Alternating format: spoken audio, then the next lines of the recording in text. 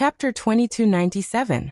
Published at 8th of November, 2023, 6:56 and 26 seconds AM. Chapter 2297. Extremely so. If audio player doesn't work, press stop then play button again. Chapter 2297. Extremely so. The human domain's forces began to move around like pieces on a chessboard. A complex and intertwined network, layered in the push and pull of politics, relationships, and benefits, bent and twisted, all of them converging toward the spiritual's religion. Lionel sat silently in the cockpit of one of his mini starships, his gaze somewhat lazy and his focus trained on the endless sea of stars before him. His fleet continued to move with great speed, reading and reacting to his organs as they slithered by one outpost after another. He didn't seem to feel the sense of looming danger that he should have, his expression as cool as a frigid lake. Soon, he had made it into the airspace of the spiritual's religion, and the location could only be said to be bright and beautiful. The planets ahead all had gorgeous planetary rings that looked like angelic halos, as though the asteroids had been dusted with gold eons ago when they had taken shape. However, there was a keen sense of danger hidden within that beauty, countless force arts hidden within. The spiritual's religion was ready, and their force arts were the strongest that Lionel had ever seen within the human domain. Even the strongholds of the Morales didn't have such grand force arts or protective arrays. The Morales might be crafters, but that didn't translate to all skills. There was quite some difference between crafting treasure, concocting force pills, and drawing large-scale protective force arts. The Morales shared the title of best for the first with the Omen family. The Omen family was practically a lone wolf when it came to the second as far as he was aware. And as for the very last, he hadn't known of anyone who was truly a master of this craft.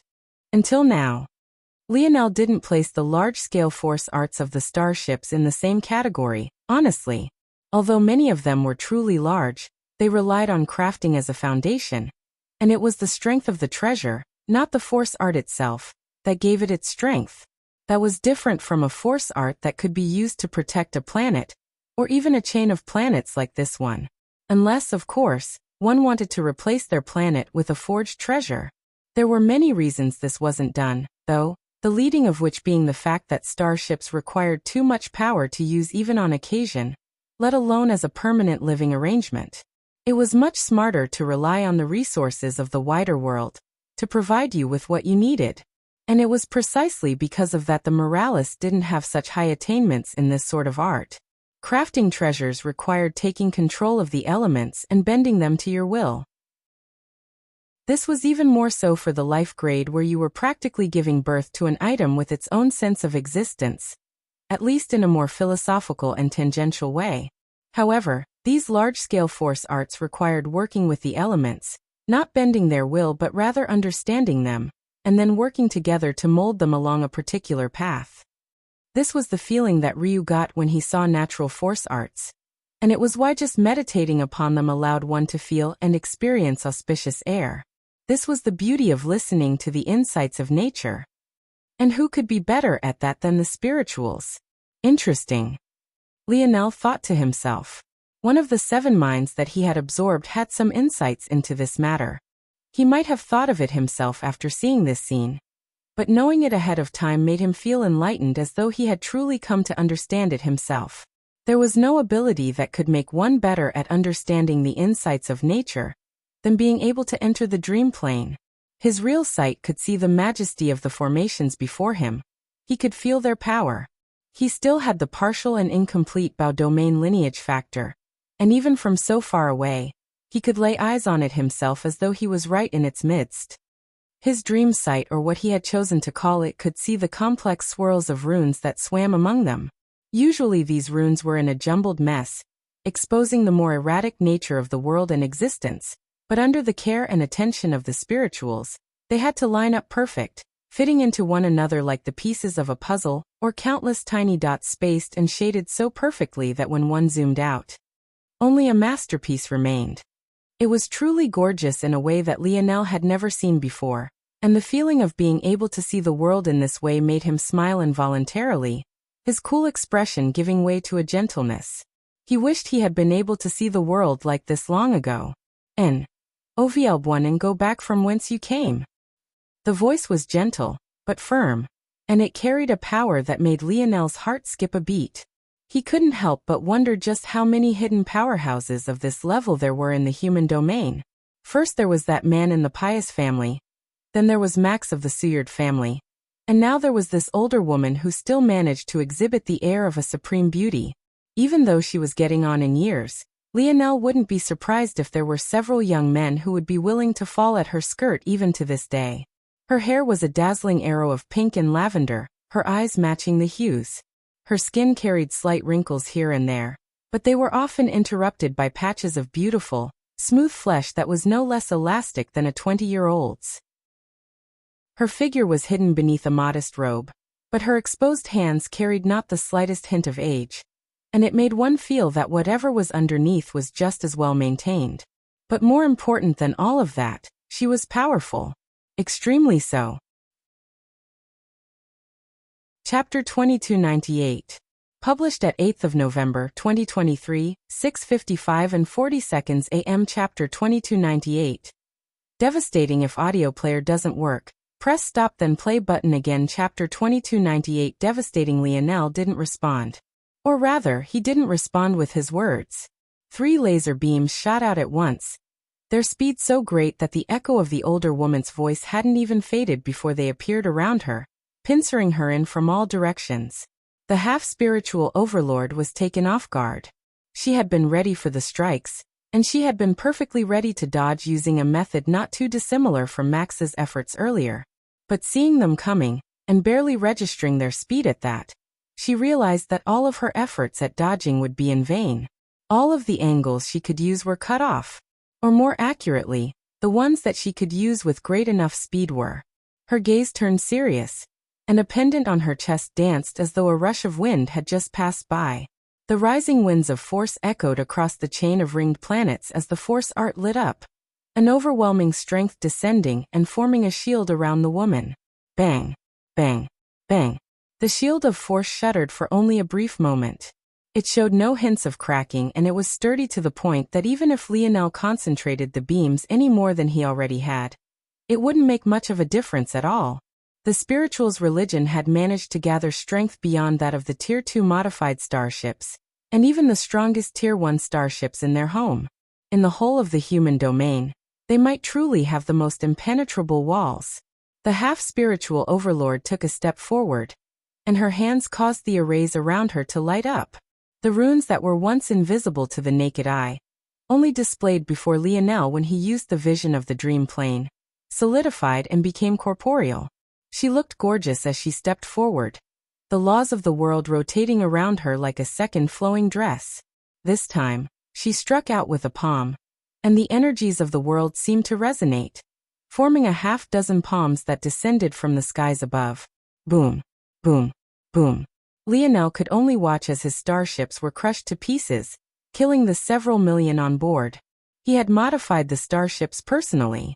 Their defenses and their attack strength was only marginally weaker than a full-fledged Tier 1 starship, but they had been crushed like tissue paper, leaving no chance for those on board. His expression became cold. He managed to follow the pathways of the descending palms and moved his starship out of the way, but he was only fast enough to calculate one trajectory and dodging path.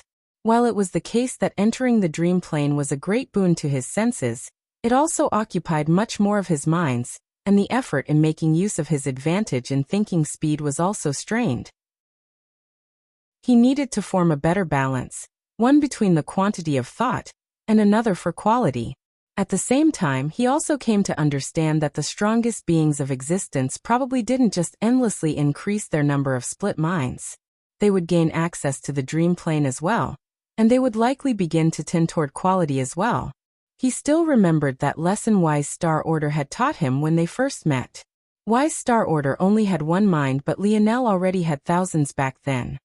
He thought that he could hide his thoughts from Wise Star Order by jumbling up his minds and hiding his intentions in only one. But Wise Star Order had blown him out of the water. His one mind back then was worth far more than thousands of Lionel's, because the quality of his one was impossibly far beyond Lionel's at the time. He couldn't help but wonder if Wise Star Order had touched upon the dream plane as well, but now wasn't the time to think about such things. This was the greatest loss he had suffered since his campaign had begun, and he couldn't take it lying down. He gave over 90% of his minds over to the dream plane, reading and analyzing everything happening in his surroundings. There was no longer a need to deploy his dream world, because it was completely and wholly inferior to what access to the dream plane gave him. He needed to grasp the strengths and weaknesses of the force art ahead, target the latter, and avoid the former. Then he needed to find an opportunity to shatter it. The segmented cube was quickly deployed, and its various jigsaw puzzles fanned out and enveloped the starship. Then the starship began to rapidly shrink, from a few kilometers in diameter to no more than a few meters. This was a trump card he hadn't used just yet. The segmented cube wasn't a fortress, and it couldn't be used to attack either. But that didn't mean that he couldn't use Anastasia to integrate into his other creations, fusing the benefits of both into one. Novi/LB in one of Anastasia's fundamental abilities, and one that he often neglected because of how much of an open secret it was the ability to take large items and put them into a very small space. So why not use that for his starship? Suddenly, the speed of the starship blazed, and it became even faster. Lionel took manual control and whizzed by the attacks of the Overlord, inching closer until he suddenly vanished, appearing to her back. A second one of Anastasia's fundamental abilities was control over time. Whether it was the suspended reality of the snow globes, the dilated inner world of the incubators, or even her ability to peer through the stream of time, and even pluck out lives to resurrect. All of them relied on time force and spatial force. Together, they were devastating. Lionel shot through a weak point of the force art like a speeding light beam of his own. It was so fast that the Overlord couldn't even react, the long-standing force art of the spiritual religion crumbling right before their eyes.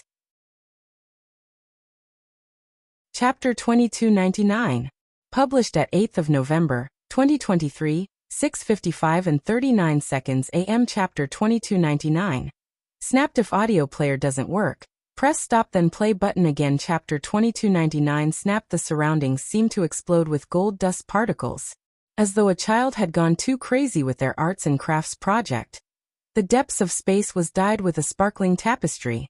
It was a gorgeous sight, unless you were a half-spiritual, in which case it was probably the most devastating conclusion. The fate of other races in the human domain wasn't always horrible, but it wasn't necessarily great either. And despite the words of Locke of the Seward family, those spirituals that impregnated humans didn't usually care for their families very much. Though the term half-spiritual was used, the reality was that most of those that were left behind in the human domain weren't even a quarter spiritual. However, they managed to hold on to most of the power, and were quite talented anyway, displaying the kind of strength spiritual bloodlines had, though Lionel had another guess for this. In his opinion, there was probably some strong staying power in terms of the gene of the spirituals that allowed the soul to be born separate from the body. As a result, even when the lineage had long diverged from the original spiritual that had birthed it, the spirituals, or rather half-spirituals, born later still gained almost the same benefits as the original half-spiritual in their line. This, however, wasn't what was important now. To form a power, especially one this strong, while having strong ties to another race was a very daunting task. To stand where they stood today, the half-spirituals of the human domain had faced all sorts of adversity, and their current strength didn't paint an accurate picture of where they had come from. This was the reality of most other races that were a minority in the domain they lived in. The spirituals' religion just happened to be a success story in what was likely a sea of failures. This was all to say that the force art that protected these lands was more important to the spirituals than just the strength it provided. It was security, it was autonomy, it represented to them the hope to make their own choices and lead their own lives. And now it was gone. Off on a distant ship, Yuri stood in silence. She too was a half-spiritual, and she didn't know much about her family at all. For all she knew, someone here was her parent, not that it mattered much. The only family she cared for now was Aina and her stepfather. Well, maybe she should include that big lumbering brute too. It was funny though. She hadn't seen Aina in what felt like years, still not knowing what had happened to her sister.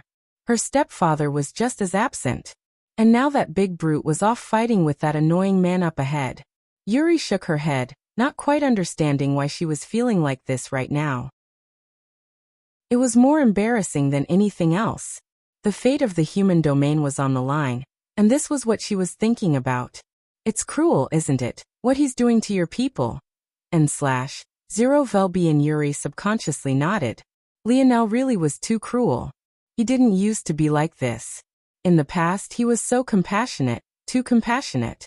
She had known that he carried a hidden sharpness within him, and had been hesitant about her sister falling for him as a result, but she had never thought that it would be so dark, so sinister. As a half-spiritual, she was quite sensitive to such things. As good as Lionel was at reading people, she was quite good as well, and her soul force affinity was exceptionally high. Looking toward Lionel's back in the far-off distance, he just felt like a shroud of evil, wrapped in the cloak of a black dragon of sorts and carrying all of the creature's worst vices. Wrath, greed, pride. He was the worst kind of leader. His charisma worked well on those he had been manipulating for a very long time, and it even worked well on those who were hyper-intelligent but lacked the sharpness of EQ. But to a person who could read him like she could, he was just a blob of insecurity, of aimless fury, of malice.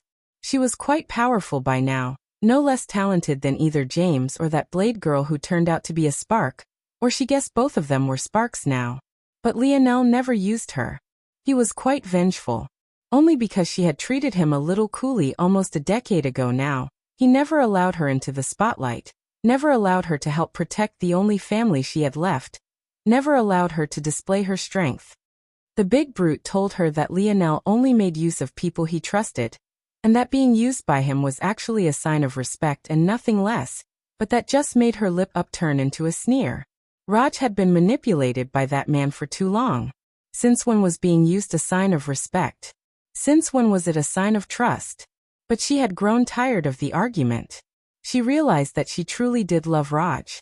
She didn't like seeing the pain in his eyes every time she said something cruel about Lionel. Plus, if not for Lionel, that big brute would be dead, not just once but twice over. Yuri seemed to calm down from the odd voice in her subconscious pokes and prods.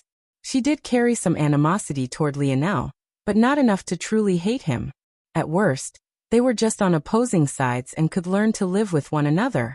Plus, he had begun to use her now, right? Maybe this was a turn for the better. She looked down at the controls before her. It should be about her turn to act now, right? 3. She counted. 2. How could she not take part in such an important mission? Where do you think she could be? Something within Yuri snapped. Aina is dead. Chapter 2300. Published at 8th of November, 2023, 6:55 and 28 seconds AM. Chapter 2300. In the eye, if audio player doesn't work, press stop then play button again. Chapter 2300. In the eye, a sharp pang cut into Yuri's heart. Somehow, she inwardly knew that these words were the truth. Her sister had died, and that bastard couldn't even take the time to look her in the eye and tell her that he had failed to protect her. Zero Velby, in her eyes brimmed with tears. Her chest felt like it was being ripped apart, and her blood felt like molten metal in her veins, pulsing about and making her organs feel as though they were being seared from the inside out. And yet, that feeling was only a reprieve from the heart-hollowing pain. What was he doing? Couldn't he resurrect everyone else easily? Why hadn't he resurrected Aina? Was he truly that cruel? Yuri grit her teeth so hard she felt as though her jaws alone might shatter this rattling mortal of hers. The cruelty this man was capable of was beyond her expectations. Or was it? This was exactly what she should expect from him. She could still remember those callous eyes. She had known how Lionel would respond to Aina's outpouring before anyone else had. She could feel the darkness within him. That day on planet Luxnix, when the selection was taking place and Lionel was slotted to battle Aina, she had never expected that Aina would do such a thing, or else she would have done everything in her power to stop her. In the past, she had never made an effort to stop Lionel's attempts at wooing Aina, because she felt that they were people from two different worlds. One was a quarterback, and the other was a 5-star health profession. One had a father born to a world that the other couldn't imagine, and the other was a normal human boy who couldn't even live on the surface. One was a talent destined to bring the Brazinger family to their knees, and the other couldn't even fathom what a family like the Brazinger family was capable of. In her views, he might even become an invalid the moment the metamorphosis descended, and it wouldn't be something to even worry about. But even when he didn't become an invalid, his reaction at seeing Aina kill was all she needed to see. Aina was too focused on revenge for her mother, and there wasn't time to care for all of these other things, especially not the coddling of the feelings of a grown man. However, as time passed, she slipped further and further away, and the feelings of a high school crush she thought would fade with time instead became stronger. It all culminated in that day when Aina told that man the truth, poured out her heart to him, described every secret little moment that she had kept to herself until that moment, secrets that she hadn't even told her own sister. And how had that man responded? So what? Those were his exact words. She could see it coming. She wanted to scream out for Aina to stop, to save those feelings for someone who was worthy, and yet it was already too late. She had to stand there and watch as her sister's heart crumbled to ashes. And then, she watched as that night, she gathered herself up, cleaned away her tears, and put on a dress she didn't even like to wear, just to go and support the man who had ripped her heart out the very next day. Yuri didn't have words for how furious that made her, didn't have the capacity to express exactly how filled with rage and fury she was. She wanted him to die. She wanted his body to be ripped limb from limb, for him to withstand unimaginable torment, and spend the rest of his wretched life kneeling before the grave of her sister. The thoughts steamrolled as she imagined what could have happened to Aina. Why would she not be alive if the man had the capability? What cruelty had she experienced? Could he have lashed out at her in rage due to that father of his? Could they have gotten into another argument, and he once again cut her off, not worrying for her life and death? What kind of torture had she experienced at his hands? The wild thoughts just kept churning and churning until her entire body seemed to emit a dense, black fog, the forces in her vicinity turning over with an almost solid darkness. Lionel breathed heavily. In order to deal with an existence on the level of this overlord, he had to lean on the dream plane to be able to read and react to her movements, but doing so while keeping a portion of himself lucid drained even his vast stores of dream force quickly. The moment he had shattered the large-scale force art, he had felt a wave of fatigue collide into him like a truck. But he had to withstand the assault of the spirituals right afterward. The segmented cube in this state was an excellent force art destroyer, but its defenses still weren't any better. Having thrown himself into the thick of battle, and within the time to reverse knowing that the overlord was already upon him, he had no choice but to stand out and take action himself, pulling on the strength of Raj and the others. Now he had to fight while protecting the segmented cube to his back. Although it would be easier to turn it back into a treasure he could wear as a finger sleeve like he usually did, if he did that he would be cut off from the strength of his squadron of 10, and by then, he would find himself dying in a single strike to this enraged overlord.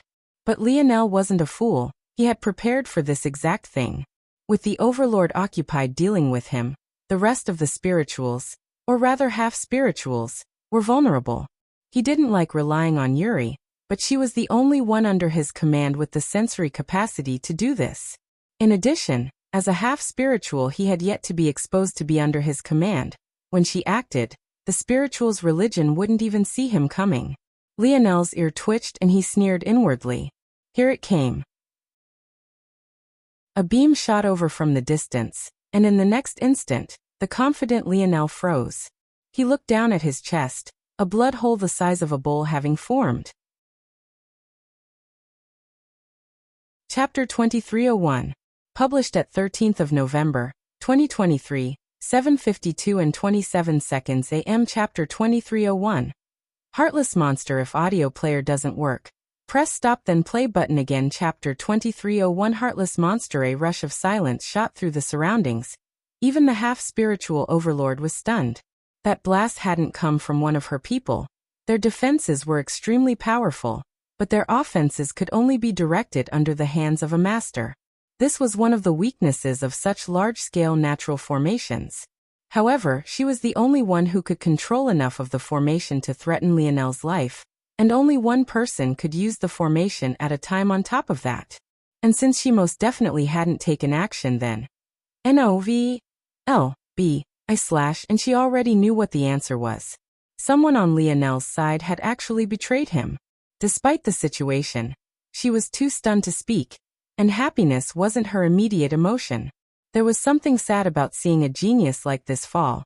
Even during this battle, she had mostly wanted to capture Lionel and deal with him. She had some inkling about the kind of trouble that was coming over the horizon, and people like Lionel were the kind they needed. It was just that his edge was far too sharp. But now, she looked at the hole that had gone through Lionel's chest and watched as his life began to fade. Even after several moments, she didn't know what to do, and because she hadn't done anything, the other half-spirituals didn't do anything either. Of course, they didn't feel the same way as their overlord did. They only didn't move out of respect for her. If it was up to them, maybe they would have acted to cut Lionel's corpse into bloody ribbons just to make sure that he really was dead. Despite the fact Lionel was now gone, he had left them vulnerable. His death didn't even feel worth it. Just how much effort had they put into making it to this point?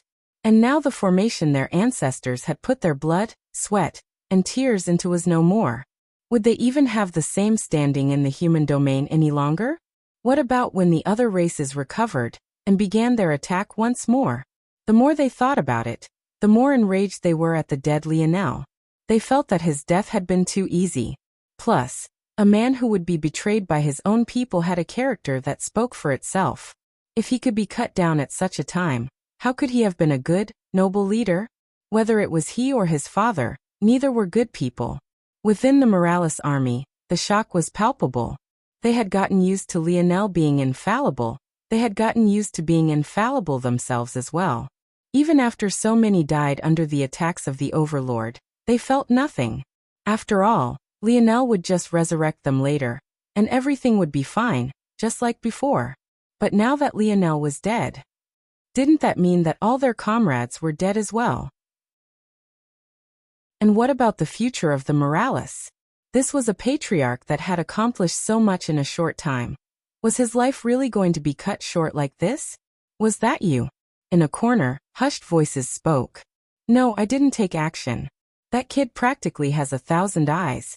It feels like nothing escapes his vision. I wouldn't try to use such a simple ploy to deal with him. But maybe I just overestimated him. Then who? The two looked toward a region. The beams were too fast, and they were all focused on the battle. Only the starships in the immediate vicinity would know exactly which starship had fired, and it wouldn't be long before they reacted. As expected, after a brief pause, the starships in the vicinity all backed away and aimed their cannons toward the same exact location. There was no doubt who had taken action now. It's her? According to our intelligence, isn't she the sister of the first Nova's woman? How could she be the one to betray him? They had all made the same assumption. It only made sense that Lionel had given such an important task to this person. He was aware that there were hidden means within the Morales family that hadn't exposed themselves to him just yet, so he would only trust those closest to him to act as he wanted them to. But now, Yuri gripped the controls, her fury still boiling. In fact, she was furious that she could only kill Lionel like this. He deserved much worse, far worse. However, just as she was thinking this, the skies crackled and boomed, countless shimmering blue shields the size of planets appearing around the two armies. Shield cross stars had appeared, and even several of their cross elders had as well. It was clear what their goal was. In order to jump so far through space and appear so immediately, it would have cost a significant amount of energy remaining in the fusion cores of their starships, upwards of at least 10%, which was worth years of function. There was only one reason they would make such a big move. They wanted to deal a devastating blow to the Morales.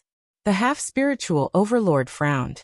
She didn't believe for a single moment that they would dare to act so boldly in her territory if their formation hadn't crumbled. In fact, such a large jump through space wouldn't have even worked without it. She sent a gaze toward Lionel's corpse. Even dead, this boy was causing her so many problems.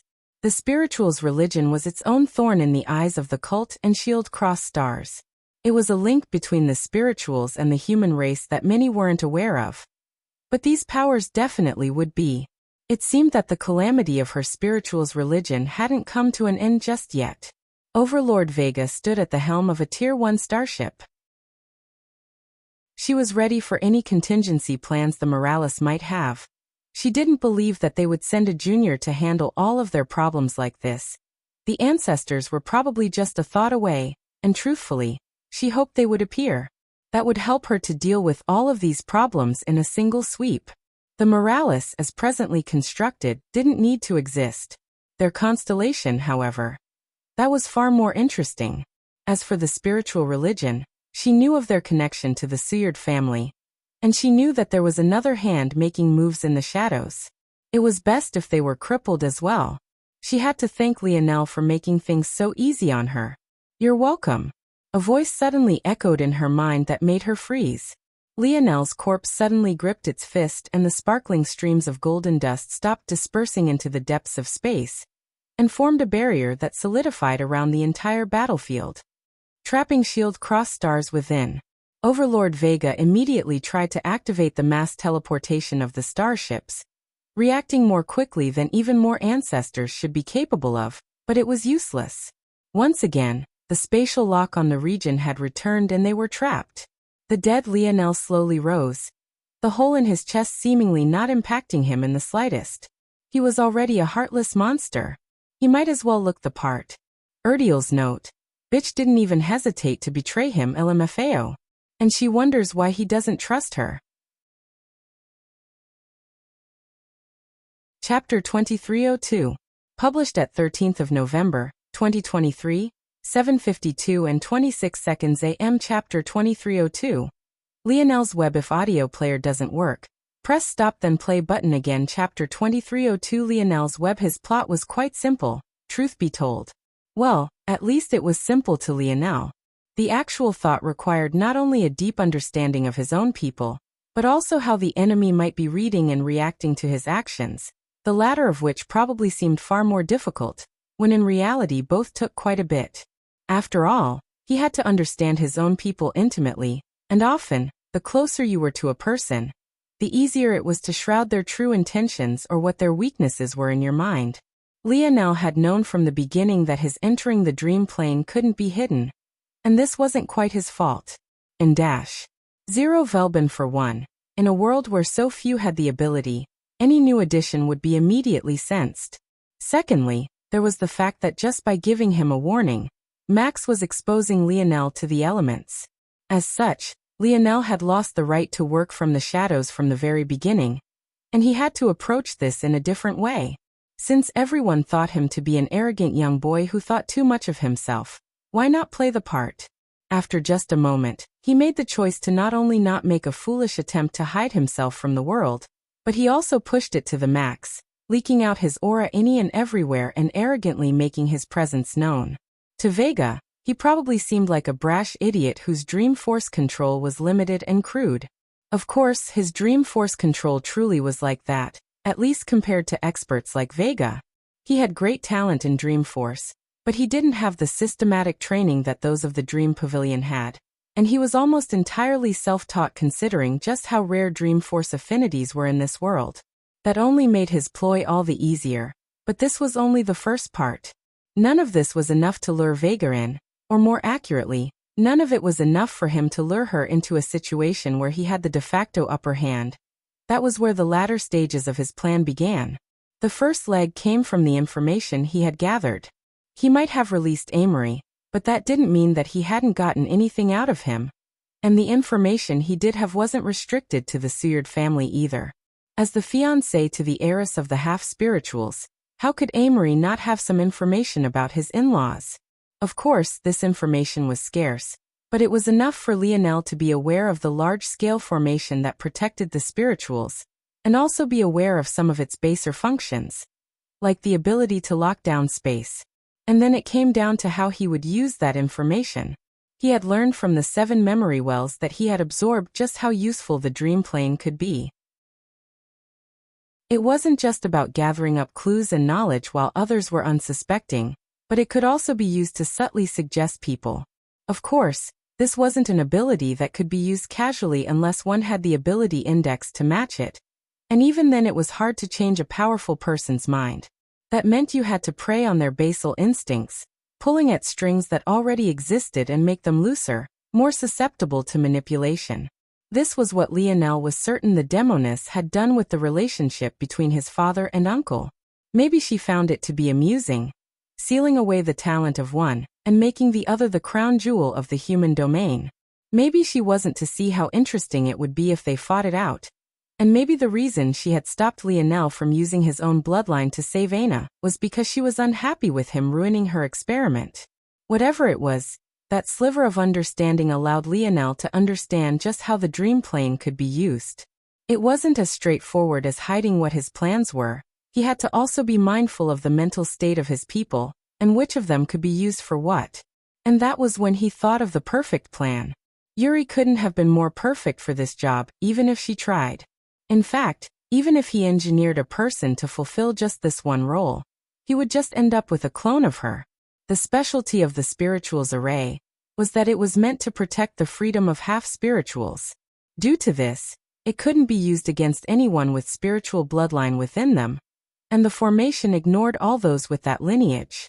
That said, Lionel couldn't just strap a rocket to Yuri's back and send her in. What good would that do? She was far too weak in comparison to overlords. Let alone an overlord. She wasn't even a match against the weakest of ancestors. However, if she was the one to act, the formation wouldn't retaliate, and thus she was perfect as a tipping point, a final push to get them over the hump. So he gave her a simple task. Once he collapsed the outer ring of the formation, she would take action. While shrouded in the power of the formation, the half-spiritual overlord wouldn't even sense Yuri before she acted. With a single strike, the overlord would fall without even realizing what happened, and then the rest would be easy. It was the perfect plan, and it took advantage of the greatest weakness of the spirituals. From Vega's perspective, it was also perfect. In fact, she would find it amusing how Lionel would try to mask his attentions by giving everyone in his army different decoy orders. With her skill, she could easily tell what was true and what was false. But that would be her downfall. She targeted Yuri immediately, peeling away the layers of protection on her mind. It was all too easy, especially since she knew that Aina was nowhere in this world. Where else could Aina be if not dead? And in the end she won. Or so she thought she did. All the while, she had been intertwining herself further into Lionel's web. Chapter 2303. Published at 13th of November, 2023, 7:52 and 25 seconds AM. Chapter 2303. End result? If audio player doesn't work, press stop then play button again. Chapter 2303. End result? Lionel didn't seem to be in a hurry to make a move. He had the whole world in the palm of his hands. They moved to his rhythm, not the other way around. He gave the hole in his chest another glance before his force rumbled, and instant recovery activated. Being far stronger than it had been in the past now that he had evolved it to an 8th-dimensional lineage factor, even a beam that could kill ancestors instantly wasn't immune from his abilities. Quite quickly, the hole in his chest was fixed, and he finally gave Vega a glance. The Cross Elder still didn't look like much had changed on the surface, but what good were her facial expressions to Lionel any longer? He could see her very soul in the dream plane, and he knew exactly how shaken she was. "I don't believe I've had the pleasure," Lionel said with a smile. "Though I can't say that it is one even now. I've lost count of the number of times Shield Cross Stars has tried to kill me." The half-spiritual overlord frowned. She could feel that the formation had returned, but it was most definitely not in her control any longer. She suddenly felt like she was stuck between a rock and a hard place. On one side, there was the enemy that had come to take her down, and on the other side, well, there was an enemy that had come to take her down. Now one of them was trapped within the formation she had thought was largely shattered, and she was trapped with them. Lionel gave her a knowing glance, but ultimately didn't say anything. This formation in his hands, especially now that his mind had connected to the dream plane, was more than enough to deal with all situations. Of course, he didn't plan on destroying the half-spirituals, and they were just another pawn in his game. But they didn't need to know that just yet. He had learned quite a lot in his short life, not the least of which was that people often didn't appreciate the things that were given to them on a silver platter. The spirituals had to understand that he was doing them a favor. The other races might be afraid of what the vast bubble had in store for them, But that hadn't stopped them from teaming up to attack his father, now had it? It was clear and obvious to him that many of them were trying to play both sides, trying to thread a needle that would allow them to live beyond their usefulness to the humans that ruled them from the complete world above. He didn't need fence-sitters. He needed people that would follow his orders properly. If he had to adjust for every possible betrayal like he did today, even he couldn't guarantee whether he would succeed or not. If he suddenly gained a bunch of people who had second thoughts about everything he did, just how much pressure would he be under to keep them all in line? He would be much better off just directly killing all of the people, so that they wouldn't be a problem for him in the future. Lionel turned his attention back to Vega, but it seemed that the latter didn't want to speak. Lionel! The shriek was filled with rage, but Lionel only sent a glance toward it. Shut up! A violent pressure descended toward Yuri, and even the outer hull of her starship almost shattered to pieces as she shuddered. She almost felt as though her soul was about to be ripped out of her body, and she seemed to snap out of her daze. But Lionel had already ignored her. He had been doing a lot of that recently. He didn't care to deal with Yuri, and she had always felt like a great annoyance to him. Of course, he understood her perspective and where her thoughts came from. He just didn't care. His own emotions were already wild and unfettered. He didn't have the time to help out someone else deal with theirs. The instant he looked back toward Vega, he raised a hand, and the starships all aimed toward her, each one gaining a clone they hadn't had before. Vega immediately began to shout out orders, causing a linked shield to form, but with a single blast, Lionel perfectly targeted all of their weaknesses, blasting them to smithereens. And then he moved. Novi. LB. 1 and golden dust particles danced around Lionel as his arm reached out, a black rod appearing. The black spear trembled, and a billowing black fog shot out from it. Its blade suddenly spanned dozens of kilometers, all wrapped in a nebula of golden dust. He used so much of the formation's power, and so seamlessly at that the half-spiritual overlord felt her eyes bulging out of her sockets. Lionel was actually controlling each individual strand of golden dust as though it was its own weapon. Just what level of mind did it take to do that? The devastation was far beyond what the half-spirituals could have imagined. The ships of Shield Cross stars, each dwarfing a planet in size, were all suddenly split in two, as though a black hole vanished into a scythe's blade, rotating with golden stars, had suddenly decided to manifest between the tops and bottoms of their warships.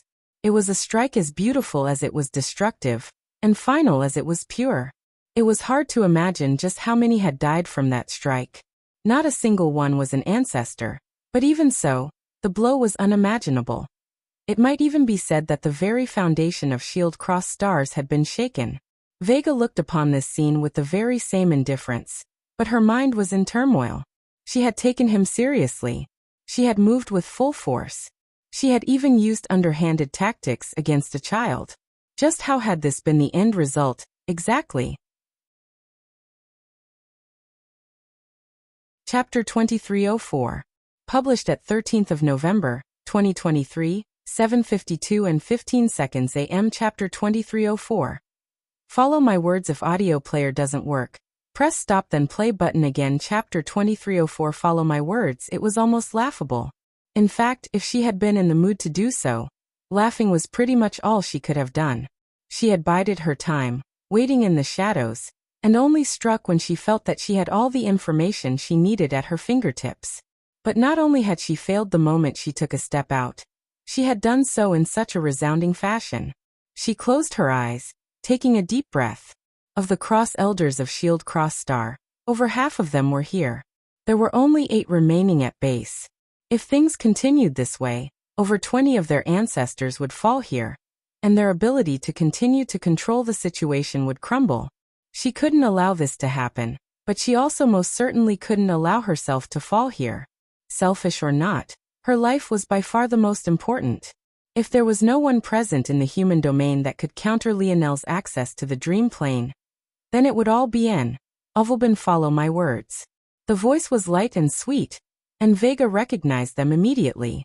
Of the high-profile targets, there was Velasco, and then there was this woman. She was a great talent, and if nurtured she could become a supreme asset to their cause. In addition, while she was arrogant, She had never painted outside the lines. She could be controlled and she could be guided. So while Vega kept one eye on her, she didn't make any moves to deal with her like she did the others. This woman was, of course, Cynthia Omen, the scorned Queen Beauty. But what shocked Vega was that she hadn't sensed when Cynthia entered the dream plane at all. Had she been wrong all along to not pay attention to this girl? No, that wasn't in her personality. She had most definitely done her due diligence. It just hadn't mattered in the slightest. Velasco had never bothered to hide his presence because of his arrogance, so she had known he was from the very beginning. In fact, she didn't dare to even probe him as Velasco was simply on another level compared to her. Unlike she who could only enter the dream plane in an incomplete world, Velasco was just like a king who could enter the dream plane even in a complete one. Lionel had been easy enough to spot because Max had somewhat exposed him, and the actions he took afterward were purposely bold and arrogant. But this woman. Vega's heart trembled. This incomplete world was always marked as an anomaly. They knew that there was a reason the last remnant of the Fox family had chosen this one of the dozens of others. And time again, they were proven correct as one monster after another simply appeared. Should she even listen to this woman? Clearly she was just as dangerous as the family before her, but she was also cautious enough to hide her intentions and bide her time for the perfect opportunity. How could she listen to her? What choice do you have? Vega shuddered again. Indeed. What choice did she have? Her heart trembled and her hands shook. Were these her own thoughts? Or was Cynthia manipulating her? When had she become so uncertain of herself? As though she couldn't hear these thoughts at all, Cynthia spoke easily and plainly. There is no way out of this situation except for sacrifice. Was that even true? Vega felt her head spinning. Did Cynthia have a way to get them out of here unscathed, but preferred that her enemies not be too powerful? How could she even trust these words? The formation of the half-spirituals is powerful, but not to the point of being untamable. The issue is the son of Velasco has already claimed the initiative, and taking it back from him is impossible. So, the only remaining choice is for you to flee. But you are trapped and space is locked. Whether it's reinforcements, or your own escape, neither will work. Even if you attempt to run out of the encirclement under your own power, the moment you leave the strongest core of your own formation, he will cut you down. He has his eyes on you, and in his eyes, it's people like you who are the reason for his father's death. It is impossible that he would ever let you go, even if he has to let everyone else go. Vega fought hard to control her exterior emotions. By now, she was certain that Cynthia was manipulating her. She was a person who had always been in control of her exterior, at the very least, but now her entire mind was focused on it. What else could this be if not Cynthia's efforts? But it was the best kind of scheme. An open one. One your enemy knew was there, and yet had to fall into anyway. This was the method of the smartest individuals in the universe. In that case, if you want to live, you'll have to follow my instructions and sacrifice your people at timely intervals. Do as I say. If you want to live, of course. Lionel looked off into the distance. He had sensed another mind approaching this region the moment it happened. And though they were subtle, they couldn't hide from him. This meant one very important thing, though. This person was close. He knew just how difficult it was to travel across the dream plane while your body stayed in place. The further you moved, the further stretched your dream force became, and it was soon akin to a rubber band on its final legs. If you pushed too far, then not only would the rubber band snap, but even if you pulled back just before it did, it would lose its elasticity. He knew all of this. He had learned it not just once himself, but 7 times over through the memories he had sensed. So, why couldn't he find where this person was, even though his senses were expanded across the solar system with the help of the formation of the half-spirituals? Chapter 2305. Published at 13th of November, 2023, 7:52 and 15 seconds AM. Chapter 2305. Overlooked question: if audio player doesn't work, press stop then play button again. Chapter 2305. Overlooked question. Lionel's gaze became sharp, and he didn't move immediately. The next sequence of events happened so quickly it felt impossible to stop. But from start to finish, Lionel didn't even move. It was like he was resigned to it already. He stood and watched as Vega seemed to manipulate her own horde of ancestors, riling them up into a frenzy and leading them into a charge she never had any expectations of finishing off. He didn't move even when they seemed to show signs of putting his own life in danger. And he only made some faint and subtle actions when he saw that part of her plans seemed to encompass his starships and their fusion cores. In the past, Lionel hadn't been able to figure out how to separate the control shield cross stars had over their fusion cores from his control. Due to that, he had been unable to use the starships to attack other humans, and the individuals of shield cross stars, especially. But since then, he had obviously overcome that weakness with his strength in crafting. However, there was a weakness that couldn't be stripped from fusion cores, and that was their susceptibility to instability. Vega obviously wanted to use this as a method to carve out a path of escape, and he just made a movement to stop this. In the end, the real reason Lionel hadn't taken any action showed itself as his people began to act oddly. Some starships turned to face one another. Some began to directly battle without a word, and in the far-off distance, Yuri even seemed to be on the verge of directly killing herself. It was a house of madness. This shouldn't have been possible. The suggestive effects on a person's psyche should only be possibly by pulling at their already ingrained tendencies. Unless somehow every part of the Morales army wanted to kill one another, it shouldn't be possible even for someone in the life state to just suddenly turn them all on one another. At the same time, how could Yuri of all people try to kill herself? Not only was he certain that she had far more to live for than not, even if that was just to confront him about Aina's situation, but she had just broken free of a suggestion earlier. She would be on alert and couldn't possibly fall for another so quickly. What was most sinister about it all was that whether it was the Morales who had suddenly begun to battle one another, or Yuri who was trying to end her own life, but seemed hesitant to do so, each one was targeting an ethereal glabella. It was so obvious and clear that Lionel was certain that whoever was doing it on purpose. If Lionel himself suffered a destroyed glabella, there would be nothing but death awaiting him.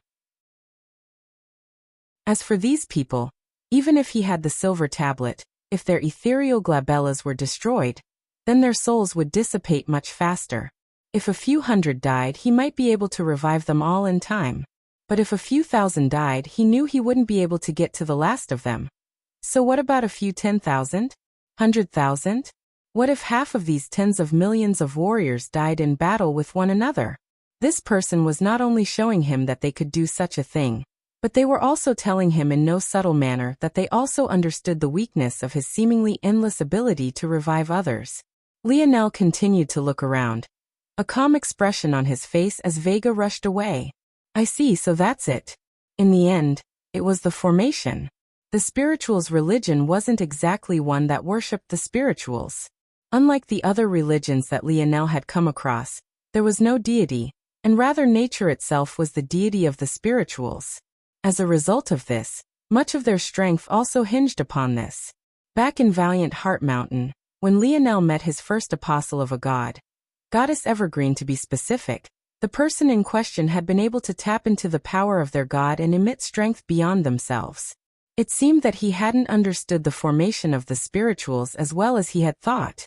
While he understood the skeleton of the formation, and the many pillars that formed its strength, he had missed the forest for the trees. It was akin to thinking of a baked cake as flour, eggs and sugar, rather than as a cake. What did the formation itself represent?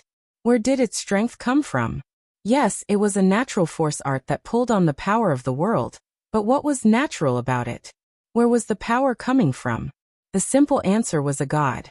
The god of the spirituals' religion.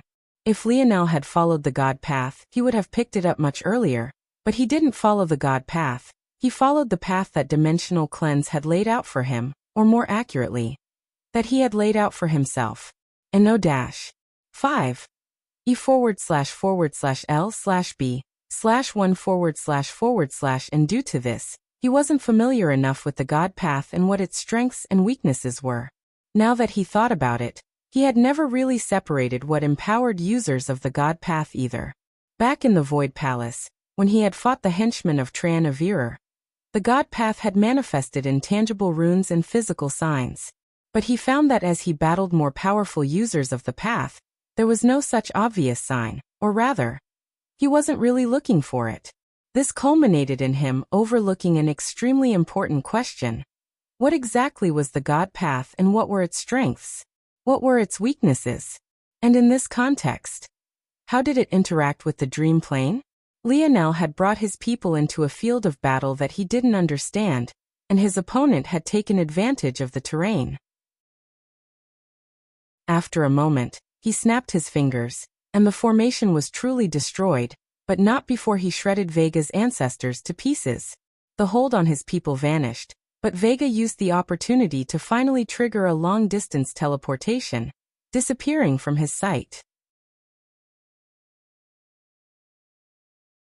Chapter 2306.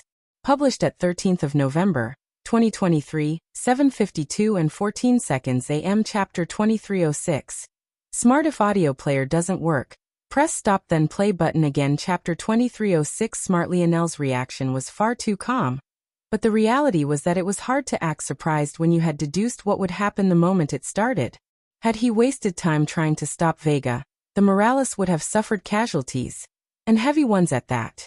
At the very least, upwards of 1 million would have died. For the casualties to go from 0 to that point, to this sort of level, he found it unacceptable.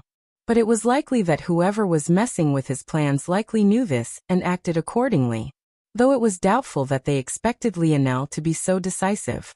Unfortunately, whatever facade of a brash, unruly youth who was too full of himself wouldn't work anymore, but that was the least of his problems. He cast a glance toward the half-spirituals.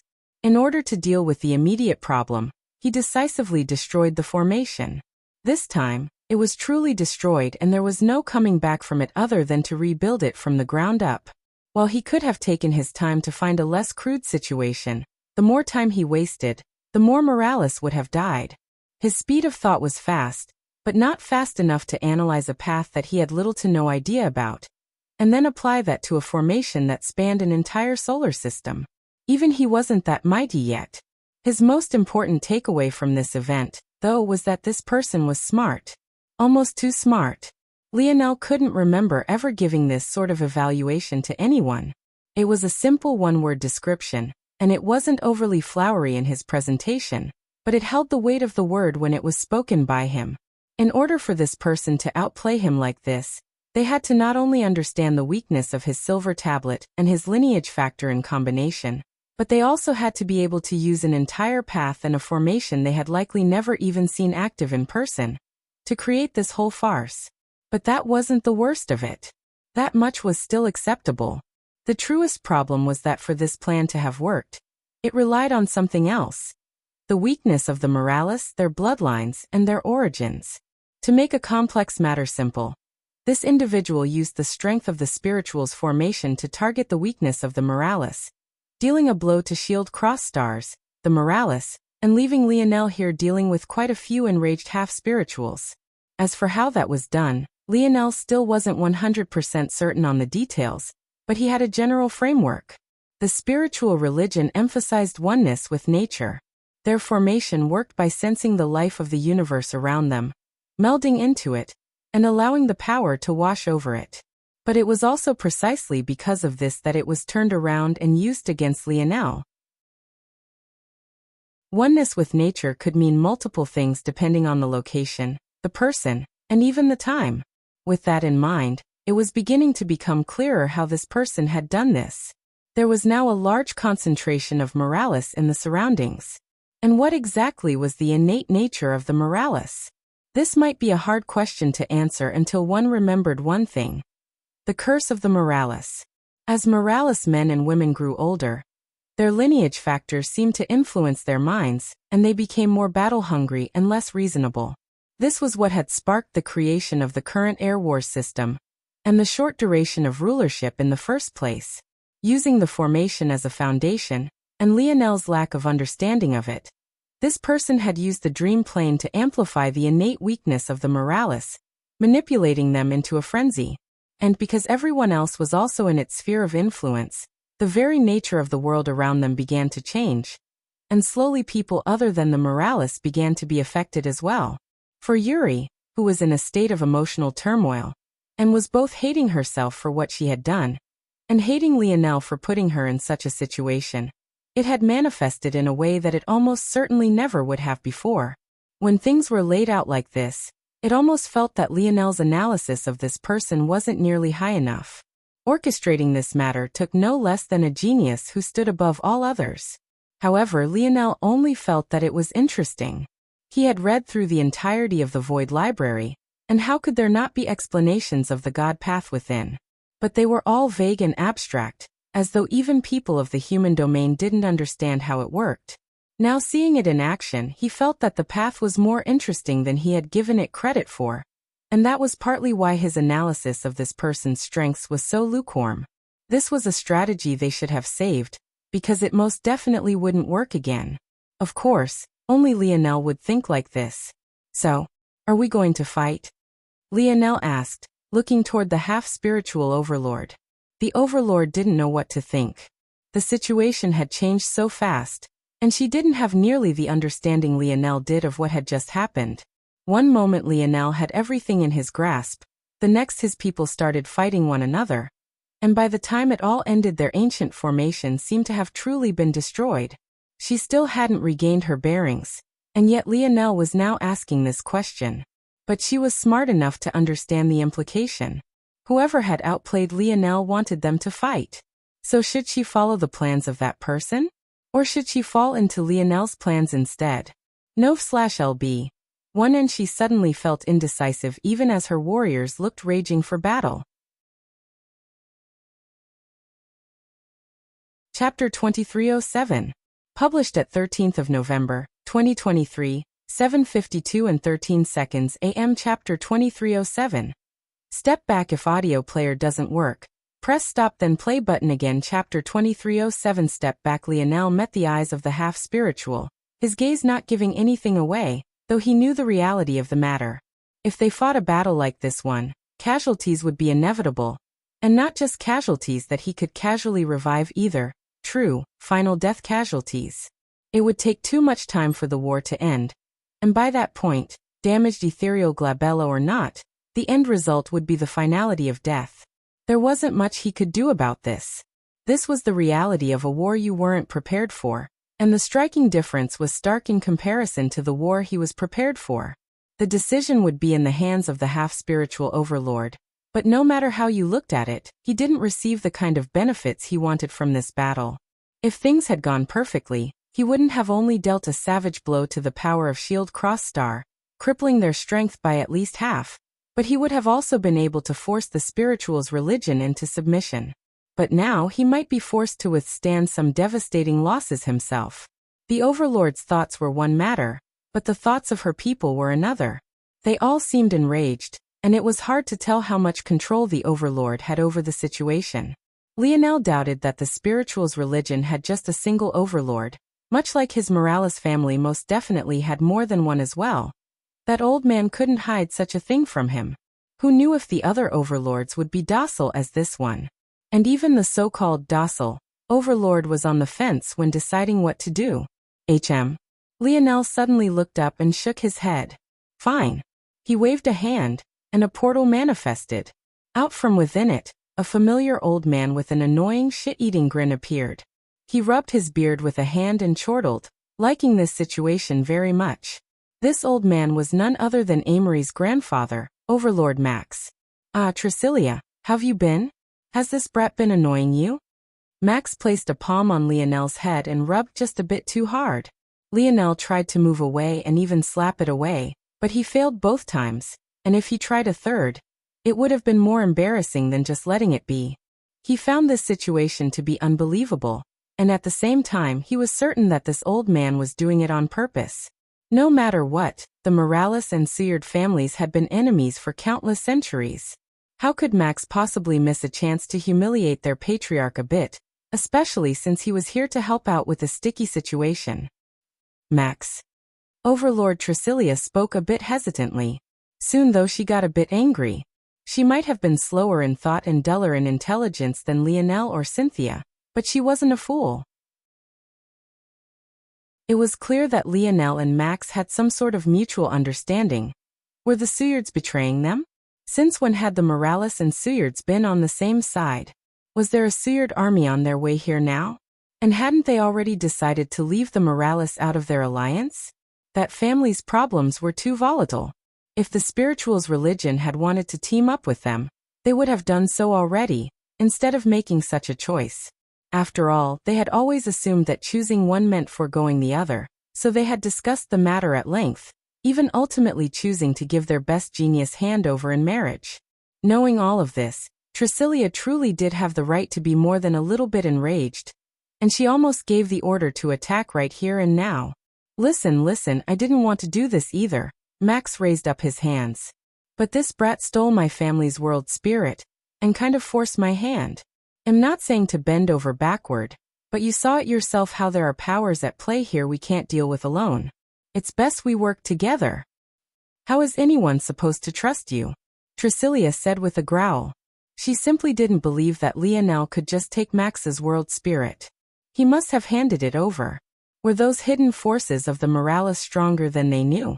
Unfortunately for Lionel, Tricilia didn't seem to be the one of the spirituals' religion that had their world spirit, which was one part why he knew there had to be other overlords, and another part why she didn't believe Max's words. If you don't believe me, then why don't we go see Poppy? Max said. Tricilia frowned. Was this a ploy? Max chuckled and handed over his spatial ring with a flick of his fingers. Just me and the boy, you have nothing to worry about. Tricilia was stunned. That spatial ring might as well have been Max's wedding band. He never took it off, and it definitely held the greatest of his treasures. This either meant that he was going all out for this ploy, or he was really serious. However, she had known Max for years. This just didn't seem to be something that he was capable of. Just what should she do? Tricilia took a deep breath and shook her head. No, I won't let you in. NOV. LB/in. She threw the ring back, and Max shook his head. Well, you see that? I tried my best. Good luck in this battle, Max said with uproarious laughter. Lionel shook his head. He really wanted to see who had planned all of this. He couldn't wait to make them feel the same level of helplessness. He raised his spear, and he suddenly flickered and vanished. Max's hand, aimed to knock him out, missed completely. Max was a bit stunned for a moment. He had rubbed Lionel's head so easily earlier, so how had he missed? He shook his head again. This brat was sharp, too sharp even. He would likely cut his own hand trying to wield that blade he was born with. You need to learn when to take a step back, Patriarch Morales, Max said softly. Chapter 2308. Published at 13th of November, 2023, 7:52 and 11 seconds AM. Chapter 2308. One last chance. If audio player doesn't work, press stop then play button again. Chapter 2308. One last chance. Lionel didn't seem surprised by the change. This couldn't be called a betrayal. Max hadn't been lying when he said that he had done his best. If Lionel was escorted to this overlord Poppy, as Max called her, then taking the world spirit of the spirituals would be as easy as just thinking it. By then, it would be clear that the Seward overlord hadn't betrayed the spirituals, and simply had his hands tied. But because Tricilia was so cautious, things had turned out this way instead. The best way to solidify this current rocky relationship was to use Lionel as a sacrificial lamb. Of course, this didn't mean that the Seward overlord wanted to kill Lionel. He didn't have such intentions. Rather, knocking Lionel out would make corralling the Morales army easier. Then the rest could be dealt with in the future. Unfortunately, Lionel wasn't as naive of the world as he had once been, and he had never been foolish enough to fall for such a bait and switch. He had already deduced that this would be the most likely result if Max failed to convince Tricilia, and he was prepared for it. The worst kind of scheme to deal with was one you knew was there, and yet had to fall into anyway. It seemed that the schemes of this hidden expert hadn't concluded just yet. Max knew that all of this was only happening because of the machinations of someone else, and yet he had to act in this way regardless. The spirituals' religion and the spirituals had already made their choice years ago. They had already planned to exclude the Morales. And now this was just the next logical step. Looking into Lionel's indifferent eyes toward his change of address from brat to patriarch, Max almost felt like sighing. He felt as though he was looking into his own grandson's eyes. Even when he did the most ridiculous of things, this was precisely how Amory reacted as well. Overlord Tricilia was confused about the situation once again. She almost made the false assumption that this was all an act. After all, how could the likes of Lionel dodge an Overlord strike without the support of the formation? But all of those thoughts were thrown to the back of her mind when Max took a step forward. The vast depth of space beneath his feet rippled outward like a pond. The chimes of swords echoed and an overwhelming pressure descended. Following that, there came a piercing sense that almost made Tricilia's heart stop beating entirely. Killing intent. I'm not sure I can deal with all your tricks and schemes if I battle you with the intent to capture you. So I will act to kill. This is the last chance I'm giving you to stand down. Max spoke lightly. Lionel wasn't even looking at him. His gaze went above, and then it moved below. This was the problem with battles in the depth of space. On flatland, the worst you could face was a pincer from four sides, and most often pincers would come in pairs. However, in this vast endlessness, where up and down were just figments of one's imagination, and far more cultural than they were tangible, the number of directions you could attack from was infinite. Above him, below him, to his back, to his front, upward at an angle, downward at an angle. There were half-spirituals everywhere. The only saving grace was that their formations were just as much of a jumbled mess as his own had become. I'll give you one final chance to, Lionel replied, still scanning the battlefield. For every Morales that dies here, I will kill 2 Suyards. Is that the choice you want to make? Lionel finally looked up and met Max's gaze. The Suyard overlord finally seemed to see it. That endless, unfathomable depth. The corner of Lionel's eyes and his feet began to smolder. The ripples formed beneath Max's feet came to a dead stop over 100 meters from him. Then they began to collapse on their own. Attack! Tricilia suddenly roared. The reaction was instantaneous. The powder keg of emotions the half-spirituals had been bottling up exploded forth. Beautiful men and women painted the skies like the descent of angels. A rainbow-like assortment of elemental energies rushing forward without restraint. The confusion within the Morales was high. The different changes to their mental states, followed by sudden combat in a situation they had just believed to be on top of, was devastating.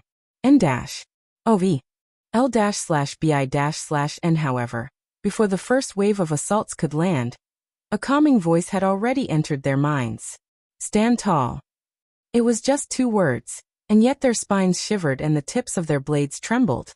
Roars escaped their lips one after another, and their force echoed across the plains. Don't be distracted. The whisper of a sword blade passed by Lionel's ear. He felt as though he had been cut in two, the sensory perception coming even before the actual blade, like his mind and his body were being attacked at the same time. He could understand the kind of despair a person would feel facing such an attack. What was the point in dodging if you have already been bisected? But he shattered the mental assault as though it was as fragile as stale bread. His squadron was too far away from him for him to rely on their strength, but he didn't even bother to call them back. Their task was different. As for his task, it was to crush every ancestor that dared to stand before him. Lionel's aura flared. Arise. One after another, the corpses of the ancestors he had killed in the last several weeks appeared, and then began to crumble as though all the strength of their bodies were being devoured into the rise of their souls. In an instant, Lionel was covered by 5 ancestors, each one emitting a sharp light as they raised their bows. These were none other than the ancestors of the constellation Bow Alliance. Chapter 2309. Published at 13th of November, 2023, 7:52 and 10 seconds AM. Chapter 2309. A mess if audio player doesn't work. Press stop then play button again. Chapter 2309. A mess. The ancestors of the spirituals' religion, all of whom were ready to take action, felt as though their bodies had frozen. A dangerous aura locked onto them, and it felt like if they took just a single step in any direction, their heads would be pierced through. They were all ancestors, and Lionel was just using puppets. Just how could he have the strength to make them feel threatened to the point that they were immobilized? What they didn't know is that by having the ancestors consume their own bodies during the formation of their souls, They were actually at least 50% stronger than they would be otherwise. They were closer now to overlords than they were to normal ancestors. This was a lesser form of breathe that came from the weaker techniques of the Emperor's might lineage, known as cannibalize. It could be used on the corpse of a soul alongside, arise, to make them stronger. This, though as an imperfect form of breathe, had some drawbacks. Normally, a soul would last 24 hours in Lionel's possession, but a soul that had cannibalize used on it would last no more than an hour. But this wasn't the only reason why the corpses felt so much more powerful. The real reason for that was because of the improvement to Lionel's dream force, namely his connection to the dream plane. Now, he couldn't just perfectly direct his soul constructs. He could infuse his own comprehensions and incorporate his very will into his commands. One could use the dream plane to push people in certain directions, but they would ultimately only act within the bounds of their own personalities. It would take many years of manipulation and constant attempts to get someone to do something they wouldn't normally do. However, the will of Lionel's soul constructs was to do whatever he wanted them to do. That meant that his control over their impulsions was perfect. On the surface, this seemed like a minor thing. Couldn't he just control them with his mind normally? What was the use of this seemingly extra, useless step? But there was an important difference. Not only could Lionel command his souls to act and react faster, he could mold their minds and change their tendencies to exactly what he wanted. When it came to soul constructs like this that already had a foundation that matched his will, he could give them his skill in the bow. The 5 ancestors' auras roared to life. In that moment, their bows, which had just been surging with a silvery white bow force, seemed to shatter, streams of light dispersing and them reforming into a blinding golden streak. Right then, 5 bow sovereigns were born.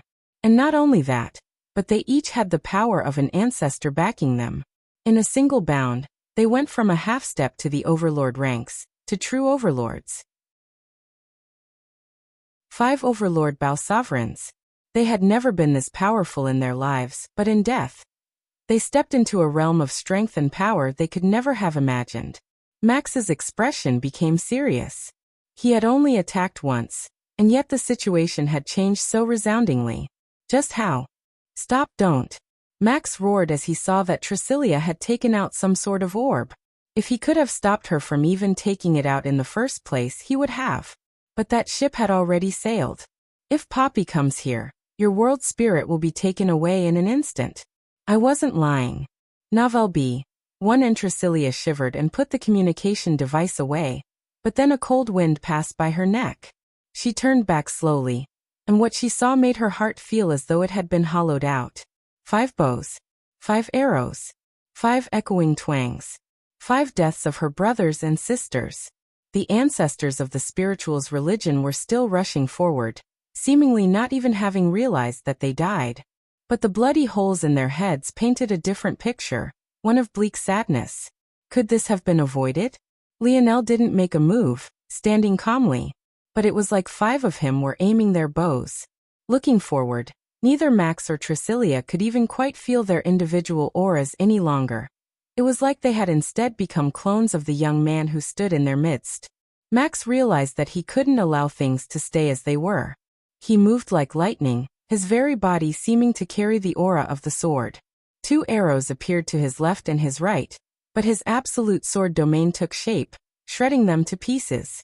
His thumb rubbed along the spatial ring Tricilia had returned to him, and a rusted sword appeared in his palm.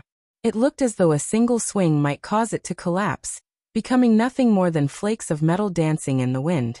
And yet, when he made his move, it was like the world had been split in two. Lionel looked into his eyes. People, relationships, complex webs of emotion. Nothing was ever simple due to these things. It should have all been easy. He already had Max on his side. His army had already surrounded the half-spirituals. He had already been just a step from victory. But things had ended up like this because humans were complex creatures that rarely, if ever, acted logically. He was no different, that he knew. As much as he tried to peel himself away from those more human layers of him, he couldn't escape it. He was realizing every day just how much pressure his future self had placed on him. He even understood that much of his cold logic, came not from the fact that he was some sort of psychopath, or even from the fact that he preferred logic overall. It was just a coping mechanism, looking at the world like it was an array of numbers, of buttons to push and sliders to adjust. That was much easier than looking at it for what it really was. An imperfect blob of a mess. The 5 archer overlords around Lionel shifted, and seemed to form an odd force art with just 5 nodes between themselves. So is this how it works? I guess so. Their auras doubled once again and Max's strength was drowned out.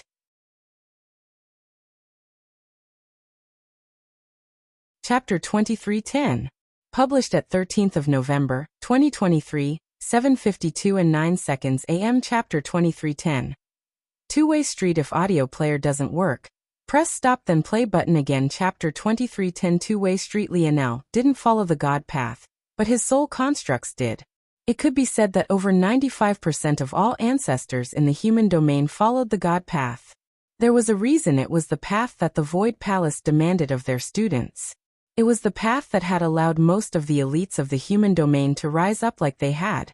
The actions of the mysterious person that had placed him into this situation made Lionel realize that there was more to the God path than what met the eye.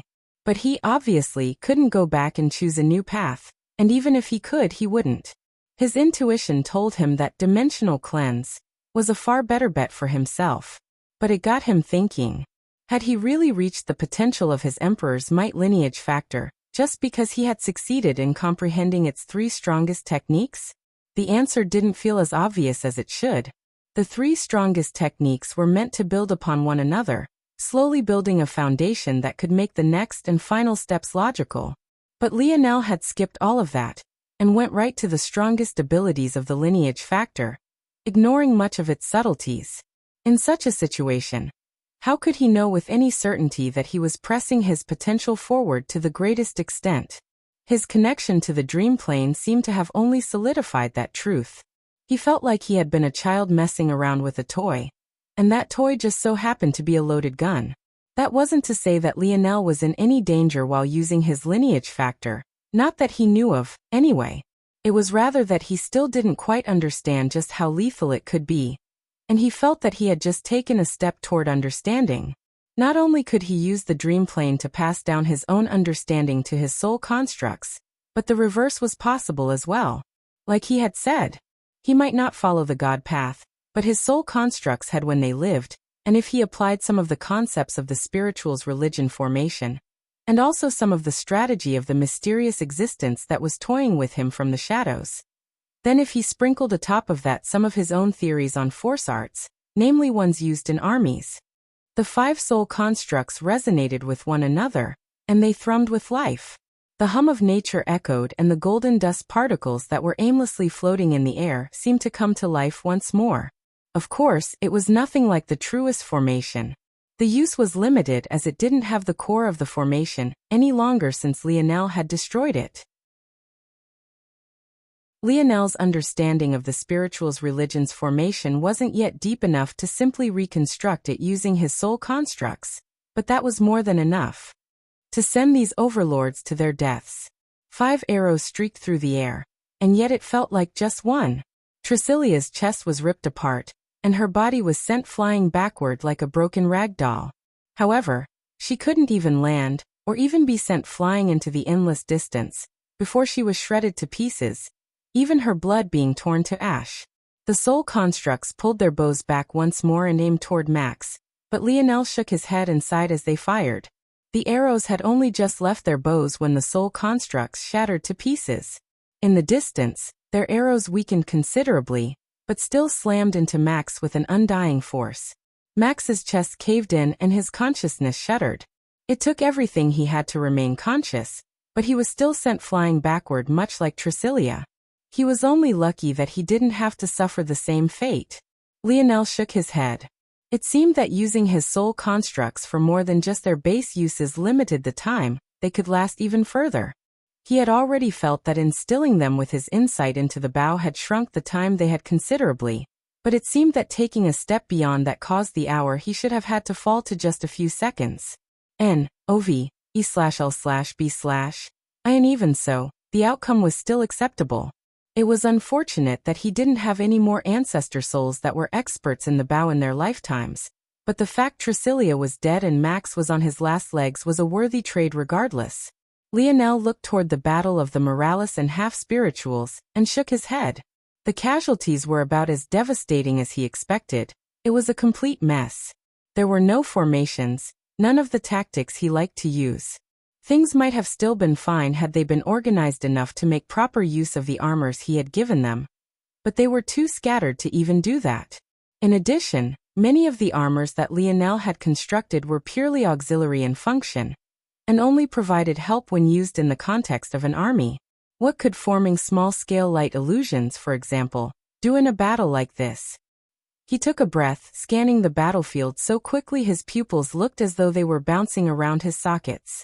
On a battlefield this large and expensive, his internal sight wasn't enough. At that moment, he wished for the complete bow domain lineage factor more than he had ever before. Then, he stretched his dream force into the dream plane, immediately sending out tens of millions of orders, each one specified and unique for the person in question in an instant. It was time to turn this battle around before the other overlords of the half-spirituals could realize what was wrong. Even as he did so, his hand reached and grasped out, pulling the spatial device that Tricilia had taken out, the communication device from before her soul, or Max could react.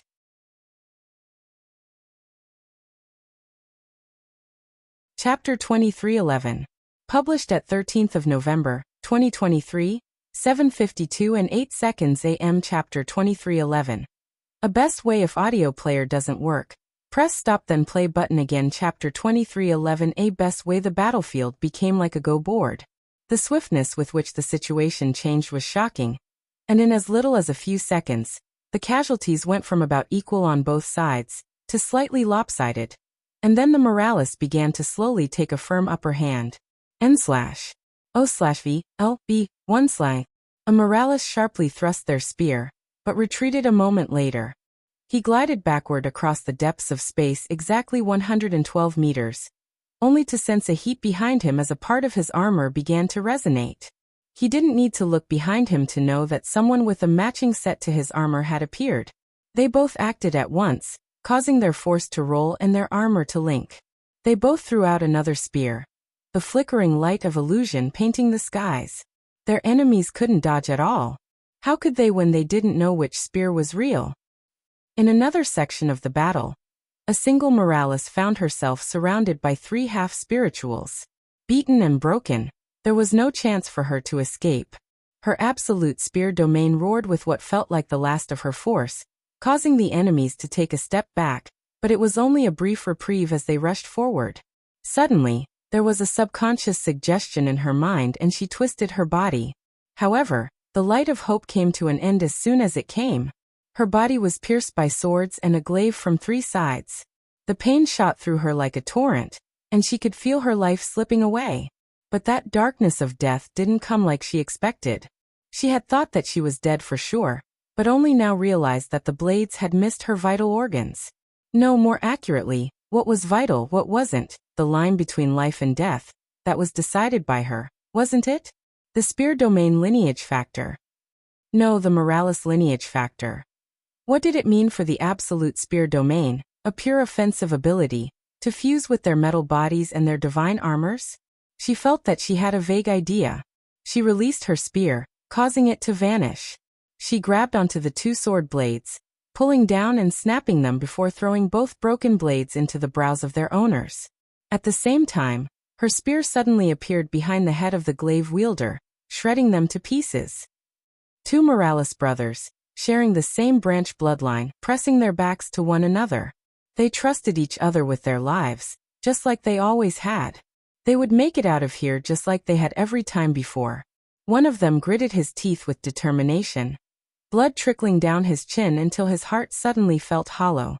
The solid back pressed against his suddenly went limp. He could feel the life of his brother draining as a sharp blade pierced an inch into his back. He didn't need to look to see what had happened. Someone had just driven a blade through his brother's heart so far that it had almost run through him as well. The Morales looked down and watched as a familiar spear drifted down beneath his feet. Once again, he didn't need to look to see what had happened. His brother had thrown his spear away, grabbing onto the sword with both hands, so that it wouldn't drive through him as well.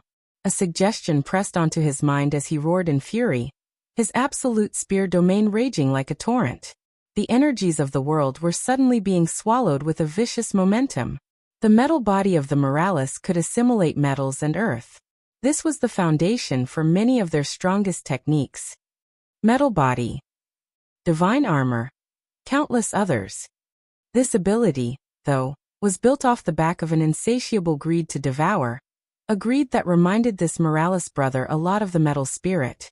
He really wanted to be one. He really wanted to swallow everything in his path, to rampage with fury fueling his mind. His absolute spear domain rushed outward, swallowing all the force in the surroundings, assimilating them, and then using that strength to shred everything in his path apart. They would pay for the death of his brother. Lionel breathed heavily, sweat drenching his brows. In the past, he had created a technique to help his brothers improve and keep up with his steps. He called it Dream Path. Unfortunately, this ability was one of the few that he had created with the help of his ability index that didn't work out well. As a result, he had only used it once on his brothers, but ended up abandoning it. But after awakening in the dream plane, he had come to understand some things. He still couldn't just draw out a path for a person, and he had overestimated himself far too much when he thought that he had the ability to. Instead, he could sense the small kernels of inspiration they had brewing in their subconscious and push them forward. There were millions of Moralis, each with their own ideas, each with their own thoughts on how to progress, but many of them found themselves tied down. Either they hadn't reached the perfect circumstances for enlightenment, or they were so tied down by tradition and hierarchy that they didn't dare to strike out on their own path. However, seeing through their thoughts, Lionel realized that maybe there was no right way or even a best way to use a lineage factor.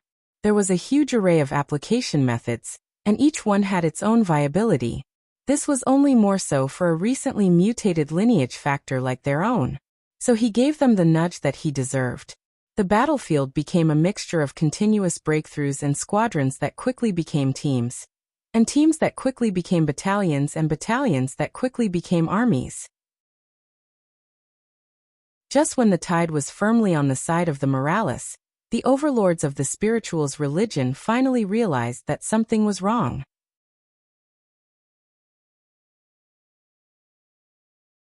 Chapter 2312. Published at 13th of November, 2023, 7:52 and 7 seconds AM. Chapter 2312. Over. If audio player doesn't work, press stop then play button again. Chapter 2312. Over. Lionel sent a glance toward the planets below. His breathing labored. Not far from him, Max and Tricilia were still trying to gather themselves. Tricilia wasn't a threat. As a half-spiritual, after losing her body, while she could survive, she was far weaker. He could probably defeat her on his own, even without relying on a formation or his soul constructs. Max was in a state of great weakness right now. He was nigh incapacitated and only barely managed to hold on to his consciousness. He wasn't a threat, at least not on his own. He could still launch an attack if it came to, but Lionel still held back from trying to deal him a final blow. This old man was definitely not simple. Even if you pressed a normal animal into a corner, they could lash out, let alone an ancient beast. Lionel took a breath, trying to catch his breath, but he realized that he was practically hyperventilating. He was breathing so heavily based on a reflex, not because he needed to. That much was proved by the fact his breath was actually so controlled, rather than causing waves of hurricane-force winds like it usually did. The fatigue was soul-deep. It was a depletion of his dream force and a fatigue of his mind, something he hadn't experienced in a long time. It was nothing like a bodily fatigue might be. No amount of breathing hard would help him. With a thought, his 3 dream stars took shape and began to rotate with a fierce momentum. Lionel suddenly gasped, and it felt as though he finally caught his breath. His gaze sharpened as he felt the difference and his plan changed. He had forgotten. The manifestation of his stars wasn't just a method to accumulate dream force quickly, nor was it just a representation of his universal cycles. It was the manifestation of his path, the path of dimensional cleanse. In an instant, he found that he could travel much further in the dream plane, and every action he took stripped away a lesser amount of his dream force. He sent out more commands and suggestions that were more precise. The efficiency of his control over the Morales army skyrocketed even as the overlord of the spirituals, the woman he assumed to be Poppy, rushed out from her hiding spot. He sent out a final wave of orders as he snapped his attention toward the coming ballista. Poppy was another beautiful older woman, but she had a fiery temper that rivaled that of a bubbling volcano. Her hair was a shortcut blaze of red. Her eyes just as piercing red. Lionel would have thought her to be a brazinger if he didn't know better. At the moment, 10 shadows appeared by Lionel's side. "Is it done?" Lionel asked. Joel tossed an orb at Lionel. Lionel nodded, but the confusion on the faces of Max and Tricilia practically formed tangible phantoms. That orb. It was definitely the communication device that Lionel had just taken from Tricilia, but these 10 hadn't been by Lionel's side from the beginning. That meant. Max's gaze turned solemn. That meant that Lionel had sent them on a mission before even getting his hands on the communication device, before he had even seen Tricilia take it out. The realization hit Tricilia at the same time, and her heart trembled. Her gaze turned to her fellow brothers and sisters in the distance. Every moment, another one of them fell, and they weren't lucky enough to maintain their souls like she had. The Morales directly targeted their weaknesses. Somehow, many of them had gained the ability to kill them with a single strike. "Easy enough," Joel said. With the orb, the location was as easy as breathing to find. Lionel had sent the 10 on a simple mission. Their goal was to find the entrance of the spirituals' religion Holy Land. Any communication device required a receiver, and any such receiver would give off fluctuations. If the communication device was modified under a crafter as skilled as Lionel, the receiver would become no different from a beacon. Of course, Lionel didn't need to send them for just this. If it was just this, he could have found the location from right here. There were 2 things he needed. The first was to lure Overlord Poppy here. What better way than to send enemies to her resting place? The second was to find the core of the formation that Lionel had been forced to destroy. As he had predicted, the moment Poppy was alerted, she noticed the problem going on outside, and had no choice but to rush here. While she did that, these 10 had brought the shattered core she had been forced to leave behind here. As expected, Raj tossed something at Lionel soon afterward. It was just a ring, but within there was a shattered core the size of a planet's core. N/0 Vielbin. Lionel shook his head. Luckily, he had sent Anastasia with them, or else putting such a thing into a spatial treasure would have been impossible. And even further than that, it was lucky that he had chosen the method of shattering the formation core that he had. Lionel hadn't just indiscriminately shattered the formation. Instead, he had treated it like a puzzle, following along the fissure lines and only breaking them along those weak points. Due to this, it was not only far easier to rip apart, but due to his crafting skill reaching the molecular level, it was also far easier to put back together. Boom. The entire battlefield froze. Every warrior, including Poppy, Max and Tricilia, felt like their bodies had been marred in cobwebs of time and space. Before, the core of the formation had been light years away, and Lionel could only use an endless chain of commands to control it from an obscene distance. The design of the formation made this possible as it was designed to be used across the entire solar system, but that didn't mean that it didn't have its weaknesses. Now, however, the core of the formation was right here. This battle was over.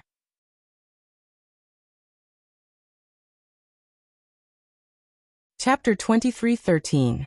Published at 13th of November, 2023, 7:52 and 6 seconds AM. Chapter 2313. Kill if audio player doesn't work. Press stop then play button again. Chapter 2313. Kill. Everything came to a stop. There was no moving forward, no retreating, and everything danced in the palm of Lionel's hand.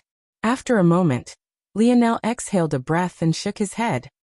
He looked out into the battlefield once more and his gaze flickered with rage.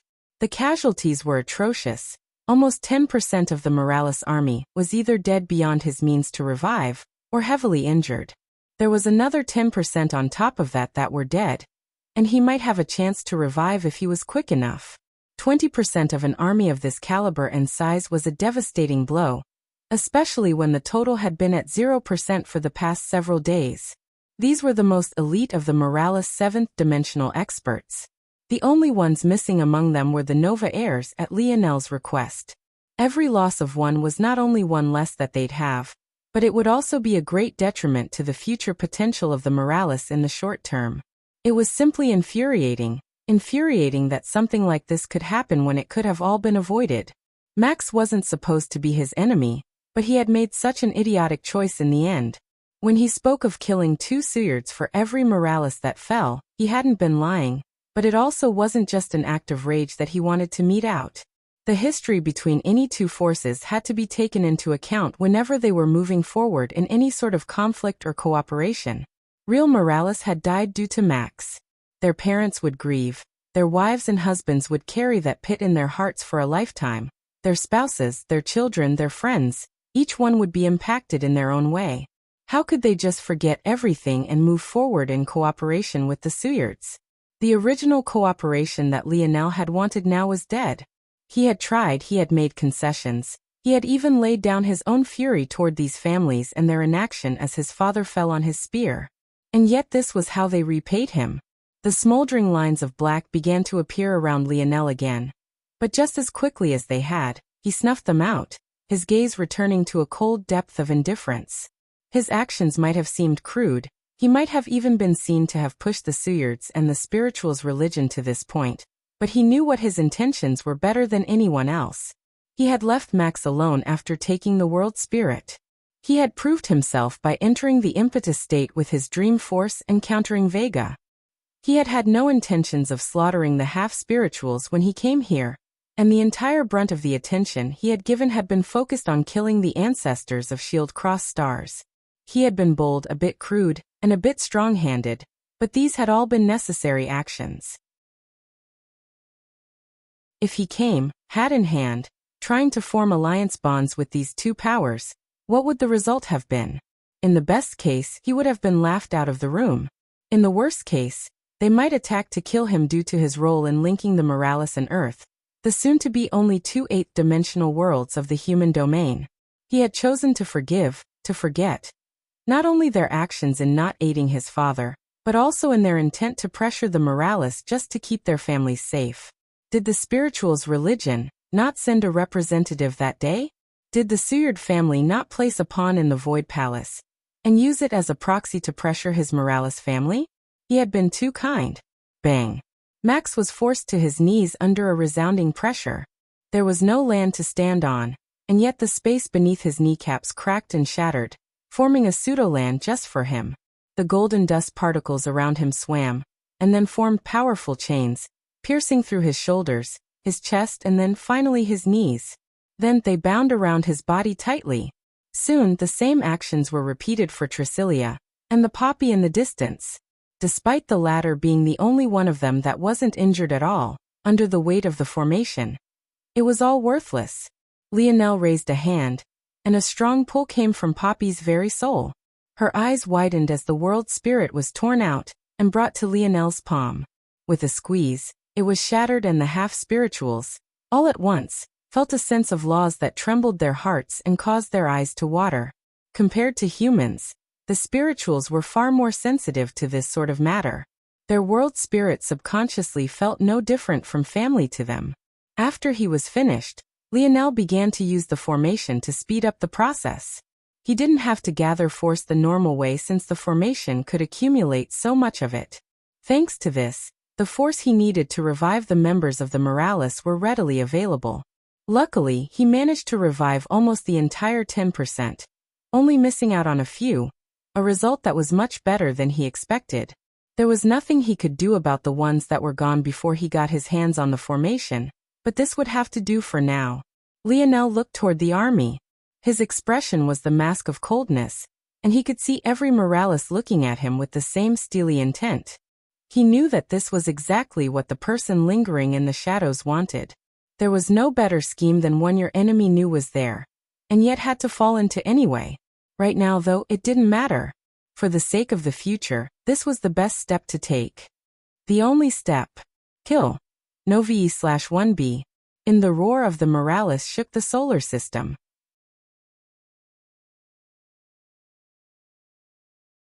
Chapter 2314. Published at 13th of November, 2023, 7:52 and 5 seconds AM. Chapter 2314. Satisfied? If audio player doesn't work, press stop then play button again. Chapter 2314. Satisfied? The fallout of the battle rocked the human domain. The slaughter of both the spirituals' religion and the Suyards was akin to watching the fall of titans from their mountain. These two powers had always been seen to be on par with the Morales.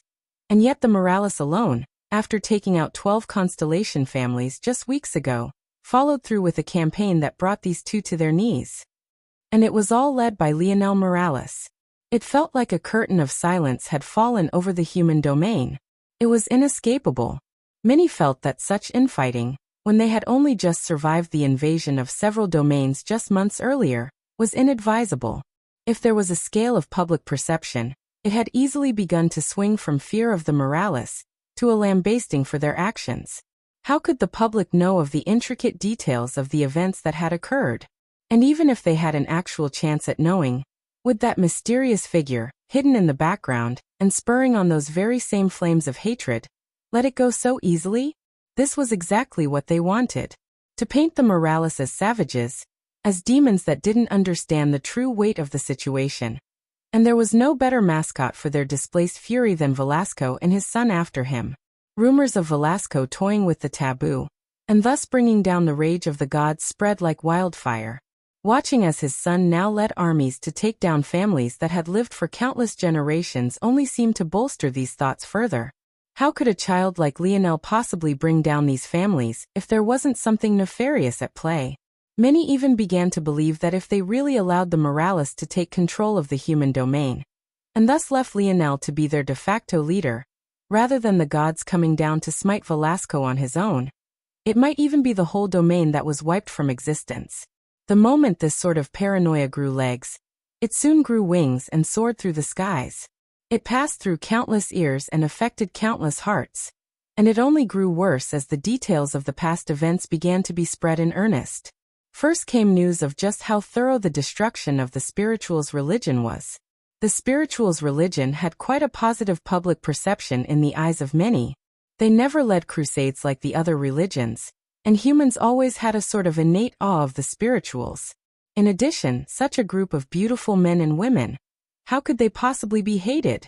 If it wasn't for the fact they only accepted half-spirituals into their ranks, the largest religion in the human domain might actually be them. And yet, Lionel had not only plundered their ancient formation, but he had razed their lands to the ground. The territory of the spirituals' religion was just a single solar system, unlike the Suyards that controlled many sectors filled with many more galaxies, and so every act was akin to the impetus of a genocide. Being so small, the spirituals' religion simply had no large group of weaklings that the large families and organizations did. As such, Lionel had gone to each and every one of their planets, waging a bloody, one-sided war until he forced them all to their knees. And it was precisely this picture that the human domain received. But this was nothing compared to what happened to the Suyards. The half-spirituals only suffered a loss of life. The Suyards, however, suffered a loss of dignity, of pride. Even the willingness to raise their heads high had been crushed, no different from when Lionel had kicked down their doors of their sword faction. Max was chained to the front of Lionel's starship. Every battle, he was forced to watch as his Suyard family was crushed and split to pieces. The fervor of the Morales, as though unleashing a wave of countless years of animosity and hatred, spilled over like a tsunami. The holy land of the Suyards were razed to the ground, and their spirits were crushed. Amory, their greatest hope, faced off against Lionel in battle once again. Legends of their battles had spread like wildfire, and many believed that another legend would be painted on this day so long as Lionel didn't use his king's might lineage factor. And yet the result. Lionel crushed Amory. There was no suspense. He didn't even bring out his spear. It simply wasn't necessary. It wasn't until now many remembered.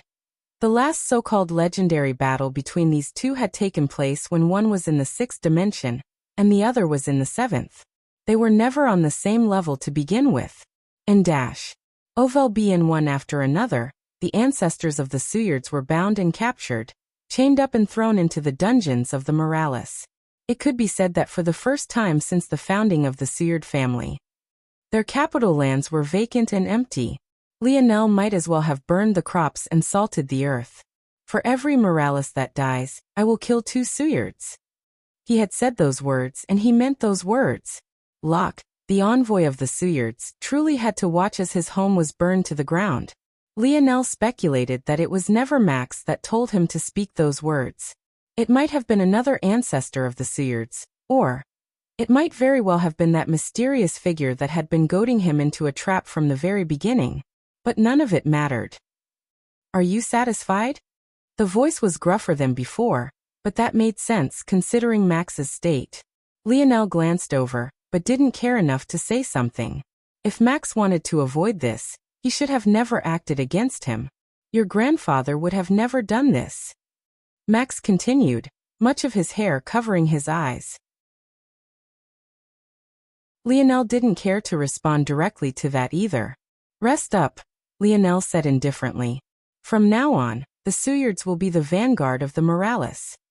A force art, complex enough to split one's mind if it was gazed at too closely, whirled in his palm.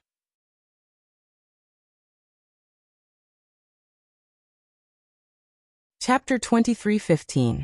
Published at 14th of November, 2023, 10:46 and 32 seconds AM. Chapter 23:15. If audio player doesn't work, press stop then play button again. Chapter 23:15. Cruelty. Max looked toward Lionel's back, his words escaping him. He should have known, someone like Lionel wouldn't be so easily swayed by moral arguments. Even the most caring of people would have their bottom line, let alone Lionel. What Max could have never guessed was that there truly was a point in Lionel's life where the pull of his morality ruled him. Over the years, those thoughts had been overruled. Taken over by a man who killed without hesitation and shed blood without blinking an eye.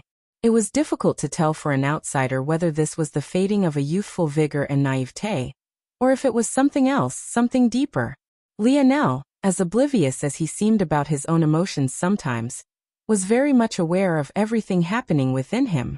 Even if he missed something, with his memory he could go back in time, so to speak, watching the changes that took place step by step and understanding what had brought him to this place. Max would never know the answer because Lionel would never tell him. The old overlord had his own reasons for doing things, and so did Lionel. Seeing that Lionel was about to walk away, unmoved, Max shook his head. The Morales family was simply not to be trusted. These weren't words he thought of due to Lionel, though at this point, even he couldn't deny the animosity that was building up in his chest. Rather, it was pointed toward the hidden undercurrents within that family.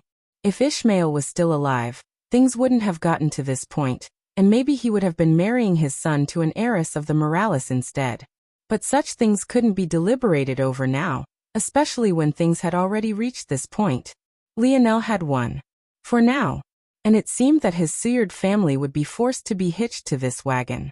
Whether they sunk or swam would be all reliant on the shoulders of this cold and detached young man. Lionel stuck to his word. He would turn the Seward family into the vanguard of the Morales. He knew what kind of words were spreading about him and the Morales now, and since these were the thoughts that everyone in the human domain would have about him, he would simply lean into it. He knew how these kinds of storms worked. No one would believe that he suddenly became benevolent and started to treat the families he had conquered well. Even if he did, whoever was in the shadows could spin it any number of ways. For example, what if that person planted the seed that those captured by Lionel would be turned into his loyal soul puppets? And that the only reason he seemed to be treating them all well was because he had already captured their souls just like he had shown many times before. The abilities of the fox were powerful, but Lionel had no doubt that it had created quite a number of enemies for them over the years. A family that could one day in the past do a favor to the race like the Pluto, and yet end up regulated to just one descendant locked away in an incomplete world, most definitely couldn't have fallen so far without many powerful individuals wanting it to be the case. And right now Lionel was watching that play out in real time. He made a mental note to himself that he would likely have to be far more cautious with how he displayed his king's might lineage factor once he left this incomplete world. But for now there was no use in fretting about it. It was too late to win the war of public perception. and his actions in releasing the young heirs of the weaker 7th-dimensional and 6th-dimensional families was wasted. But that was fine. One of the markers of a great general and strategist wasn't just how good their initial plots were, but also how they adapted to changes in the field. So he wouldn't try to win it at all. Yes, the Morales family were a family of demons. What were they going to do about it? Lionel got to work not long later. His plan was simple. Right now, what remained in his way was the remainder of Shield Cross Stars, the Omen family, the Void Palace and the Godlen family. Shield Cross Stars was mostly crippled, as was the Void Palace. His greatest worry was that the most powerful of Shield Cross Stars, aside from Vega, hadn't made their moves yet. These were existences like Cross Elder Avon and Overlord Sith. He had been avoiding the Omen family until now because he knew they would be the most difficult to deal with. They were the only family capable of mitigating the advantage of Lionel's linked armies, because they had wealth and crafting skills comparable to the Morales. Of course, Lionel didn't believe that there was anyone who could match up to him in this regard, but he was just one person. The Spirituals formation had already threatened him a great deal. Who knew what the Omen had prepared? Especially since the Tier 2 starship design that he had improved came from them in the first place. The Void Palace was most crippled too, but there were still hidden cards of the cult that had yet to make their presences known. Lionel hadn't forgotten about the large center of variant invalids that they should have, nor the large number of savants that the Void Palace should have accumulated as well. As for the Godlen family, they were a complete wildcard. He knew nothing about them, and the souls of the pious ancestors had been completely in the dark. This time though, Lionel wouldn't be attacking. The time for pushing and launching assaults had ended. He had antagonized the human domain enough, and his next series of plans would only antagonize them more. The next phase of this war would be played on his turf. All were welcome. He would be happy to send them to the grave. One by one Lionel began to brand the experts of the Suyard and half-spirituals that remained, turning them into the loyal warriors. As he did so, the final straw that would break the camel's back descended. A group of demons, wearing Morales armors and wielding Morales spears appeared in the depths of the Void Palace. There were just 100 of them, but each one radiated a towering aura. As for when they worked together, even the sturdy lands of the Void Palace crumbled and shattered. One by one, they killed every elite of the Void Palace. Nominal disciples, quadrant disciple, galaxy disciples, sector disciples, domain disciples, it didn't matter. Rivers of blood ran, and each of their corpses was desecrated. Each had a hole in their forehead the size of an ethereal glabella. The demons didn't even try to hide their movements as they returned, paving a streak of crimson across the cosmos as they made their way back to Morales land. Then, without a word, they disappeared. All that remained of the once mighty Void Palace were the corpses of the most promising youths of the most powerful families of the human domain. The powder keg exploded.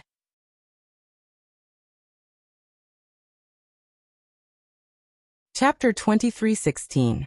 Published at 14th of November, 2023, 10:46 and 32 seconds AM. Chapter 2316. If audio player doesn't work, press stop then play button again. Chapter 2316. Name some? No losses? Lionel looked toward the small troop of 100 demons, somewhat surprised. He had sent this troop into the Void Palace without his support with only a single goal: kill. Of course, there were some other caveats about time constraints, efficiency, and the like, but he had ultimately left it up to them to decide the details. The troop was the first batch of his experiments with the golden-scaled koi fish and the tentacle womb. It was years in the making, but it was finally bearing fruit. It was just that he had been waiting to use it at an optimal time. This time, he decided to use them to provoke the human domain. What could be a better tactic to provoke the ire of these powers than to kill their children and their future? He could imagine just how enraged they were now, and whatever plans they had been making would most definitely move forward. But standing here, right here and now, he was shocked. According to the report these demons had brought back, they hadn't just managed to kill a small number, they killed all of them. Not only did they kill all of them, but they didn't lose a single member of their original 100.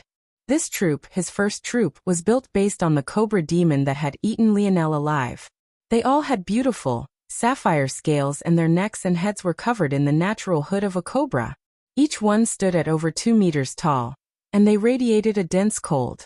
Their armors matched this cold, fusing them and amplifying them. Lionel had added some of his comprehension of Void Star Force, but honestly it was limited and not his best work, as he had created these armors even before his breakthrough in crafting. His thought process was that even if this Cobra demon troop was caught and dissected, they wouldn't look any different from normal demons, and on the other hand, his enemies wouldn't have any idea what his current crafting skill was at. But the end result was beyond his expectations, and his provocation had worked almost too well. Looking at the storage device filled with ethereal glabellas, he didn't even quite know what to say. He had personally created, from one cell to a complete living being, an army stronger than the greatest elites of the human domain? He shook his head and sighed. From the moment he learned of the abilities of the silver tablet, he had felt that life was far too worthless. And here he was confirming those ideas once more. It was hard to accept for someone like him, whose journey of morality and its push and pulls had once given him the conviction to save all beings. It was funny, in a morbid sort of way. Back then, he thought that all lives were equal because they were each immeasurable. Now he thought the same. But only because all lives seemed to be equally worthless. It was a foundational difference that led to the same conclusion. But what made it worse was the legend of the Northern Star. Life could be created so casually. It even felt that the life and death of those born in these incomplete worlds was no different from a breeze riding the rays of the sun, fleeting and without substance. And yet the end of the world was looming on the horizon, and no one seemed capable of stopping it. These things. How could both be true? Why were they both true? What kind of sick joke built the fabric of reality as it was? Lionel looked toward the demons, his gaze a bit blank. Right now, he was striving to bring his future wife back to life, striving to see his father stand broad and tall once again. But if he really succeeded in either, just what worth did they ever even have? It was a thought he had been running from, and it was like he was being forced to confront it, ironically due to creations of his own. What was more important to him? That lives were worth something more substantial than an outpouring of resources? Or that he could always bring those he loved most back to life? If he could bring those he wanted back with a thought, if he truly ever reached a level of power that allowed him to be infallible to such an extent, would acting on his power diminish the worth of the lives he had wanted to save so much? He didn't know the answer. It was another question, one maybe even more profound and complicated than the one that had guided his journey until this point. And it came with a depth of suffocation and helplessness that was even heavier than the first. Lionel gazed toward the demons again. They stood tall, none of them knowing what thoughts were running through the mind of their creator.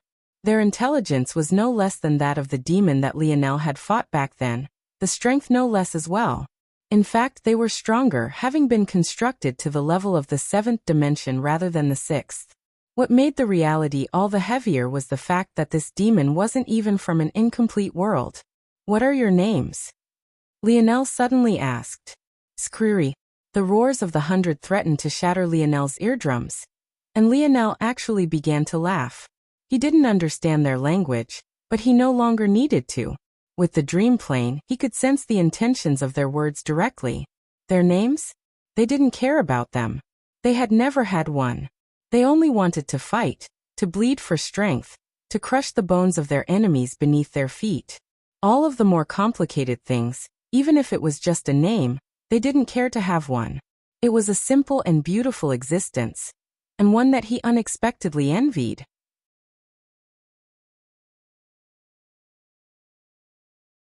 Chapter 23:17. Published at 14th of November, 2023, 10:46 and 33 seconds AM. Chapter 23:17. If audio player doesn't work, press stop then play button again. Chapter 23:17. A good look to not care, to be carefree. He wanted it, but his mind wouldn't seem to allow him that sort of peace. It was all too easy for many to focus on the next step forward, to chase that next goal, to aspire toward something larger than themselves, but they rarely thought about what it meant to sit at that height. If you really did have the power to wave a hand and make everything you want come true, to force it into being, would it all even be worth it? What a uselessly human thought, Lionel thought, still laughing to himself. He was laughing because he could already see himself taking it for granted, as though he would definitely reach that height, as though he would be proposed with this question one inevitable day. And when that time came, what choice would he make? The question was too complicated, too marred by his own biases, and maybe if not for the level of thought he had achieved, he might not have even considered the question in the first place. I really hate you demons, Lionel thought to himself, shaking his head. Demons had almost killed him more times than he cared to admit. A demon had eaten him alive. Demons were infiltrating his Morales family. A demon was supposedly his grandmother, toying with his life since even before the day he was born. If this was a novel, I'd feel that the author was far too on the nose with his motifs and literary themes. What a condescending whack job. His life truly looked as though it was the greatest joke. How many existential crises was he going to have? Well, this didn't really feel like an existential crisis. He felt calm as he faced these questions, and it wasn't because he knew the answer, or because he felt that the answer wasn't as important, but he was already certain of what he would do. He didn't know whether they would be worth the same, but he knew that he couldn't allow his life to go by without trying to see his father again. He couldn't allow that silly girl who never listened to him to go to the grave without seeing those that had harmed her mother to be buried first. Even if he found out that their worth really had plummeted just by virtue of his actions. He was too selfish to not try anyway. And for the first time, just thinking these thoughts, Lionel felt that he had finally understood something about himself, his true self. For as long as he could remember, he hated to lose, so much so that even if it required crossing the benefits of his own brothers, he would rather win anyway. James had first had experience with this matter. That day during the championship game, he had known there was something wrong with James. James himself had tried to bring it up earlier in the day, and Lionel had had plenty of opportunity to ask about it. He just chose not to. He chose not to because he didn't want to face the decision of what to do himself. He didn't want to be split between his own desires and helping out someone he cared for. So he had avoided James. He hadn't allowed James to tell him about his plight. Even up until this day, he still didn't know exactly what sort of issues James had faced that day. And why was it? Was it because he hated to lose that much? No, it was deeper than that. He was selfish. He wanted it all. He wanted his brother by his side, and he wanted victory. He was insatiable, and there probably wasn't anyone who could turn him from his own goals. How foolish was it to ask the woman out over 500 times? Even if you felt that she might be interested in you. Wouldn't it be obvious after the first handful of times that she had worries and troubles that went beyond her liking of you? He had ignored that. His charisma had made those around him ignore just how ridiculous what he was doing was too. They had even begun to cheer him on, looking forward to the day that he would finally receive his answer. He had manipulated them for his own goals, much like he manipulated everyone else to suit himself. He hadn't cared about what troubles or worries that Aina had had, because all that mattered to him was her saying yes. He didn't care about what might have caused her to be hesitant. All he wanted was that answer. It was something that was constant. It was maybe his one constant. He left his brothers behind on Earth, brothers that he had known since he was a toddler, all to chase a woman who hadn't even given him an affirmative yes yet. Their lives were on their line, and they had actually died. But he didn't care. Aina told him many times that she wanted him to take better care of his life, that she had already lost too much in her life, and she didn't want to lose more, that the lives of everyone he was trying to save weren't worth as much to her as his own. But he hadn't cared. Even up until the point she had chosen to leave him. It didn't matter to him, he was on his own crusade, he had a savior complex back then, and he didn't even know how much of that was genuine emotion versus a childish hatred of the fact that he had, well, lost. Thinking about it could make someone quite sick to their stomach. Did he really make the decision to unify the dimensional verse because he wanted to save people?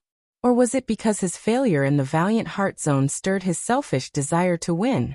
How much had it really mattered to him if he was willing to sacrifice the lives of those thousands of warriors that had called him brother, just to revive the brothers that were only dead, because he had abandoned them too?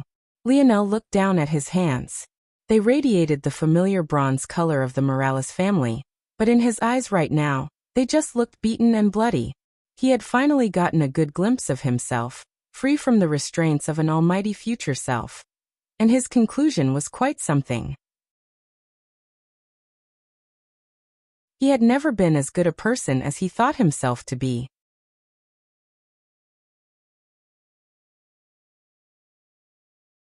Chapter 23:18. Published at 14th of November, 2023, 10:46 and 33 seconds AM. Chapter 23:18. If audio player doesn't work, press stop then play button again. Chapter 23:18. Worth Lionel wasn't too shaken by the conclusion. He felt that everyone was selfish in one way or another. The problem was that he was selfish, and he also had the ability to enact his selfishness without the burden of judgment. If you could always manipulate everyone into doing what you wanted them to do, what worry did you have to have about backlash? This, though, was still a bit of an excuse, and he knew it. This was his reality, and he had to decide whether he wanted to change or not.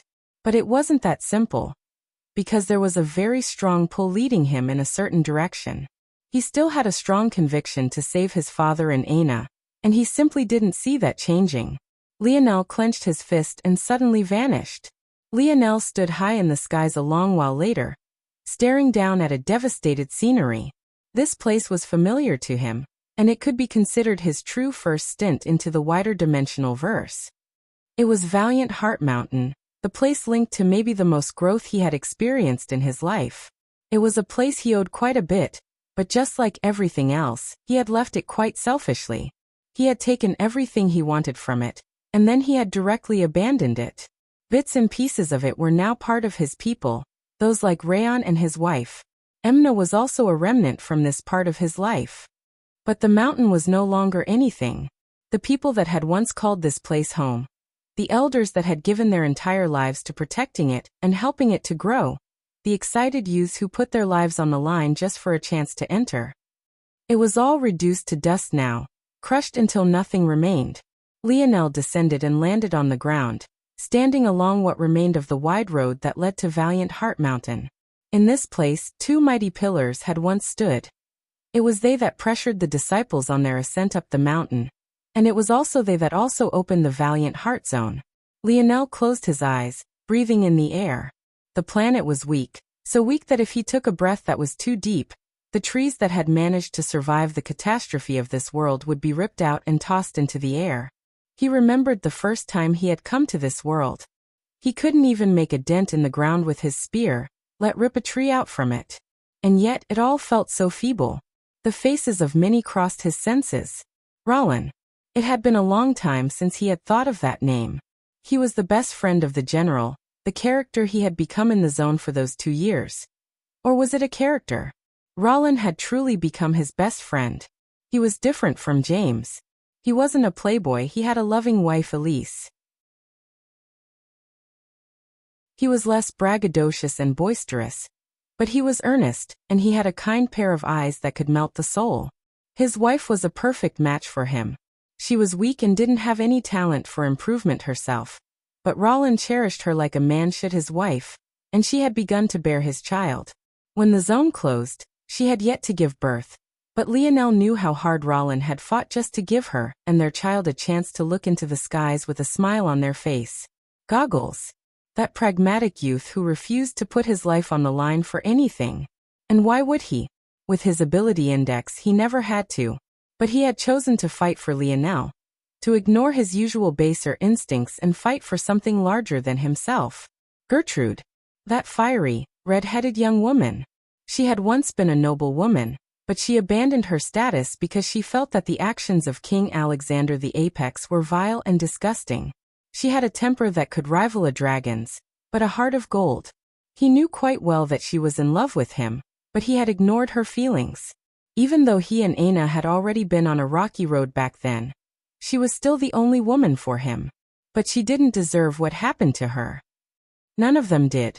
He squeezed his eyes shut tighter, but the single tear came anyway. He exhaled a breath. I'm sorry. It was a hollow voice in a silent world. There was no one here to hear it. The ones that deserved to hear it were long gone because it was an apology that was long overdue. Rumble. Lionel's eyes sharpened as they snapped open. It was a risk to come here, he knew that. War would break out soon of the Morales world. And yet he was here reminiscing. However, when he saw what was before him, his pupils constricted. A portal, a familiar one. It was the Valiant Heart Zone. He could feel it in every sense of the word. He hesitated, but he eventually stepped in. It was all the same. 2 years wasn't even necessary. A few hours wasn't even necessary. Even a few minutes felt excessive. He crushed the zone that had once taken his years to complete in not even a fraction of the time. But he felt every second as though it was years. What was the trade-off? He was so powerful now that he couldn't build those relationships again. He didn't get to bask in Roland's kindness, in Elise's sweetness, in Goggle's sense of humor. And why would he? He was far above them. He was an existence beyond even their understanding. The tyrant king that they had feared for so long could only be strung up like a chicken in Lionel's palm. And then he stood before the silver tablet once again, entering its world and looking at the endless spirits who this time, instead of seeming illusory because of their deaths, look as real as could be. He had enough force within his own body right now to revive them all if he wanted. He wouldn't even need external treasures. But that question came back to nag him. If you stood at the top of the world, with the strength to make anything you wanted to happen come into existence, if you acted on that strength, would its worth still be the same? Lionel grabbed the silver tablet and poured his force into it. His body acted without his mind's consent, disregarding the question entirely. All he wanted was this pit in his chest to disappear. Somewhere a long distance away, a sigh that Lionel couldn't hear echoed.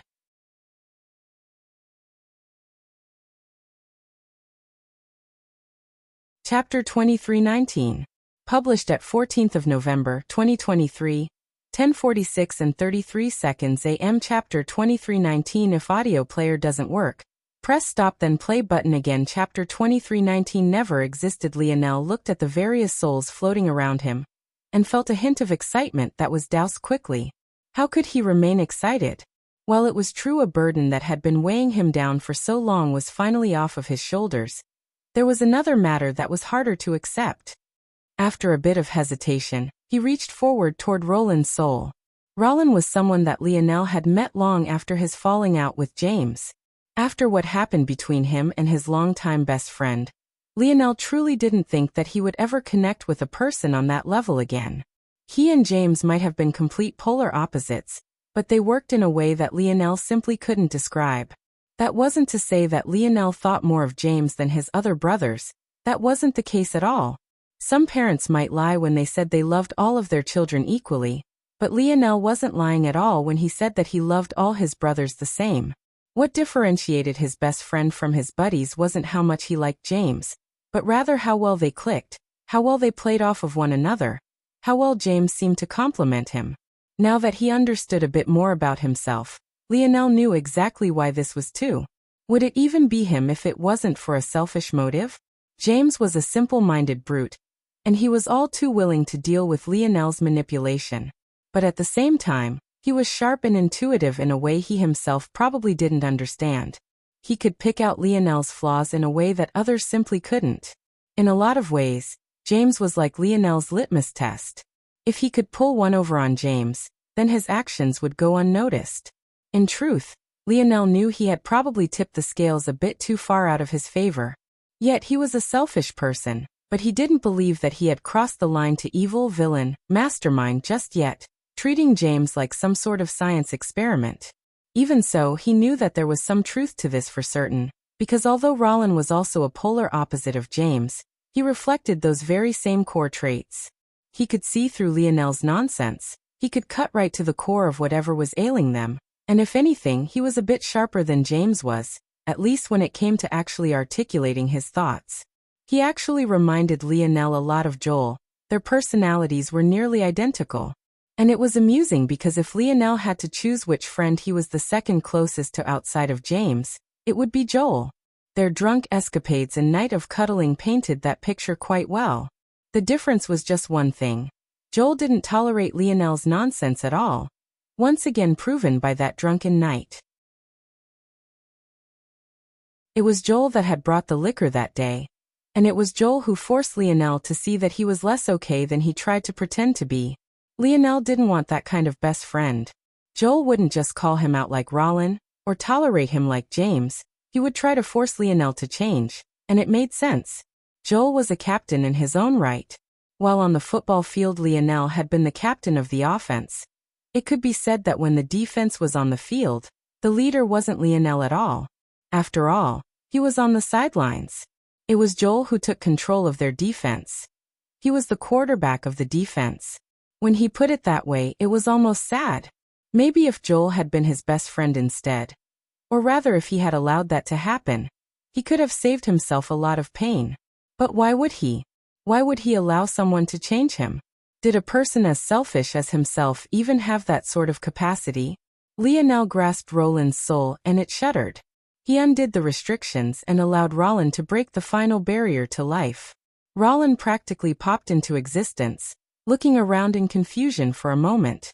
When he noticed Lionel, he immediately bowed deeply, and it was precisely this that made Lionel sigh. How could this Roland be the same as the other? Of course, no matter how quickly he had completed the zone, he and Roland were still slated to be best friends. After all, it had to be remembered that it was Roland that had given Lionel the first clues on what his role in that zone world would be. But that was the general, and Lionel was Lionel. Roland hadn't had any time to acclimate to them being the same person. And the Lionel that had entered was so far and beyond the best friend he had known that they easily became two separate existences in his mind. To Roland, his best friend had long since died, and the Lionel before him was a completely different person. A person that had crushed King Alexander, the tyrant that had ruled them all for so long with absolute ease. If for no other reason than to ensure his wife remained safe, he couldn't afford to neglect showing proper due respect. Any camaraderie the two had seemed to have gone up in a puff of smoke. Lionel knew that even if he explained things clearly, it wouldn't change a single thing. The Roland of now and the Roland that he fondly remembered would never be the same person. Lionel stoically resurrected them all one by one. The familiar burden that he thought he had left far beyond weighing him down once more. Goggles' previous gusto was nowhere to be seen as he looked around shifty-eyed. Gertrude didn't have that familiar infatuation in her eyes when she looked at him. And Elise. Her stomach was decidedly and glaringly flat. Their baby was dead. Or rather, it had never existed in the first place.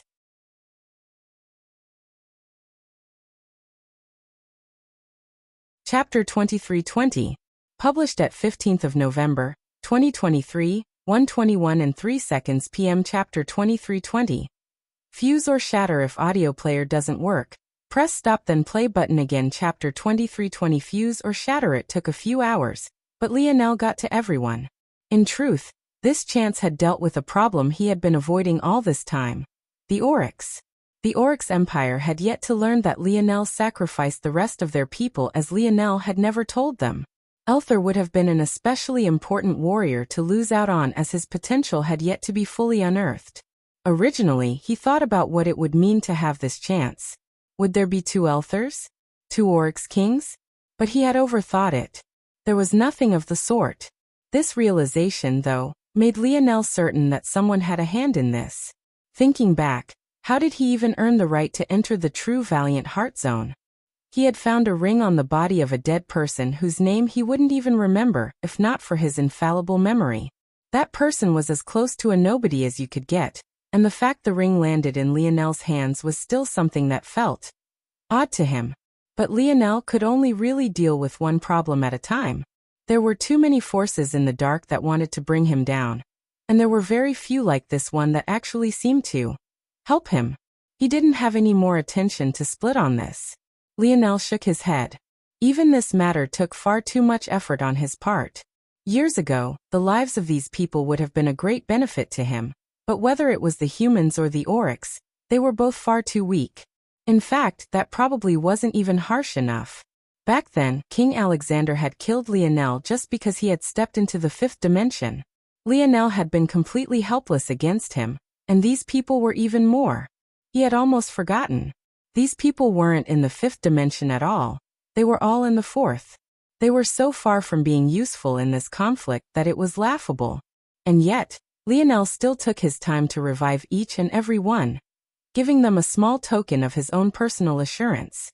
All of these people were already familiar with him, not in the intimate sense of the first time he had taken the zone trial, but rather in that they had all seen him defeat the king as he had made certain that they would.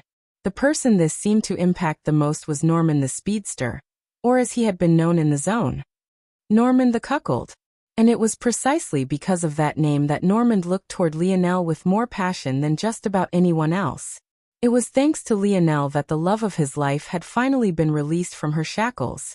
Even during the first trial, Lionel had never been close to this person. In fact, they had ended up fighting in the end, and Lionel almost died at his hands. But it was also because of this that Lionel knew how much potential Norman had.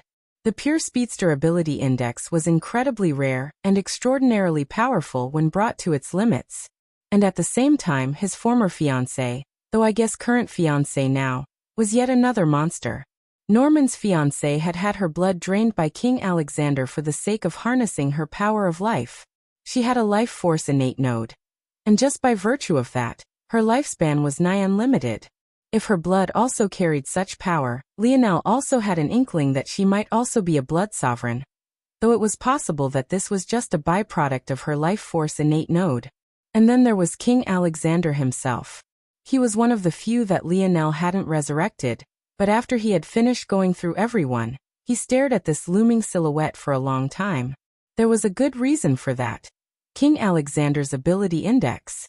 The king called himself the Apex.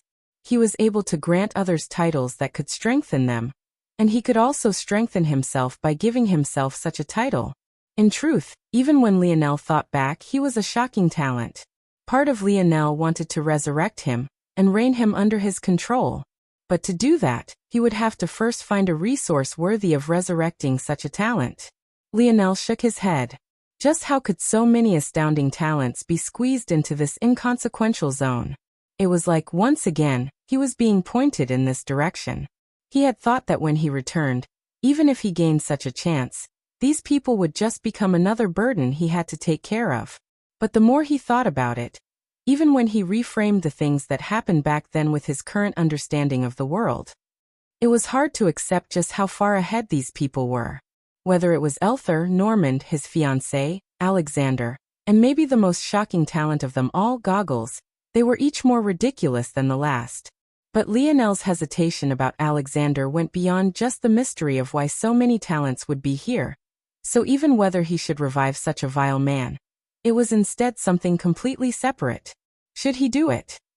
Should he finally absorb a talent that wasn't his own? Lionel hesitated. In the past, he hadn't noticed. His scope was too limited and his comprehension of dream force wasn't nearly as deep, but now he saw it as bright as day. King Alexander's ability index was a pure dream force ability, maybe the strongest dream force ability index he had ever seen. Stronger than even Lionel's despite him not being a savant. The people of the zone had called it royal force, and it had completely thrown him off.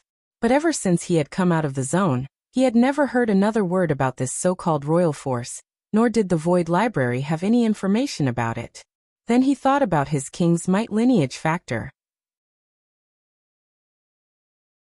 If there was any ability that would make use of royal force, wouldn't it be it? And yet, it was a lineage factor built completely from dream force. And then the straw that broke the camel's back was his new comprehension of the second dimension and his new access to the dream plane. Breathing life into a word, that was how Alexander's was described by the people of the zone.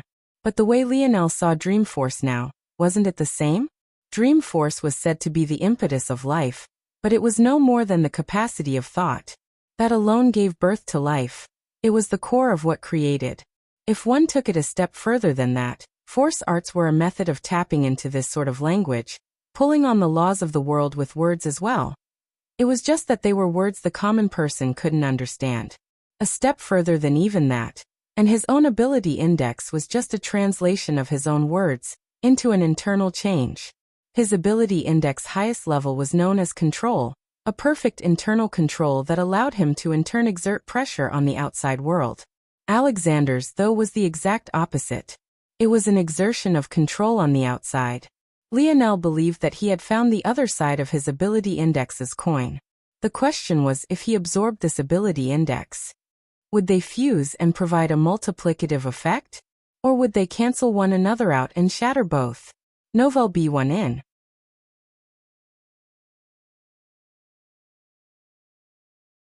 Chapter 2321. Published at 15th of November, 2023, 1:21 and 1 second p.m. Chapter 2321. Goggles. If audio player doesn't work, press stop then play button again. Chapter 2321. Goggles. Lionel thought about it for a long time. Longer than he wanted to admit. Considering his speed of thought, he knew the right answer immediately, but there was a sort of thirst for power that was pulling him in the opposite direction of the smart choice. He knew well that it didn't make sense for him to take this risk right now. If his ability index changed too much out of his expectations, he would be screwed. He had relied heavily on his ability index to get to this point. He had spent years constructing abilities around it. Even the strength of his spear force, one of his greatest defensive cards right now, was built with his ability index as its foundation.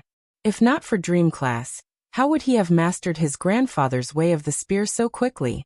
And if he no longer had Dream Class, would his insights hold well? He actually felt that he would be fine even without Dream Class because his comprehension had already solidified. But what about into the future? Would he make his path of the spear easier or harder? There was another reason that Lionel was so hesitant as well.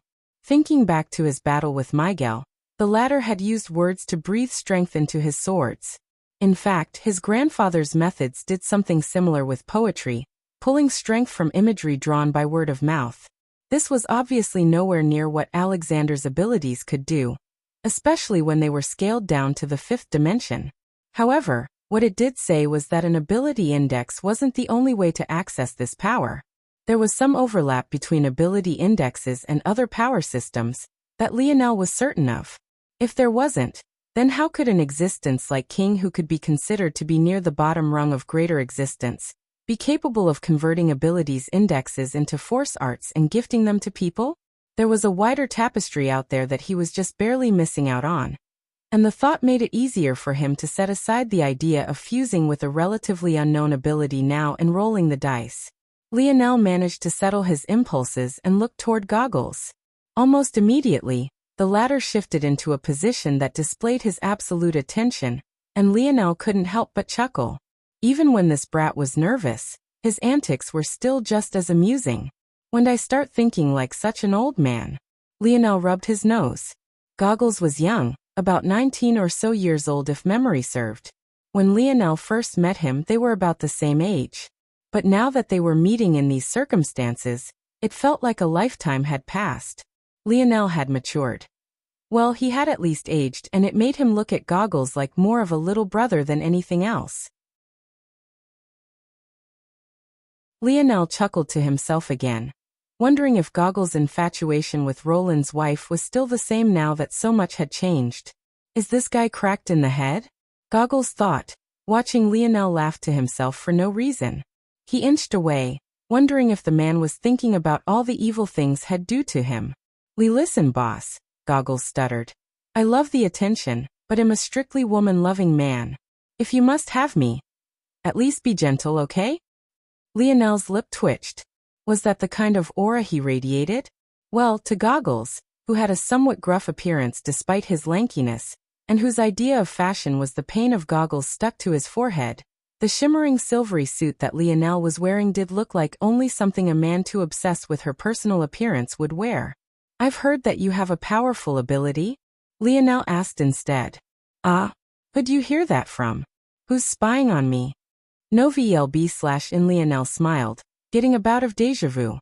When he originally met Goggles, their first interaction was like this as well. The difference was that back then he had been trying to catch a thief who seemed capable of evading him with ease that was far too great. He only managed to catch Goggles after several months of effort, and then recruited him to his cause. Or rather, Roland's wife had. Lionel could never seem to convince this brat to do anything or take anything seriously. It made sense though. Goggles was like an orphan child with too much street smarts for his own good. Except he also had an ability index that made him fit that character times 1,000. He always looked out for himself and was always looking for a way out. Lionel almost felt it was a shame that Roland's wife had fallen for him instead of Goggles, but he wasn't going to do anything to change that. There were other ways to get Goggles on board. Plus, the kid had his heart in the right place, and that was all that really mattered to Lionel. Isn't it obvious? Lionel asked with a raised brow. Your exploits are well documented, including a case of sneaking through a particular open window to take a looking at some hanging dash. Whoa, whoa, whoa, whoa. Goggles looked around, his heart beating out of his chest. At the moment, they were all still within the silver tablet, and there were 2 nations worth of people in here who didn't dare to make a peep. He couldn't allow secrets he wanted to take to the grave to be doled out like this. Lionel smiled. Oh, you want to cooperate? Yes, yes. Whatever you say. Call me Lionel in private, Patriarch Morales in public. Yes, Patriarch Morales. Lionel's smile grew. Goggles had a unique ability index, one that Lionel hadn't seen documented anywhere else, much like on his own. So he chose to call it the Oracle Simulation Ability Index. With enough background information and context, Goggles could naturally predict a series of events with absolute accuracy and avoid any unwanted outcomes. If there was any trump card he would need to save his father, wouldn't it be Goggles?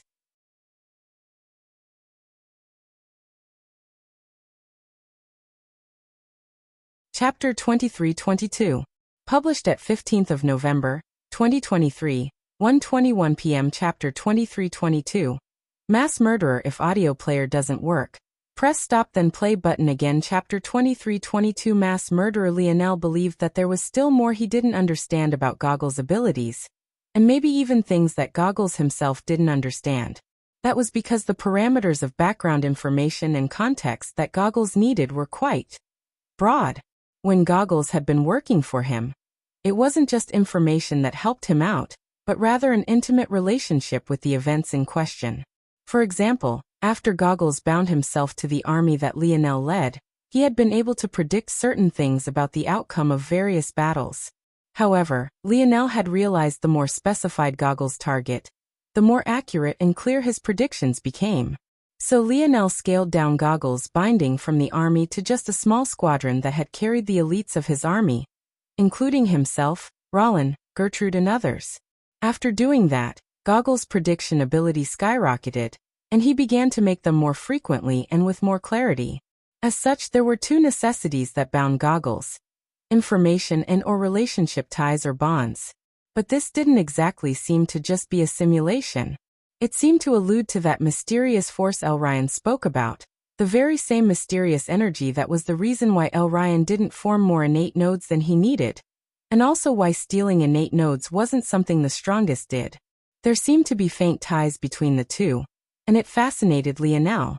It also meant that Goggles' ability delved into a force much deeper than what it seemed to on the surface. When Lionel first learned of the ability, he had likened it to his own attempts at simulation. But he was very much wrong about that. Goggles was on an entirely different level. Lionel believed that if Goggles had read through the entire library of the Void Palace, he might be capable of doing something similar to Aina in that he could seek out the perfect path for himself. Even then, the Void Library was limited in its information compared to wider existence. If he fed Goggles this kind of information, just what kind of monster would he become?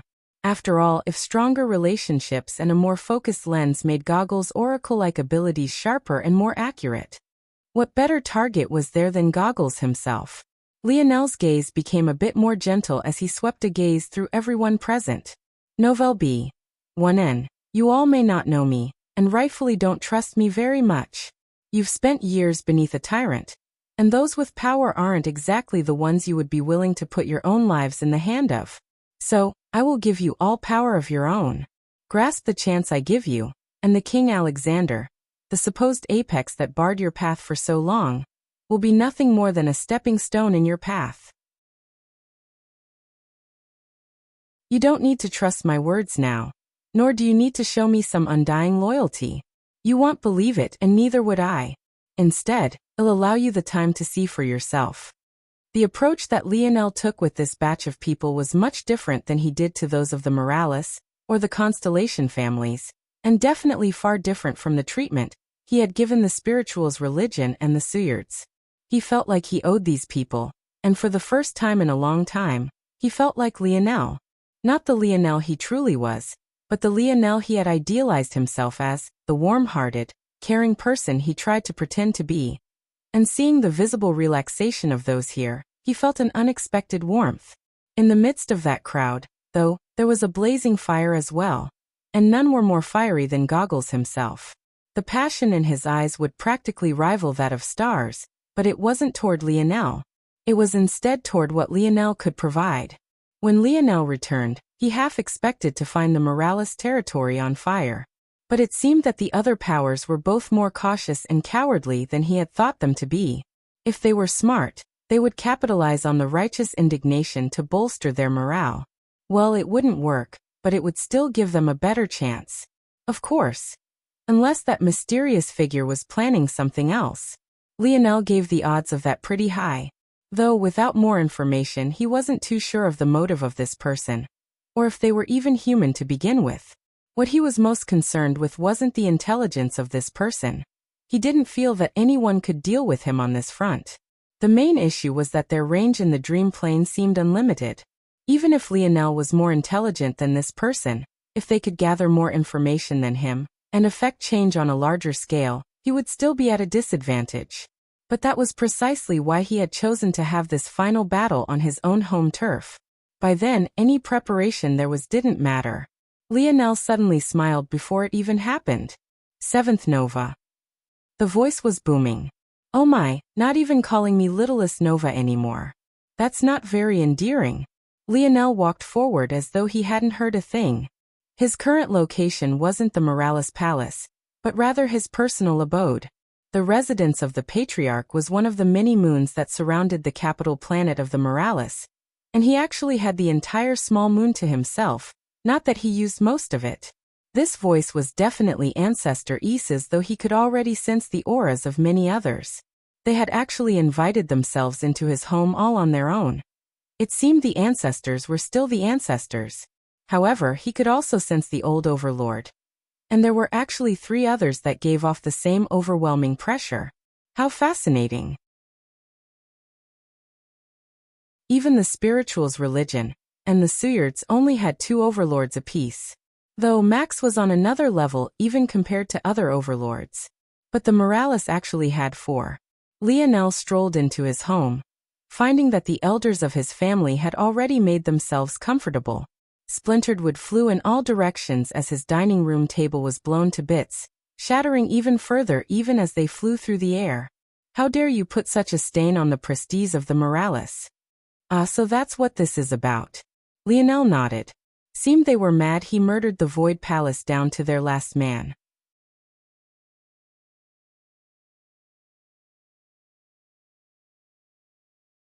Chapter 2323. Published at 17th of November, 2023, 8:30 and 48 seconds AM. Chapter 2323.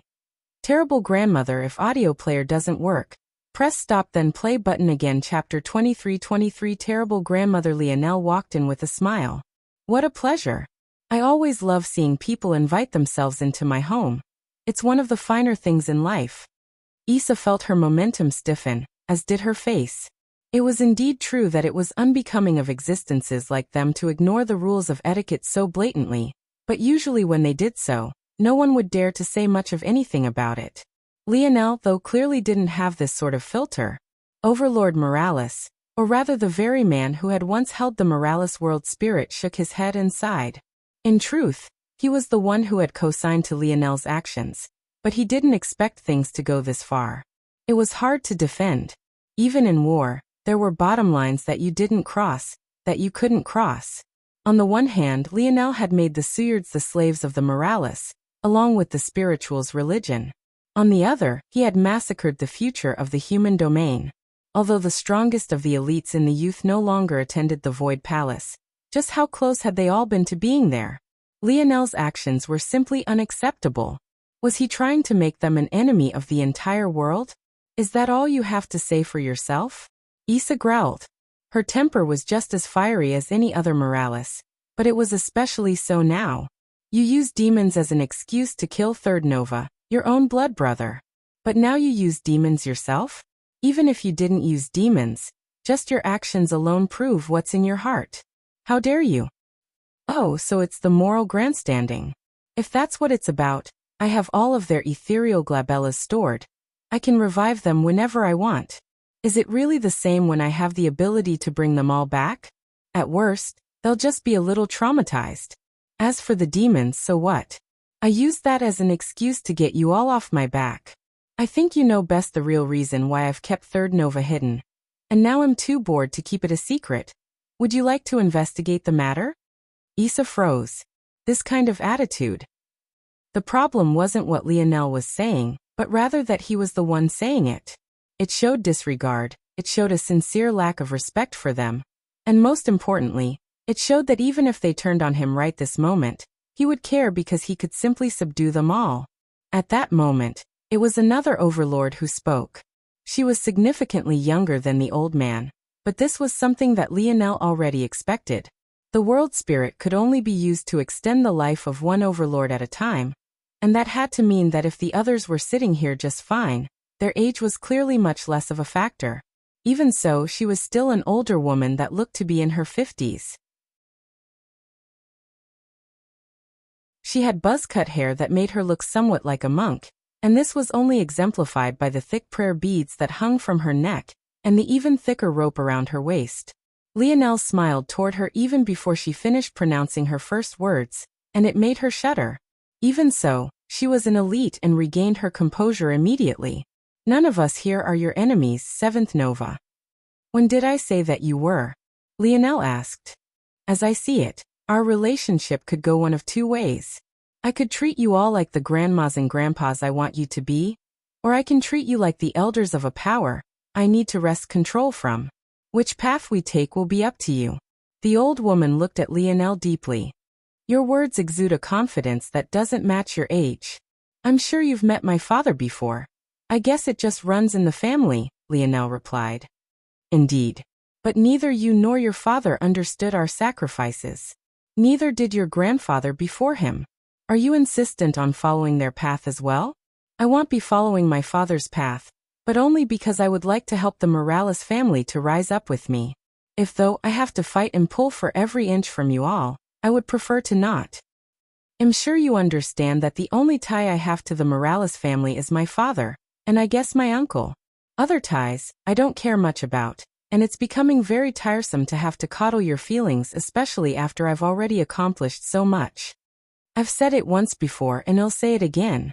I don't like to explain myself, and I certainly don't like to repeatedly explain myself, so it could be said that you guys are getting very special treatment. I am infallible within Morales territory. If they attack this place, they die. It's really that simple. The Constellation families have fallen. The Seward family has fallen. The spiritual religion has fallen. The Void Palace has fallen. Shield Cross Stars has been crippled. Is this still not enough? Silence fell. Even so, I think it's good that you all are here because it saves me the effort of having to go out and look for you all. In the past, I was a bit cautious with exactly how to proceed given that there's clearly a hidden faction within my Morales family, but now I'm much more confident. How about I give you all a chance to step out on your own? The old man seemed to have aged considerably when Lionel said these words. Was he still too young? Had he been too confident in him? Ah, how interesting. Lionel's eyes suddenly lit up. So you. Lionel pointed out over a dozen individuals instantly, and every time he did, especially from the third one on, the temperature in the room seemed to drop. So tell me, what did my terrible grandmother promise you all? Enovelbonin.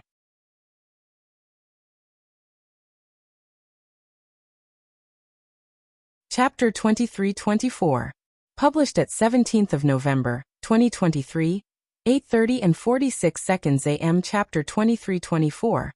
Manipulation. If audio player doesn't work, press stop then play button again. Chapter 23-24. Manipulation. Lionel's smile didn't fade even as he said this. The truth was that the difference between now and the matters of the past was his breakthrough in dream force. With the dream plane, his senses had sharpened considerably. Maybe on a complete world, experts at this level would be more adept at hiding their emotions even in the dream plane, But on this world, they were entirely incapable. It made sense in a twisted sort of way. Lionel had already made a guess that the Demoness was responsible for the hidden faction of the Morales. He didn't know why, if there was some larger plan, or if she just found it interesting. But what he did know was that wherever she was, it was easier to manipulate the happenings in this place, if everyone was as ignorant of the dream plane as possible. They were practically an open book. He couldn't read their minds, but with his intelligence, sifting through their emotions and figuring out exactly what they meant was as easy as breathing. They simply couldn't hide anything from him. He had known that he would be able to expose them so easily, so why should he hide the true extent of his knowledge? Seeing them react like this, he almost felt a childish sort of satisfaction. His rage toward that woman had been buried deep, but it hadn't vanished. Knowing that there were existences here that were her pawns really made him want to do something he knew he would regret. No matter what Lionel did, the truth was that he didn't want to be surrounded by enemies. It was tiresome to have to plot and scheme everything. He missed having Aina by his side.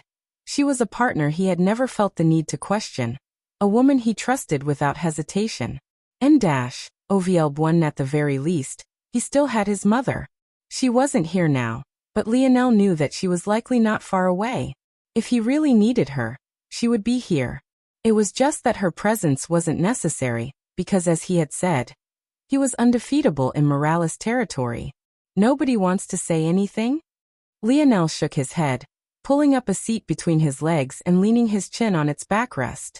The old overlord looked toward Lionel deeply. Has he underestimated this boy again? Judging by the reaction, it seemed that he hadn't just picked out these people randomly, but how had he done it? Suddenly, the overlord sensed something familiar, and his pupils constricted. That ability. The last time he had seen it used was Velasco. But the difference was that Velasco didn't care enough to do anything about it. Velasco didn't like his mother, but for whatever reason he didn't carry actual hatred for her. Others might not understand this, but Lionel definitely did. Back when Eleanor was nothing more than a vague figure in Lionel's mind, he hadn't thought about her, he hadn't pined for her, he hadn't even cared to meet her. Part of this was because of his own personality, but there was another reason that he never really put into words. His father was his hero, the strongest man he knew and a mythical figure in his mind. The idea of a woman leaving him wasn't something he even wanted to confront, so he simply didn't. In all likelihood, Velasco was the same. He was willing to give up so much just to take down the man responsible for his father's death. Even if he never said it in so many words, it was clear that Lionel's grandfather's place in his father's heart was the same as his own father in his own. There might be other reasons, but this was the explanation that Lionel vaguely accepted. It probably wasn't something that most would immediately jump to. Your grandmother? The old woman spoke slowly. Oh, Lionel's brows shot up. Now this is much more interesting. You actually don't know. The old woman went by Overlord Gilliana. She was known for her poise and calm, but this situation was making it difficult even on her. I've been wondering for a long time how all this worked. What was your goal? What purpose this all had? So we'll get a few guesses out of the way. The least you guys can do is listen to my thoughts, right? After all, you already invited yourselves into my home.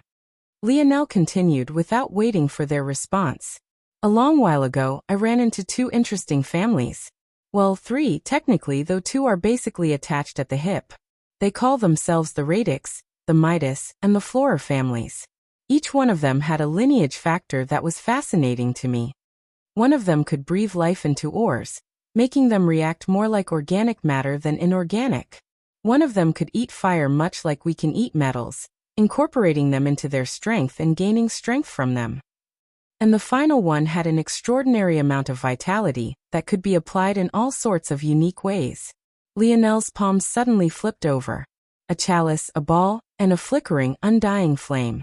They radiated much weaker auras now than they had in the past, a consequence of passing the lineages to so many. But even so, within the walls of the Morales territory, they seemed to explode with life once more, gaining a second and even third wind. Of course, this was because Lionel had helped them along with the Morales world spirit. All of the ancestors present felt themselves stir, particularly those that Lionel had pointed out. These lineage factors didn't seem to have much to do with our own, but I kept feeling this nagging sensation. A sensation that made me feel as though they were linked, that they might even be one and the same. Lionel shook his head, putting the items away. Now I know that these weren't really my own thoughts. At the very least, I didn't experience them so boldly. It was at best a kernel of suspicion I had. No, the real reason I was so certain was because someone had manipulated me into believing it was so.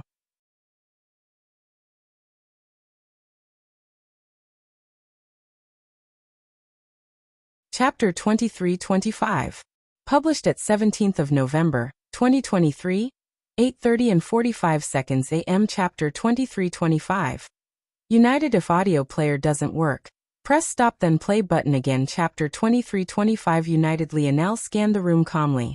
I thought long and hard about why it was that an existence like the Demoness would care so much about this matter.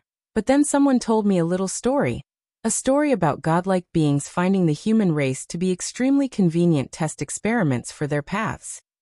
Then it all clicked for me. The Morales were convenient lab rats. And my grandfather was probably a man who broke through certain barriers that the Demoness was looking for. So she chose to sire a child who ended up being quite a success in my father, and she even managed to reproduce the success with my uncle. But it was all so very curious. My uncle was clearly far less powerful than my father, so why was that? Why would she purposely seal away one of her sons and only allow one of them to thrive? I didn't know the answer to this one either. At least not initially. But then. Lionel laughed, letting his words hang for a bit. I bet you're seeing a little bit of a pattern here, aren't you? I don't know something. And then I suddenly conveniently do. It's enough to drive you crazy. Is it really because you're so smart, so intelligent? Or is it because I'm being manipulated again? Seeing the glare he was getting, Lionel's smile deepened, and he didn't seem to mind it. The charisma that exuded from him was palpable.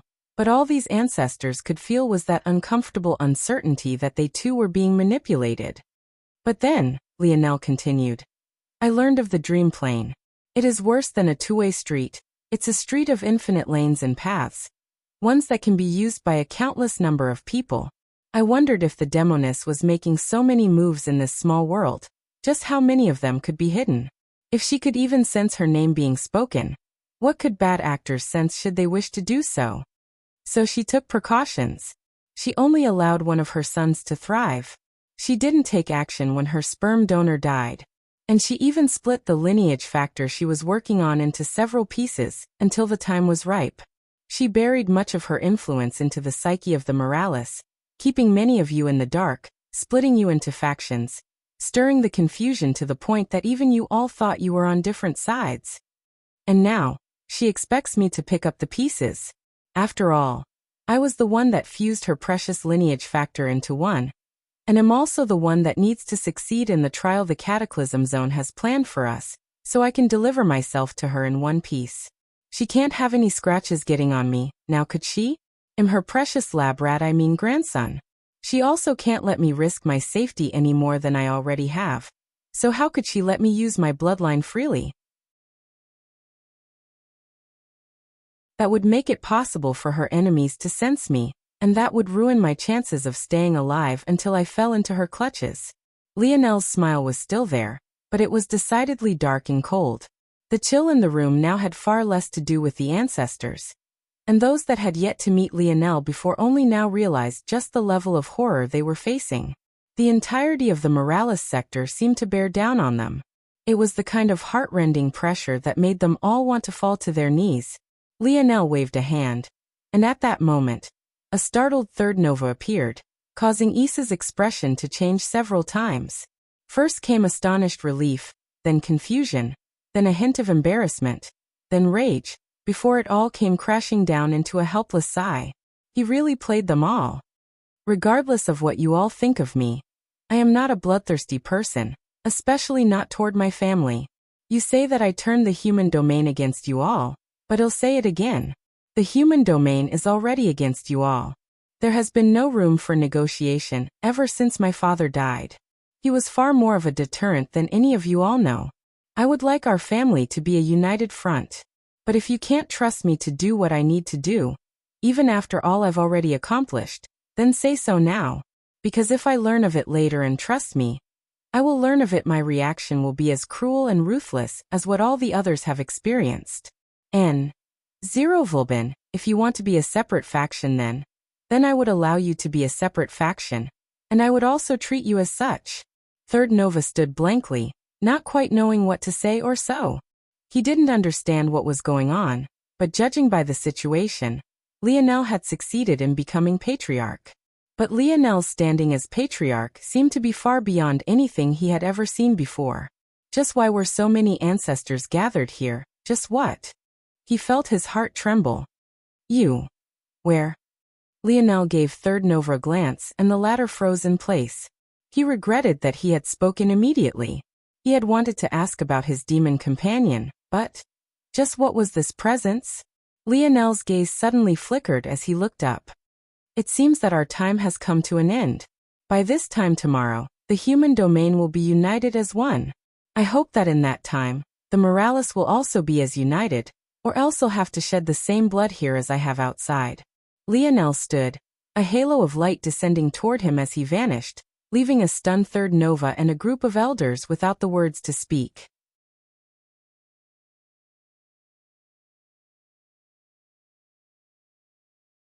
Chapter 23-26.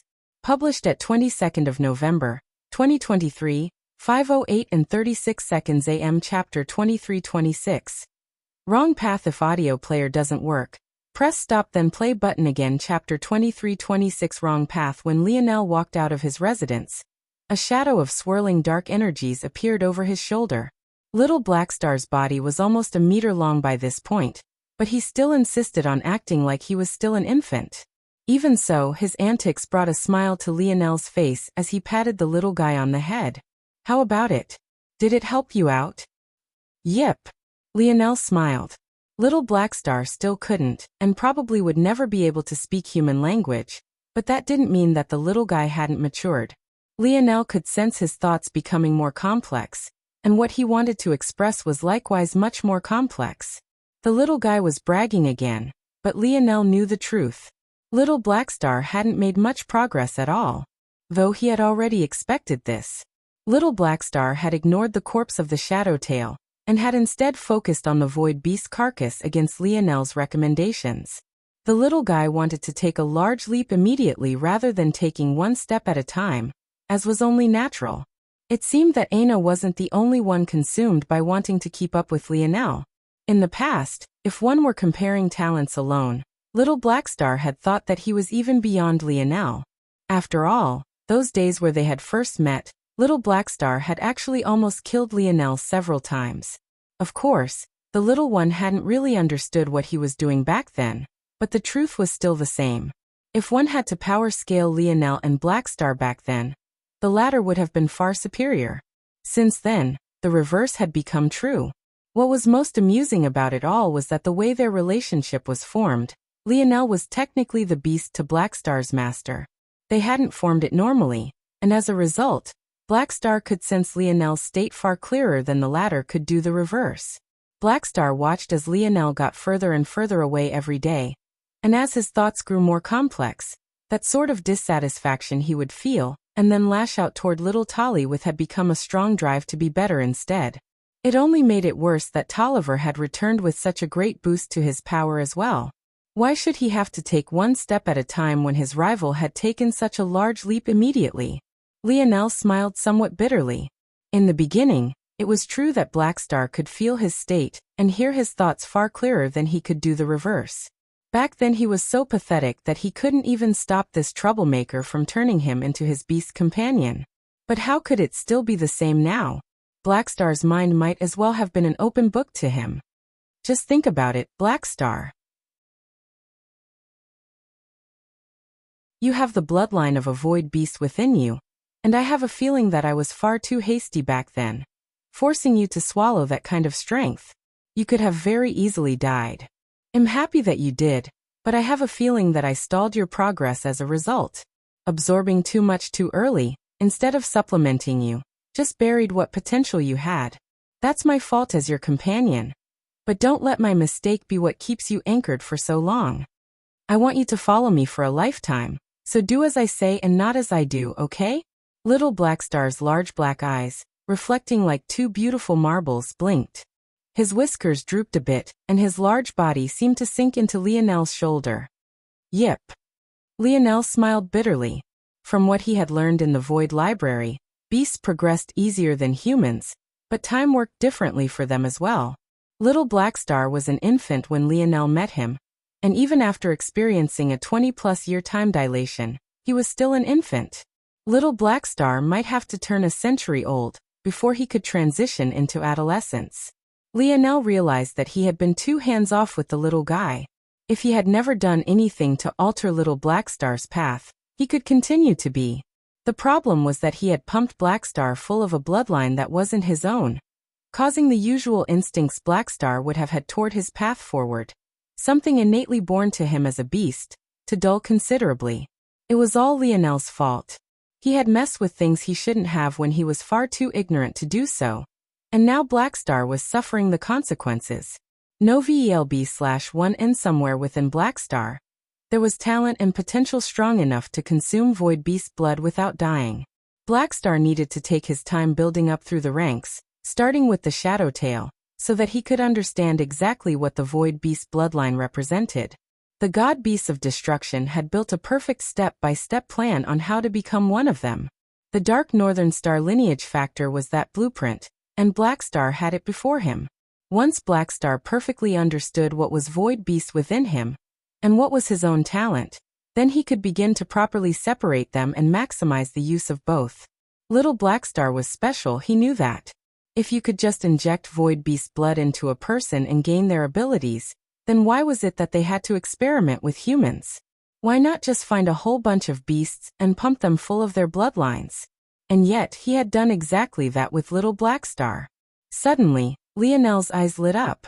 Indeed, Little Blackstar was just an infant, or maybe a toddler by this point. Why was he trying to talk to him like an adult? So he stopped holding back, telling the little guy of something he had thought of much earlier. As Lionel spoke, he strolled toward the battlefield as though Morales' territory wasn't under threat of imminent collapse.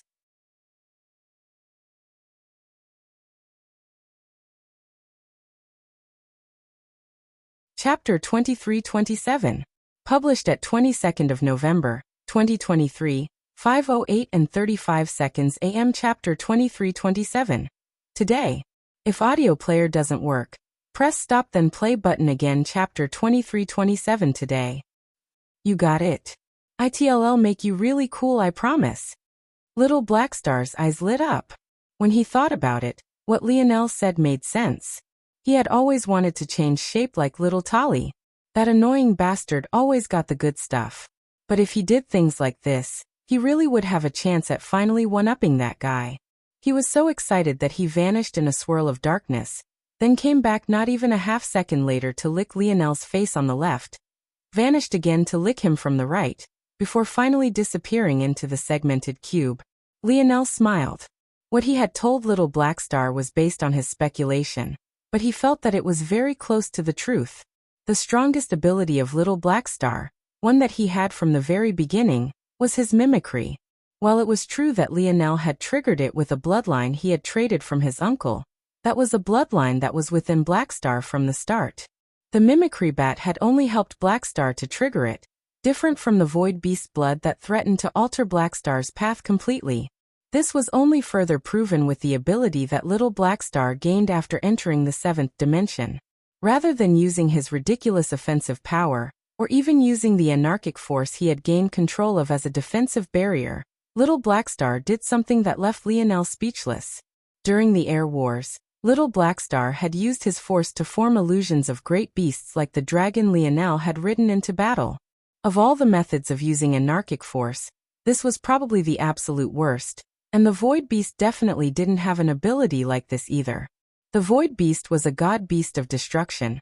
Why would it have to turn into anything else? And could it even mimic other creatures in the first place, something that was clearly a branch of creation? if it was so obviously on the path of destruction? It didn't make sense, but it was also because of that Lionel was more assured in his assumption of what Little Black Star's original path was. The shadow tail was unironically perfect for Little Black Star as a result. The amorphous, flexible blobs of darkness, that endless curtain of fog that could be anything, become anything. What could be better for Little Black Star? Of course, Lionel couldn't just explain things so clearly. He had been treating Little Black Star as an equal from the very beginning, and that hadn't changed. But that had skewed his perception. Little Black Star was still a child, and should be guided as such. So instead of talking logic, he goaded the little guy a bit. Tolliver and Black Star had had a rivalry from the very beginning. Rather than using it as a negative and trying to suppress it, he chose to do the opposite. He bet the next time Black Star came from his seclusion, the little guy would finally show some real improvement.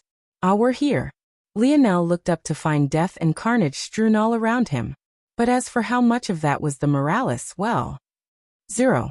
Starships of all shapes and sizes lit up the skies not with their lasers, but rather their destruction. Lionel knew what this was. It was just the first wave. Although he had seemed to just be on a light stroll, with the strength of the world spirit, he had already traveled to the edge of Morales territory.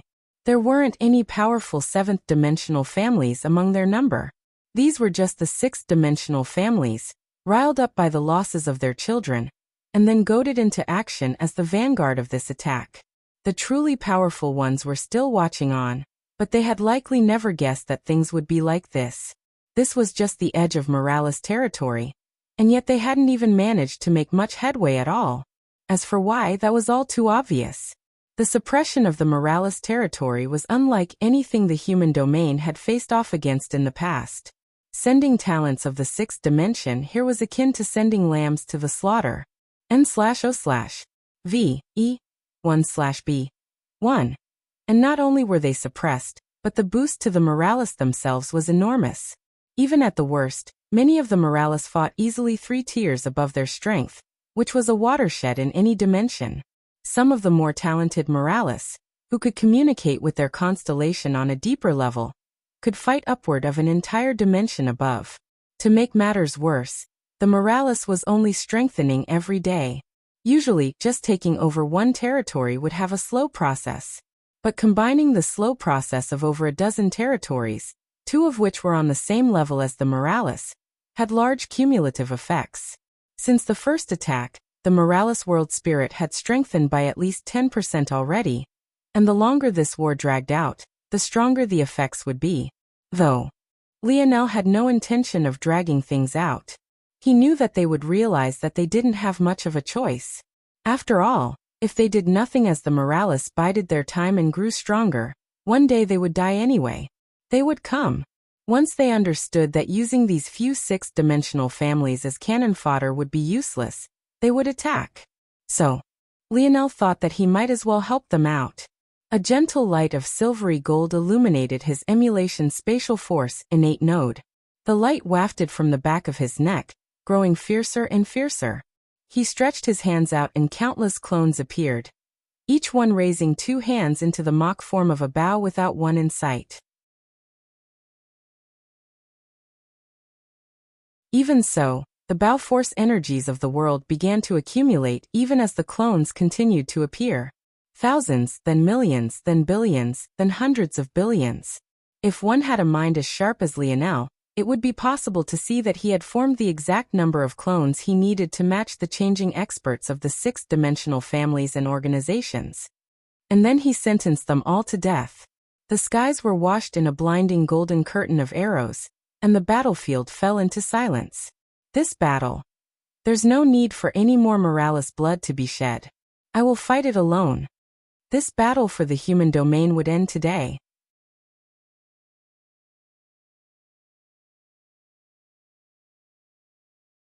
Chapter 23-28. Published at 22nd of November, 2023. 5:08 and 33 seconds AM. Chapter 23-28. He too. If audio player doesn't work, press stop then play button again. Chapter 23-28. He too. The deaths came in a single, world-ending tidal wave. In one moment, the battlefield was flooded with sounds of battle. And in the next, it was like a god had descended from above, snapping his fingers and ending it all in an instant. If you want to challenge the Morales, I would advise you to bring the best you have. Gravity warped and flexed, several Tier 1 starships appearing on the horizon. In fact, several wasn't enough to describe it, there was easily a fleet of hundreds. The number was more than Lionel thought possible. Tier 2 starships already took up a great amount of resources. The wealth required couldn't even be counted in terms of normal numbers, and rather had to be assessed with the revenue of capital cities instead. But even then, what was required to form Tier 1 starships was orders of magnitude beyond. According to Lionel's calculations, the human domain shouldn't only be capable of producing 24 Tier 1 starships. This number was almost 10 times that. Lionel's lip curled. The only explanation was that the Omen family hadn't just improved the design of Tier 2 starships, they had made a huge stride in improving Tier 1 starships as well. This wasn't surprising to Lionel. It was within his expectations at odds about 60%. Why would a family like the Omen family waste their best trump card on the Air Wars unless they had a trump card that was even better? The only reason he hadn't assigned an even higher probability was because it was potentially true that the Omens had found his death to be a worthy exchange. He was the link between the only two eighth-dimensional worlds of the human domain after all. But even so, this was a bit outside of his expectations. This meant that the breakthroughs of the Omens on the crafting front were beyond what he had thought of them. He still believed himself to be the best crafter of this incomplete world, but compared to the Omens had spent too little time at that level. Just months ago he didn't have the capability of improving the Tier 2 starships like Cynthia had. He had to rely on his enlightened self to do so.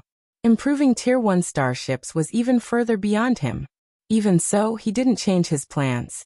His clones vanished in a blink and he clasped his hands behind his back, standing before the strength and power of the whole human domain. At that moment, he couldn't help but close his eyes and take a deep breath through his nose. The feelings within him were complex, not because he feared losing, not because he was worried about the outcome, but because of how far he had come, and yet how far he still felt that he had to go. With his memory, he could remember being 17 years old, as though it was just yesterday. So much had happened since he was thrust into that Mayan zone. He had bled, he had lost, and most importantly, he had climbed. For most of it, he was aimless, without purpose and without drive. He never really felt the need to find what his drive might be either. And yet he never really felt the emptiness that should have come from that. Humans weren't meant to be aimless. It didn't sit well with them. It led to a pit of darkness that even the people with the greatest opinions of themselves couldn't easily climb out with.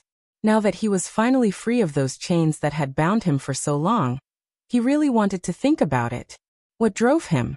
What did he want to get up every day and do? Now that he could truly know what freedom was. He smiled, his eyes still closed. Was little Blackstar the only infant here? If he took a step back, his current mental state had probably stagnated at 17 years old, as that was the day Earth left the third dimension, and the influence of his future self descended. If he took another step back, even if he never increased his strength, he could easily live for hundreds of years. So how old could he even really be counted as right now? He guessed that maybe he deserved to be a bit aimless right now. No, he wasn't aimless, not in the same sense as before. Instead, he was looking, searching with an open mind and all the potential in the world at his fingertips. He might as well aim high, right? Ovelbenu never wanted to be a quarterback anyway. Those words echoed in his mind. They had been said by James all those years ago. Indeed, he had never wanted to be a quarterback. All his life, his next step had been chosen by others. Whether it was the genetic assessment of Earth, his future self, his terrible grandmother, even his father to some extent.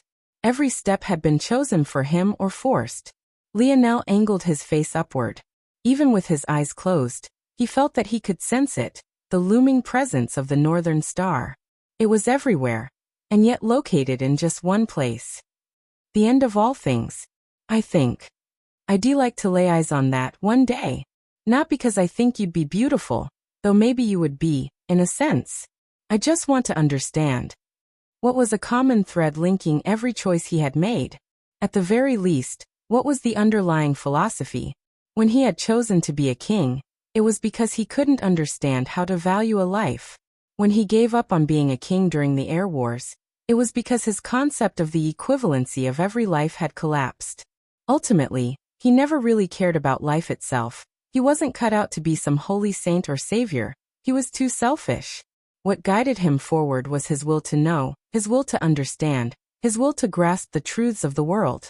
Lionel's heart beat once, and the echo roared across the human domain. He, too, was a wise star order. A stream of golden light radiated out from Lionel.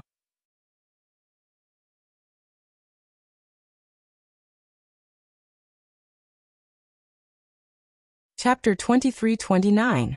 Published at 22nd of November, 2023, 5:08 and 32 seconds AM. Chapter 2329.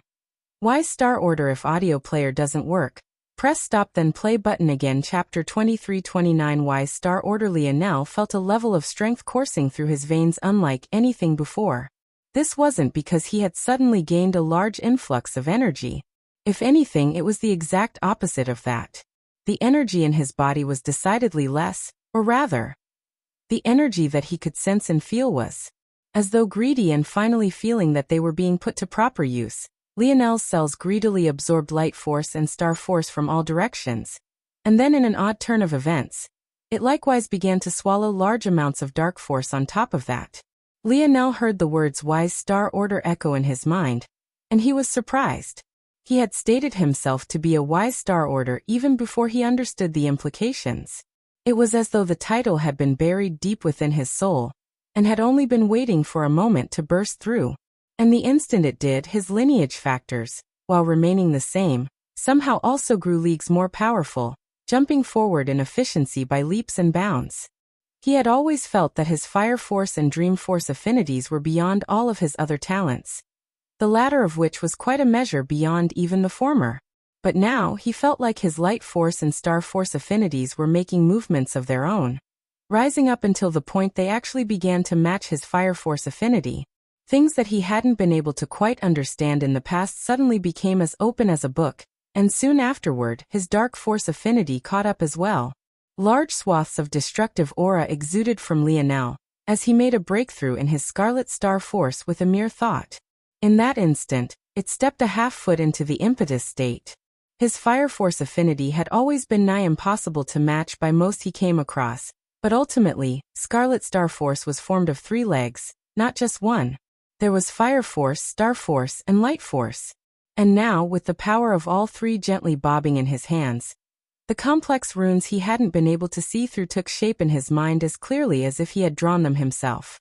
At the same time, a memory within himself unlocked, and he recalled. Ah yes. This was a feeling he had felt before, or rather, a feeling that his enlightened self had felt. It was no wonder he was able to become a starry-tailed fox back then so easily. It was no wonder he had been able to draw all of those runes on his innate node. It was no wonder. His enlightened self had already felt what it meant to be a wise star order, what it meant to cross that final barrier, and become the man the god beasts of creation had bestowed the right of bookkeeping to. It was then that Lionel also came to understand something else. When he first began his journey, he thought that his insane dream force affinity came from his ability index. When he learned of his so-called grandmother, he believed that it came from her bloodline instead. But now he understood the true root. His dream force affinity, his greatest reliance, and an affinity he couldn't properly scale even if he wanted to. An affinity that even the god races would likely be unable to scale, wasn't a product of just one series of factors at all. Rather, it was a combination of everything. His ability index, his bloodlines, his title, and likely the result of his future self reaching such an unprecedented level of control in the dream plane that he came to benefit from it. He was an anomaly, a series of coincidences brought to a head in a single body, a race of sovereign demons, the experiments of the god beasts, and the natural inborn talent of an ability index that could be summarized in a single word: control. The Morales territory rumbled and began to change. At that moment, in the core of the planet Lionel stood upon, large waves of dream force began to take shape, taking hold of the large sums of force, bending them, and then beginning to mold them into a force art that any expert would recognize quite clearly. The protective formation of the spiritual's religion. The planet rumbled as dust particles began to flutter wildly, dust particles that were none other than the solidified manifestation of force. NO/V/E/LB/1. And Lionel punched out a single time and the world froze. A hole the size of a planet was torn through a Tier 1 starship. The strength of the fist traveled across a distance that could be measured only in light years, and yet it didn't lose its strength in the slightest. Lionel, who had been patiently waiting for his enemies to get into range, no longer needed to. Or rather, his range had increased to the point that everything else was superfluous. They had already entered his domain. He punched out again, and then again. Every time he did so, the hearts of the Morales below would feel as though they were being crushed, and yet the excitement in their eyes was palpable. When Lionel said that he would fight alone, they had hesitated. They had been wary of what this would truly mean. Was their patriarch overestimating himself a bit too much? But their questions were answered instantaneously. It was far too far to hear anything, and they couldn't even feel the deaths of the families that had been their competition for millennia. But that only made it all the more surreal. Tier 1 starships, the greatest offensive firepower of the human domain, couldn't even get close beneath Lionel's might. One after another, fireworks echoed and large shockwaves resonated. It would take several days for them to even reach the planet, but by then would it matter? What could get beyond Lionel's formation?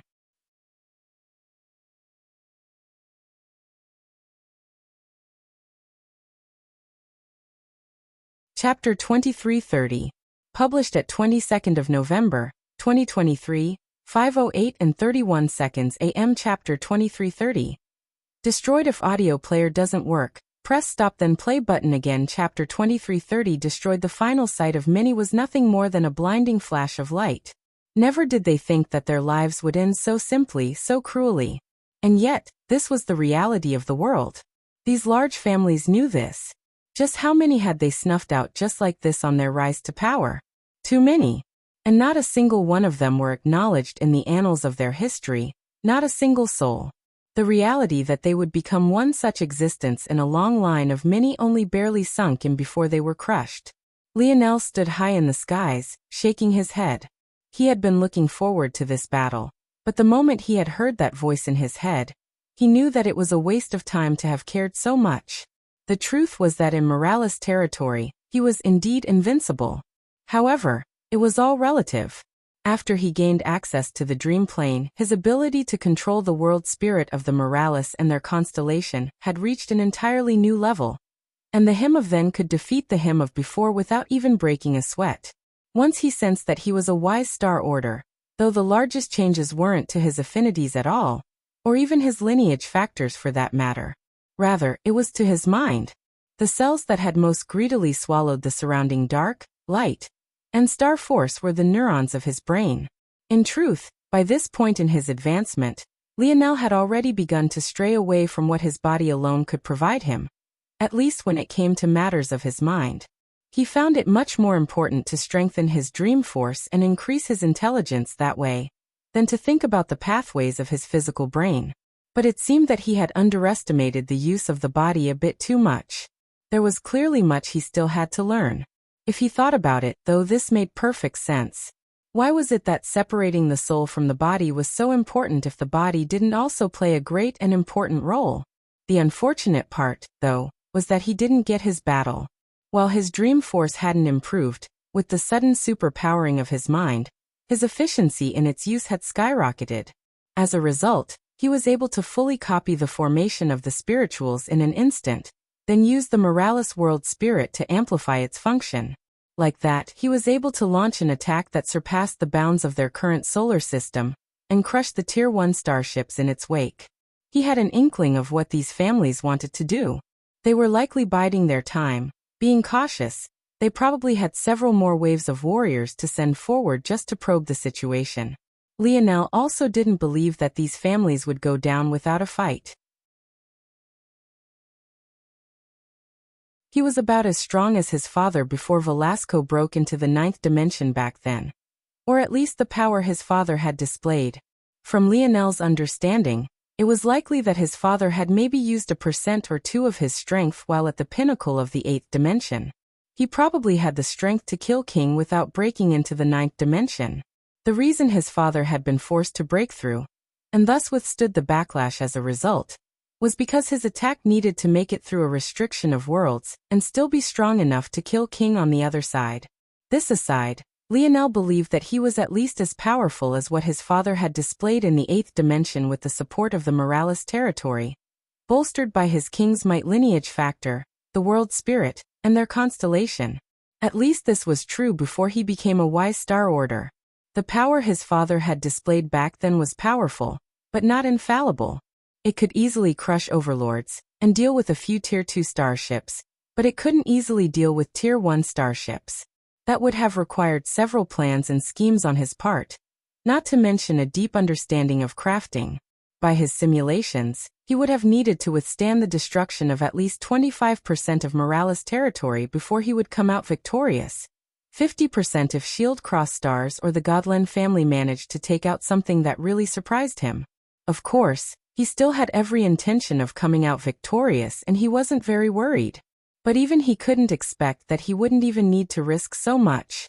All of his enemies had been crushed by a sudden breakthrough. Lionel looked up.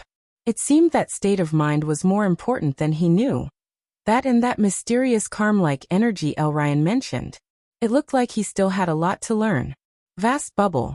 A young woman, with her head buried in a well of water, suddenly shot back up, gasping for breath. She regained her calm quickly, but she still felt her heart beating out of her chest.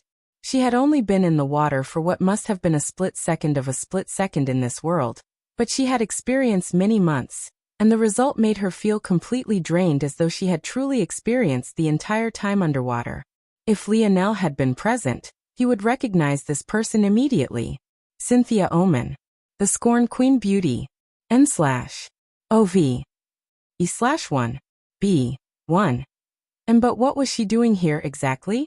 You've seen what you needed to see? A voice came. My family has been destroyed. The voice stopped, not having expected this. In truth, this was quite embarrassing. They had promised Cynthia that the warning was silly, and even gave her a chance to observe, but the result? Cynthia slowly wiped the water from her face. You can begin the selection now. I would truly like to see how far he can go.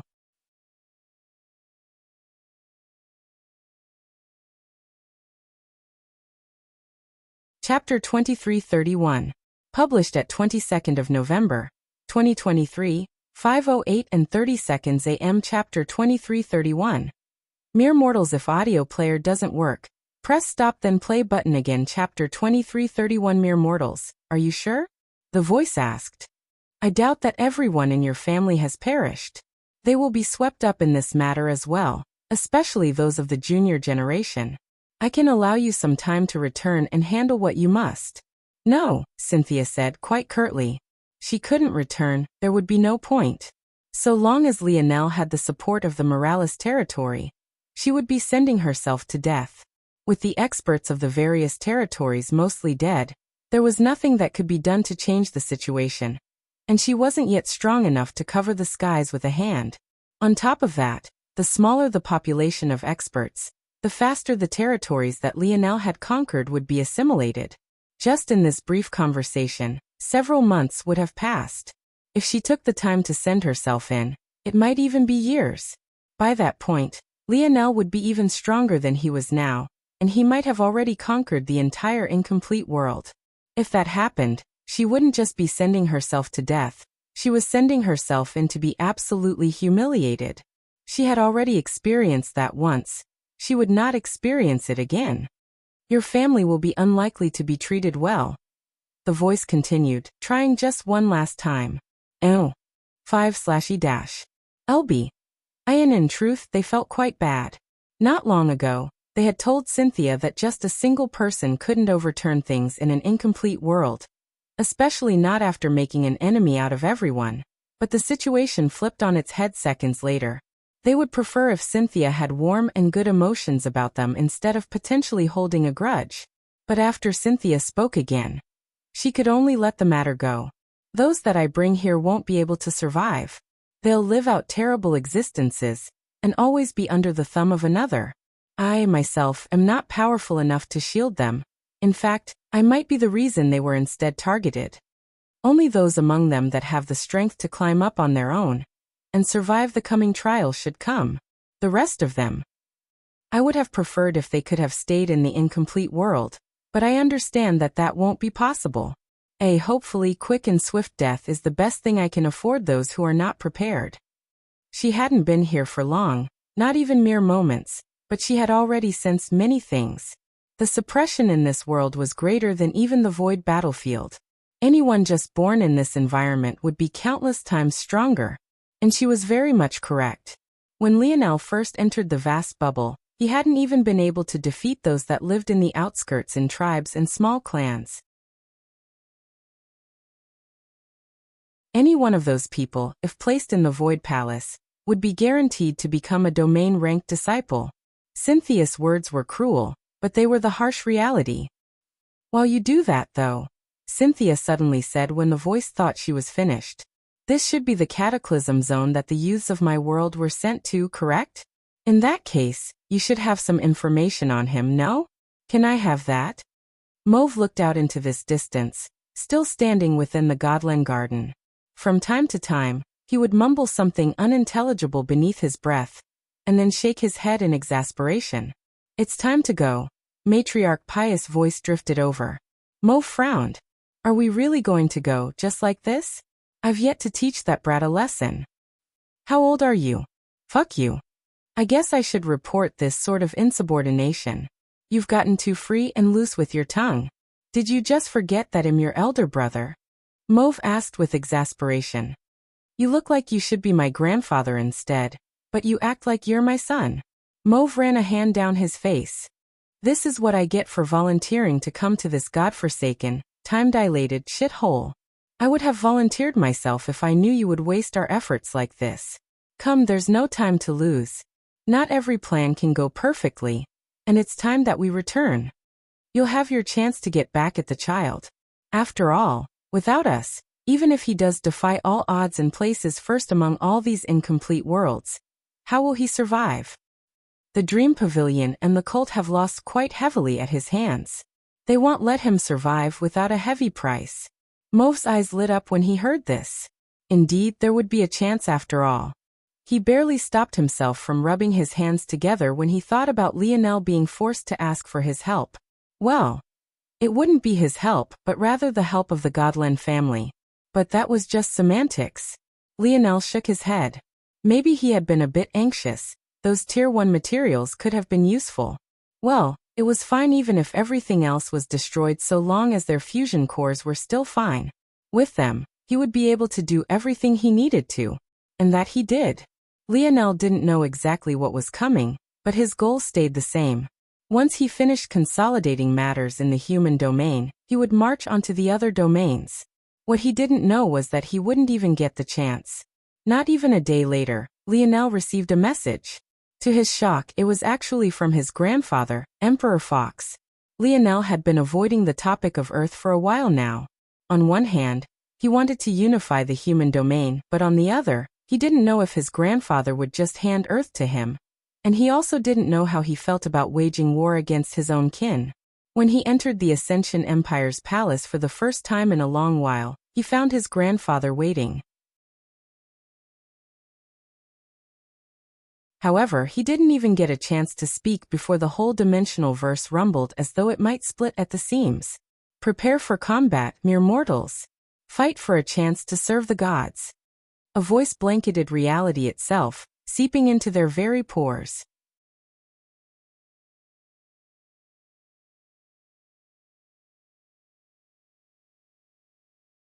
Chapter 2332. Published at 22nd of November, 2023, 5:08 and 30 seconds AM. Chapter 2332. Downfall if audio player doesn't work. Press stop then play button again. Chapter 2332. Downfall. Lionel looked up into the skies and sneered. They had some nerve calling themselves gods. But he guessed that this made sense. Their goal would be to subdue the powerhouses that came out. Unless they formed an image that would demand absolute obedience, They'd have to expend too much effort keeping them in line. This is what those four great families did best. They hid the truth, making them seem infallible when in reality, they were weak. They had done it with the ranking system of the demons. Lionel wouldn't even be surprised if all the demons he and Aina had come across in that world weren't even worth ranking to the true demon empires of greater existence. They had done with force manipulation, not wanting talents to rise up and question their rule or their methods. Force manipulation was the way those without talent could rise up in the world and form methods of power for themselves. Keeping such methods hidden away was sinister beyond compare. They had done so with the various lineage factor tablets. If not for Lionel's bloodline, how could he have ever gotten his hands on the Emperor's Might tablet? He did, though, get a small bit of satisfaction wondering how they had reacted to this sudden change. They had probably panicked when they learned that he had taken the tablet. But that wasn't something that he had to worry about for now. He knew how shameless those four great families could be, and he understood their methods quite well. It was probably because of their methods that they were in this situation to begin with. If they hadn't suppressed their populations for so long and with such great effort, would they need to rely on the breakthroughs of geniuses of incomplete worlds to help them out of their predicaments? But those fools probably didn't even see the error of their ways, and if they managed to survive this, they probably never would. So, old man, you've finally decided to call and explain things to me? Emperor Fox looked down from the skies, his expression just the same as always. His eyes carried a hint of a confident smile, and he seemed unbothered by any and all things. Old man? What an endearing term. So you don't want to kill me? These words didn't seem like they were exchanged between a grandson and grandfather at all. But since when was the relationship between these two anything like the norm? Kill you? I thought about it. But then I learned some things. Ah, so you know I could shatter your existence with a flick of my finger. It's good that you do. Lionel chuckled. Even if I knew that, it wouldn't matter. If I had the intent to kill you, I'd find a way. Maybe or maybe not. You're not the only intelligent being in all of existence. Don't mistake these rabble you've been playing around with, and anyone worthy of your attention. That Cynthia character is passable, and yet she was already able to put you in quite a bad situation, don't you think? Lionel's brows raised before they relaxed. So it was her? Mother should have killed her already. She's needlessly, needy. Emperor Fox broke into an uproarious laughter. She did die. Unfortunately for you, she was revived. N/0 Velbin Lionel didn't seem too surprised by this. If he could resurrect seventh-dimensional existences of this world with impunity, then he was sure that someone could do the same with someone of the eighth, especially if a golden version of his silver tablet existed. Emperor Fox, though, shook his head. I'm afraid that you've misunderstood. Her resurrection wasn't at the hands of anyone. She simply returned because existence willed it. Lionel's gaze narrowed, but Emperor Fox only smiled as though he was satisfied with this explanation alone. Next time you meet her, I advise that you be careful.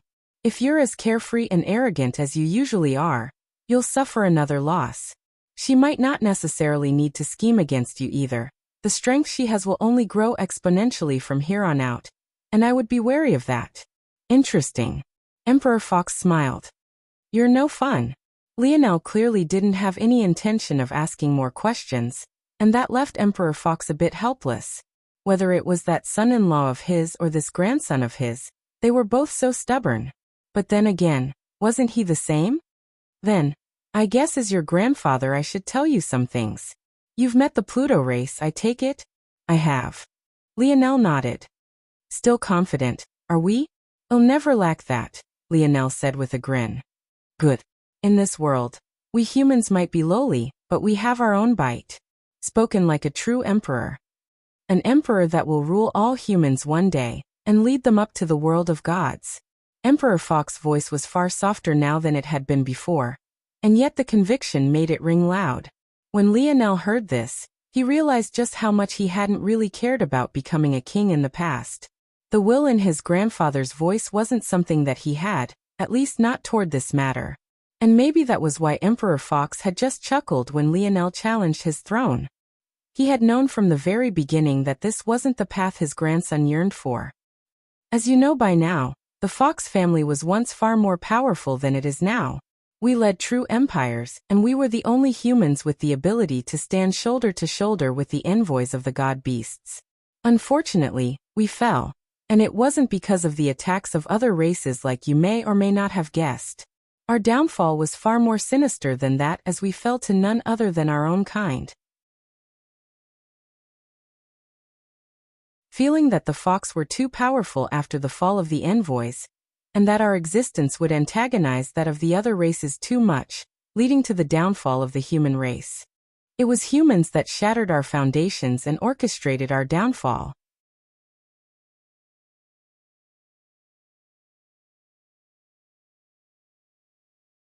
Chapter 2333.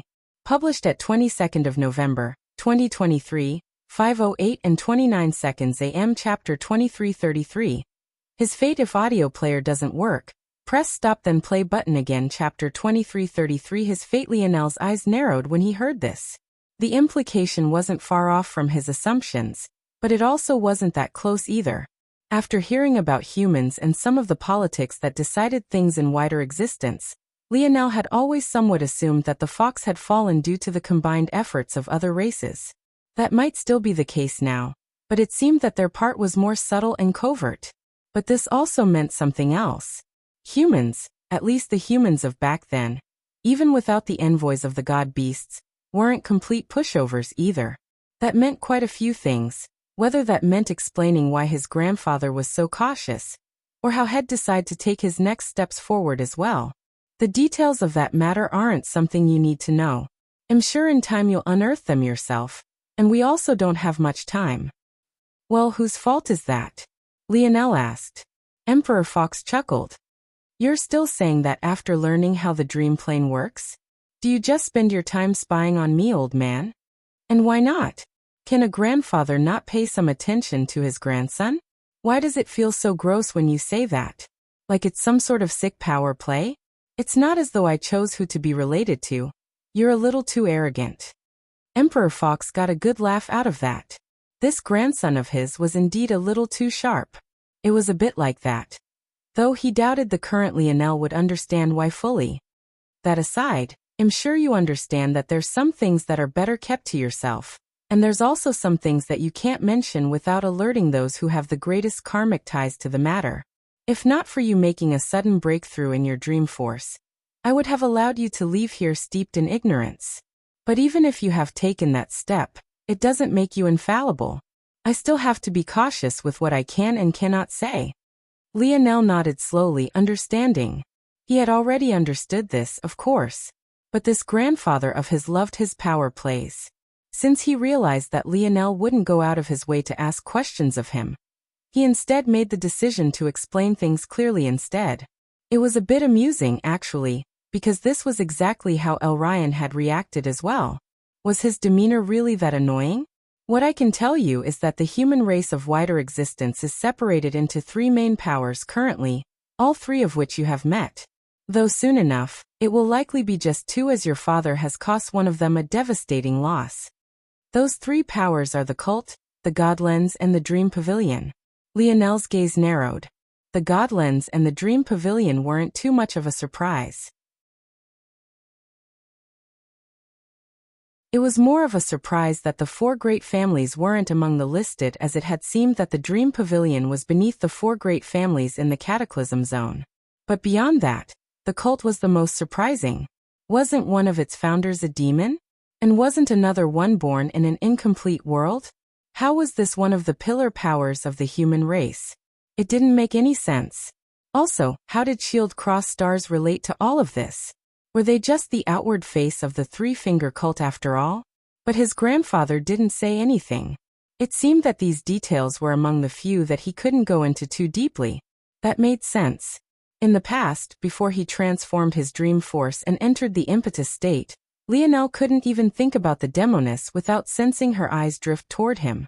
Of course, just the fact he could sense a hint of her attention to begin with went to show just how amazing his dream force affinity was.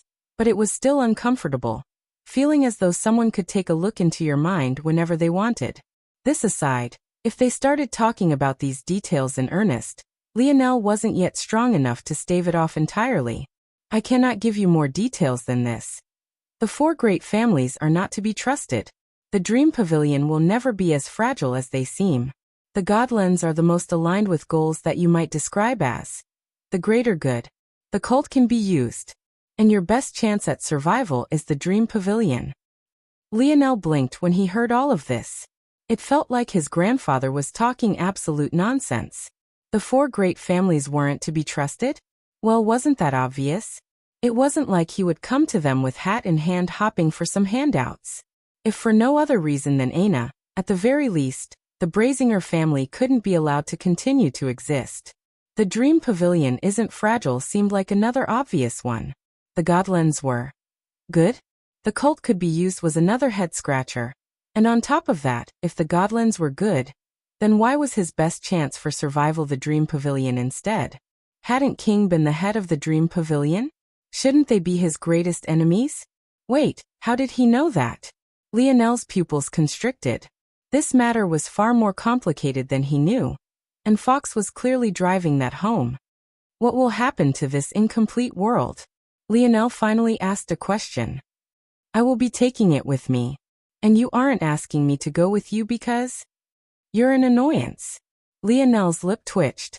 He knew that this wasn't the real answer, but shouldn't this old man be a bit more mature in this situation? Unbelievable. N/B-I/N. I will be taking your grandmother and your mother with me. Lionel looked up and met his grandfather's eyes, then eventually nodded. He doubted his mother would be very happy about it, but he also doubted that she would get much of a choice in the matter too. He much preferred things to be like this. Your cousin, however, will be with you. Whether he lives or dies, will be decided by his fate.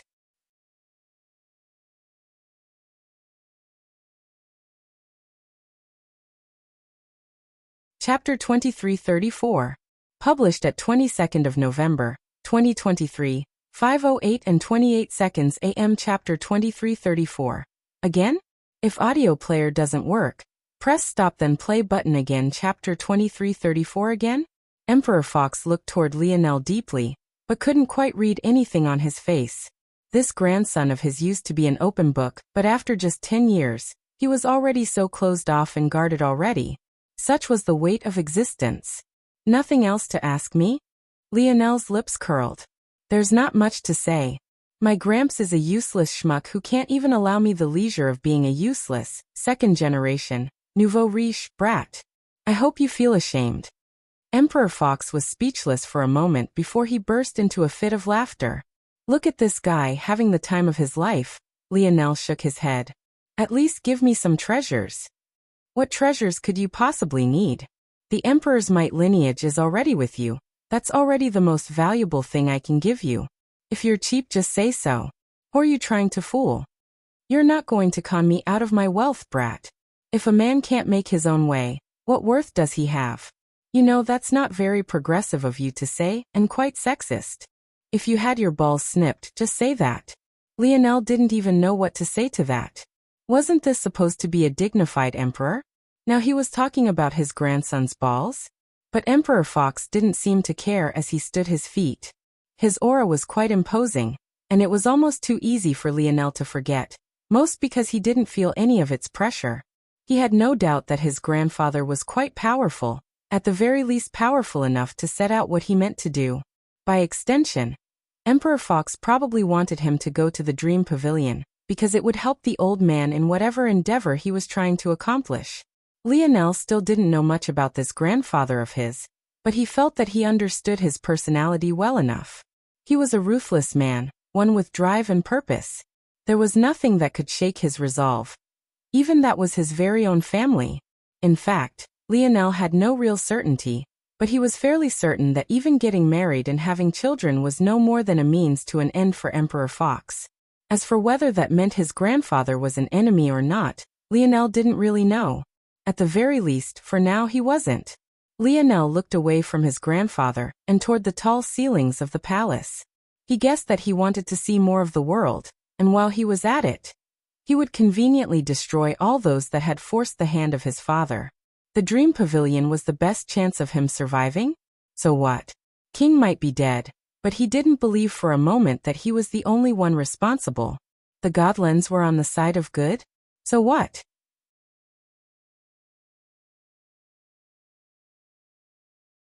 Who knew what they had done for the greater good? How many sacrifices they had allowed? How many good people they had allowed to fall, all for the sake of their own visions? The four great families weren't to be trusted? Good enough. He would just make it so that no one could make that mistake again. As for the cult, that grandmother of his would get what was coming to her.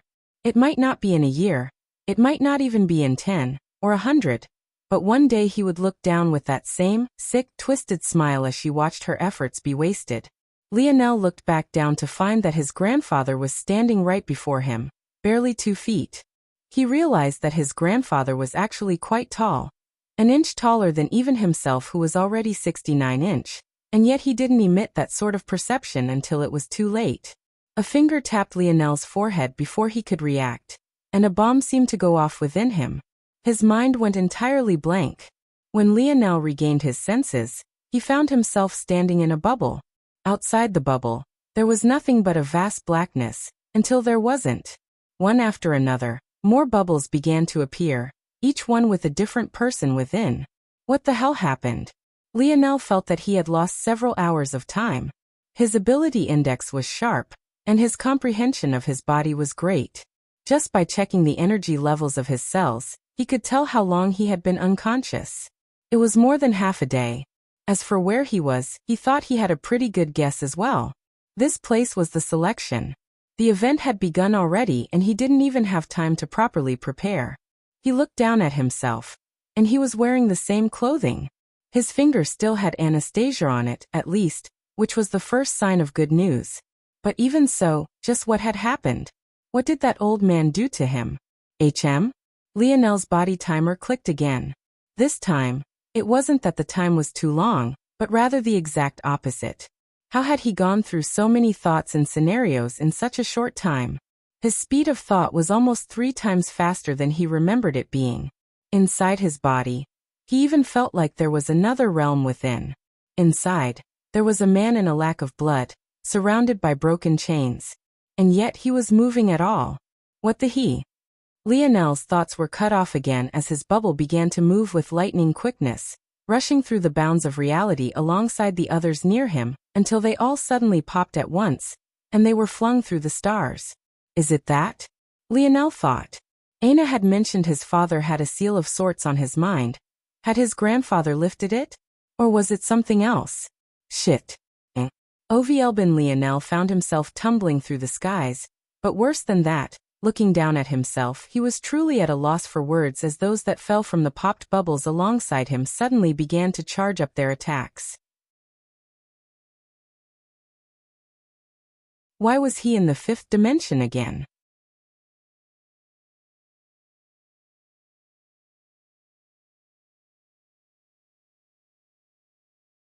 Chapter 2335. Published at 22nd of November, 2023, 5:08 and 27 seconds AM. Chapter 2335. True Sailor. If audio player doesn't work, press stop then play button again. Chapter 2335. True Sailor. Lionel didn't know how to react to this immediately. He even assumed that his grandfather had screwed him over for a moment, before he tossed that train of thought away. Unless Emperor Fox had stolen his progress, what good did it do him to harm Lionel in this way? It was possible that he wanted to use Lionel as a scapegoat, but that was such a stupid idea that Lionel couldn't even quite take it seriously. He refused to believe that there was anyone in his lineage that stupid, least of all his grandfather, who had a decent opinion of. Plus, even with his original power, even he wouldn't say with 100% certainty that this selection event would be a breeze. He had met those geniuses of the other incomplete worlds during his spear domain trial, and they were all so powerful even though they couldn't use their various race-related abilities. And those were just the spear domain geniuses. What about the other domain ring geniuses? Or what about the geniuses that didn't rely on the domain rings at all? They definitely weren't to be underestimated, which was why Lionel had wanted to have time to prepare. And yet he hadn't been given that grace at all. Damned old man. In addition, if the seal on him had been undone, how could he be weaker? His speed of thought was so much faster as well, and he felt that everything was still in the palm of his hands. Maybe I should deal with this situation first. Lionel looked toward the attacks coming toward him and shook his head. These people were weak, pathetically so. He understood though. Even if there were some of the incomplete worlds that would be absolute monsters, the law of averages still applied. For there to be a few monsters, there would have to be quite a number of garbage dumps for wider existence to have the poor opinions of incomplete worlds that they did. That meant that the vast majority of those thrown into this life-death battle would be like the weaklings of the human domain, who couldn't even make it into the Void Palace. The only reason that they had attacked him so boldly was because they sensed that he was only in the fifth dimension, and thought that he was an easy target. He somewhat lazily stretched out a finger, ready to blast a hole through them all with a strand of spear force. But for them to be so eager to kill me, could there be some sort of point system? I wouldn't even know about such rules because of that damned old man. Maybe I should keep one of them alive just to ask. Lionel readied his attack, and then his expression changed. Son of Bang. Lionel was consumed by the attacks on all sides. I killed him. All of you scram. One of the experts barked as a tally appeared above his head before blinking out. However, none of the others even paid him any heed. Just now, they had all gained somewhat of an understanding of each other's attack strength, and no one was far above the other. Lionel had been right, there was indeed a point system that tallied kills. And just now, above the head of the one that had just barked out these orders, a young man with horns that ran from his nose to the very top of his head and back down his spine, a flashing one had appeared. However, this was just one of the benefits of a kill. Every kill would net you a +1, not to mention the kill count of the one you had slaughtered, except for those so-called seated participants. But the true boon would be what was left behind after the death of the person. Somehow, the gods that had sent them here had the ability to turn the participants into quasi-invalid type existences. N/OV-E-B-1. And when invalids were killed, their strength was turned into motes of light, and those motes of light would, in turn, strengthen the one that had killed them. Usually, it was said that this was a way to balance out the creation of new worlds. The newer the world, the more invalids there would be, and thus the faster the progress of the world. This would make it so that those that had just survived would be able to somewhat compete with the other fourth-dimensional worlds around them, and not be immediately swallowed up. At least, this was what those of the various incomplete worlds had spread as the truth. Either way, these gods were able to convert even humans in the same way, and that gave them all a chance to benefit. The difference was that the person that had landed the kill wouldn't immediately benefit from their kill. So why would they listen to this horned young man's barks? They all landed on the ground heavily, some in sorrier states than others. They all warily looked toward one another, no one willing to make a move. That was, until one of them suddenly felt that something was off. This young woman, with skin the color of caramel and eyes as bright as pink diamonds, felt her heart shake. She had a sensory type ability index, and the only reason she didn't run immediately was because doing so when no one else was would draw undue attention to herself. It would be easier if she watched them fight it out, and then slipped away in the chaos. She was sharp. That was why she noticed that there wasn't just one person that was missing among their large group of just over a dozen. There were two. The smoke cleared in the dry landscape, and soon they saw two corpses laying on the ground, one face down and the other looking up at the skies, wide-eyed as though he had died with unwillingness. But then this second corpse began to move, curse words flying from his mouth like a true sailor.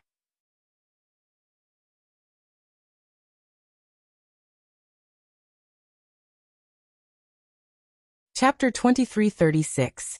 Published at 22nd of November, 2023, 5:09 and 18 seconds AM. Chapter 2336. If audio player doesn't work, press stop then play button again. Chapter 2336. Don't let me find you. Lionel kicked the corpse that was beside him away, the curse words still flying from his mouth. This was unbelievable, truly unbelievable. Right when he was about to attack to kill all of these people at once, he felt a heart-rending pain tear through him. The last time he had felt that kind of pain, it was back when his Bao force had progressed to the 6th dimension while he was still in the 5th. Ironically, he was once again in the 5th dimension, but now whether it was his Bao force or his spear force, both were in the 7th dimension. The worst part was that they weren't just in the 7th dimension, but each one was just a step away from the impetus state, making the gap between himself and his forces so wide that even trying to gather them up had almost shredded him apart. In the past, at the very least, he could squeeze out a Bao strike or two and come out of it with nothing worse than some fatigue. But now he had quite literally felt that his body was about to be shredded apart. It only made it worse that he hadn't taken out his spear, and had instead tried to use his fingers as a replacement.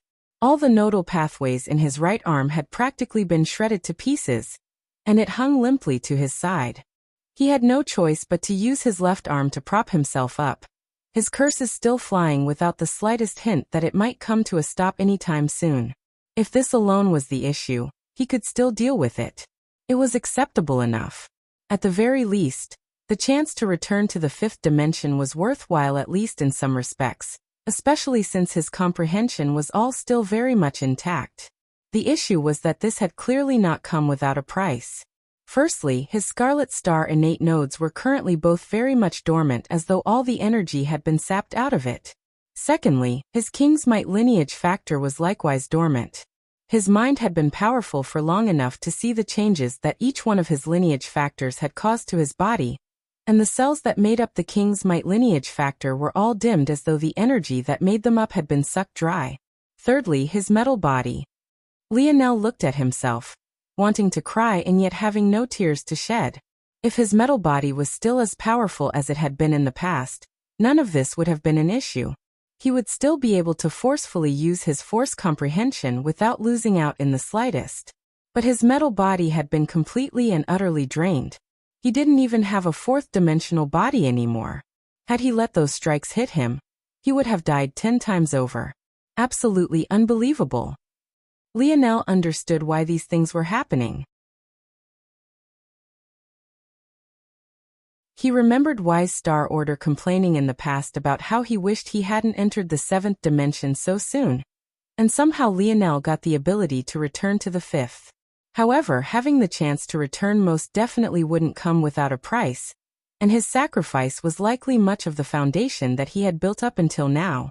The only things that remained by his side seemed to be his Northern Star lineage factors and his Spear Domain lineage factor, or rather, the spear aspects of his now fused Moralis lineage factor, but it was still a depressing sight to behold. The youths around Lionel didn't know what to say. They didn't know how or when he had grabbed one of them to be a scapegoat for their attack, and that left the smarter ones among them on edge. But if everyone was smart, no one would be. Seeing that there was a corpse with energies to absorb and a second injured 5th-dimensional existence that could be seen as an easy kill, at least half the group rushed forward, the other half frowning as they chose to observe the situation for longer. Lionel didn't seem to see them at all as he continued to curse, his unhappiness clear and obvious on his face. The stupid among them even thought that he was only reacting to his imminent death. But just when the horned young man reached him, grabbing for his head to shatter him at once, Lionel's body crumbled into countless motes of light, causing the youth to swing at air. He only had time to frown before his eyes opened wide as the world began to spin around him. Why was the world spinning? And why was he looking at his headless corpse? Lionel flickered with his every step. His power was weaker, but his skill was impossibly far beyond these people. Even if he couldn't use his spear force, the comprehension of the spear that he had achieved just by raising it to the level he had made him akin to a spear master amidst a flock of toddlers. At the same time, even if he couldn't use his body as a conduit for his force, did he not still have his mage core? And did he not also still have his mind and his ability index? These people might as well have been moving through quicksand, their movements so slow and easy to track that Lionel could think of dozens of ways to kill them before they landed even a single strike. When he finally lowered his spear, not even 3 seconds had passed, and yet a forest of headless corpses stood before him before slowly tumbling to the ground. The world seemed to fall into silence, the only noise the sound of Lionel's curses. "I swear to God, old man, don't let me find you." The instant he said this, he flickered again, appearing amidst those that hadn't moved. They tried to run, but what good was it? The pink-eyed girl closed her eyes, seemingly having accepted her fate when she felt something ice-cold press against her neck.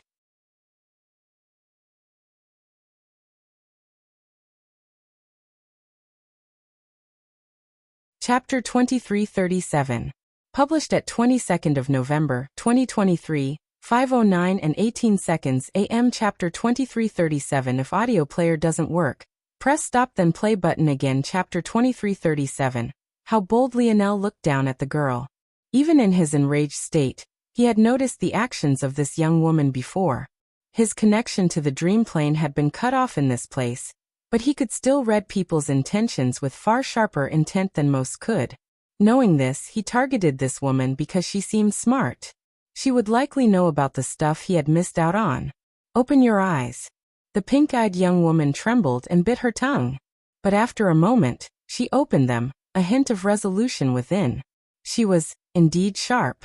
Among those that Lionel had killed, there were 2 women who were conventionally more attractive than she was.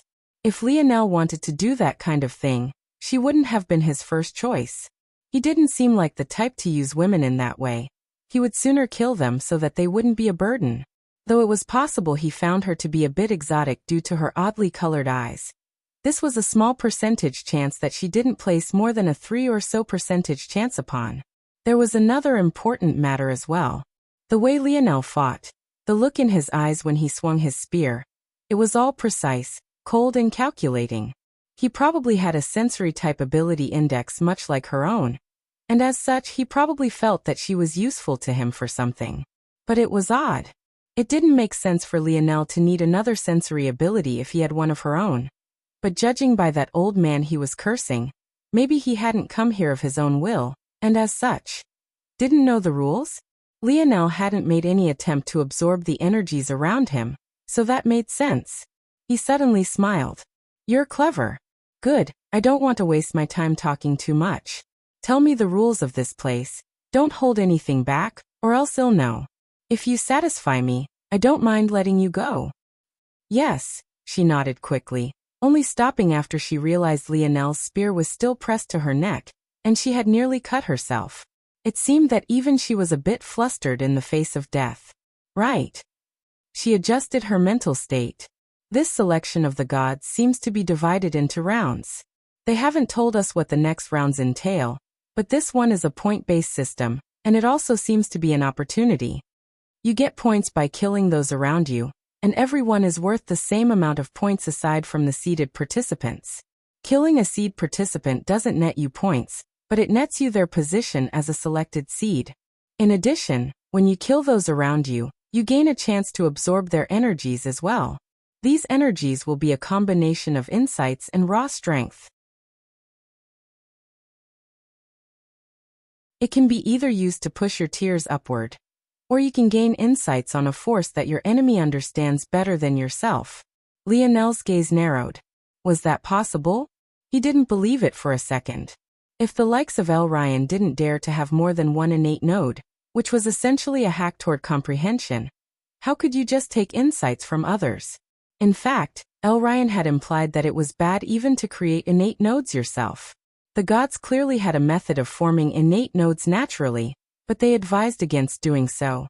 And on the ladder of trouble, stealing an innate node was even worse, making your future path even more difficult. Lionel didn't believe that the likes of the vast bubble had a method to circumvent these problems. In fact, if his deductions were correct, this method of refining people down into their force insights was likely just a crude method of the god race's ability to create innate nodes from scratch for their descendants. One method was perfect, and yet inadvisable to use. So how much worse would the imperfect method be? Lionel sneered inwardly. This was clearly another scheme by the great families. They wanted their pawns to be strong, and also use this opportunity to get stronger, but in line with their usual history, they didn't want them to get too much stronger. If Lionel was correct, they wanted the best among them to become extremely powerful within the 8th dimension, but never be able to become powerful among the 9th dimensional experts. And the worst part was that the method was so subtle that even when the day came that their potential ran dry, they wouldn't even think to link it back to this occurrence, making them remain loyal to those families just for a hope of maybe, one day, breaking through. It was a clever scheme indeed. The pink-eyed beauty felt her heart skip a beat when she looked into Lionel's eyes. She found it almost impossible to read anything from this young man, but she could still tell that he knew more than he was letting on. She felt like she had to keep talking. Maybe if she proved herself useful enough, she could stay with Lionel. After all, she doubted that only Lionel would be this point. Just how vast was the cosmos? How could she just so happen to stumble onto the only monster participating? Lionel didn't even seem to be a seated participant. How much more powerful were they? The seated participants, if you don't know, are the existences that have the backing of their entire world. They were unanimously nominated by their people to lead their batch. You likely don't have a seed participant, because one of the benefits of being a seated participant is spawning with the selected geniuses of your world. In addition, you'll always be able to sense your seated participant no matter where you go, so you can go off to look for opportunities and always meet back together. Lionel raised his eyebrow. Oh, so is that what that feeling was? Lionel chuckled inwardly. The dimensional verse had chosen a seated participant? And it actually wasn't him? How bold of them. The pink-eyed young woman looked toward Lionel with confusion. What he said didn't make sense. How could Lionel sense a seated participant, and yet not have spawned with them?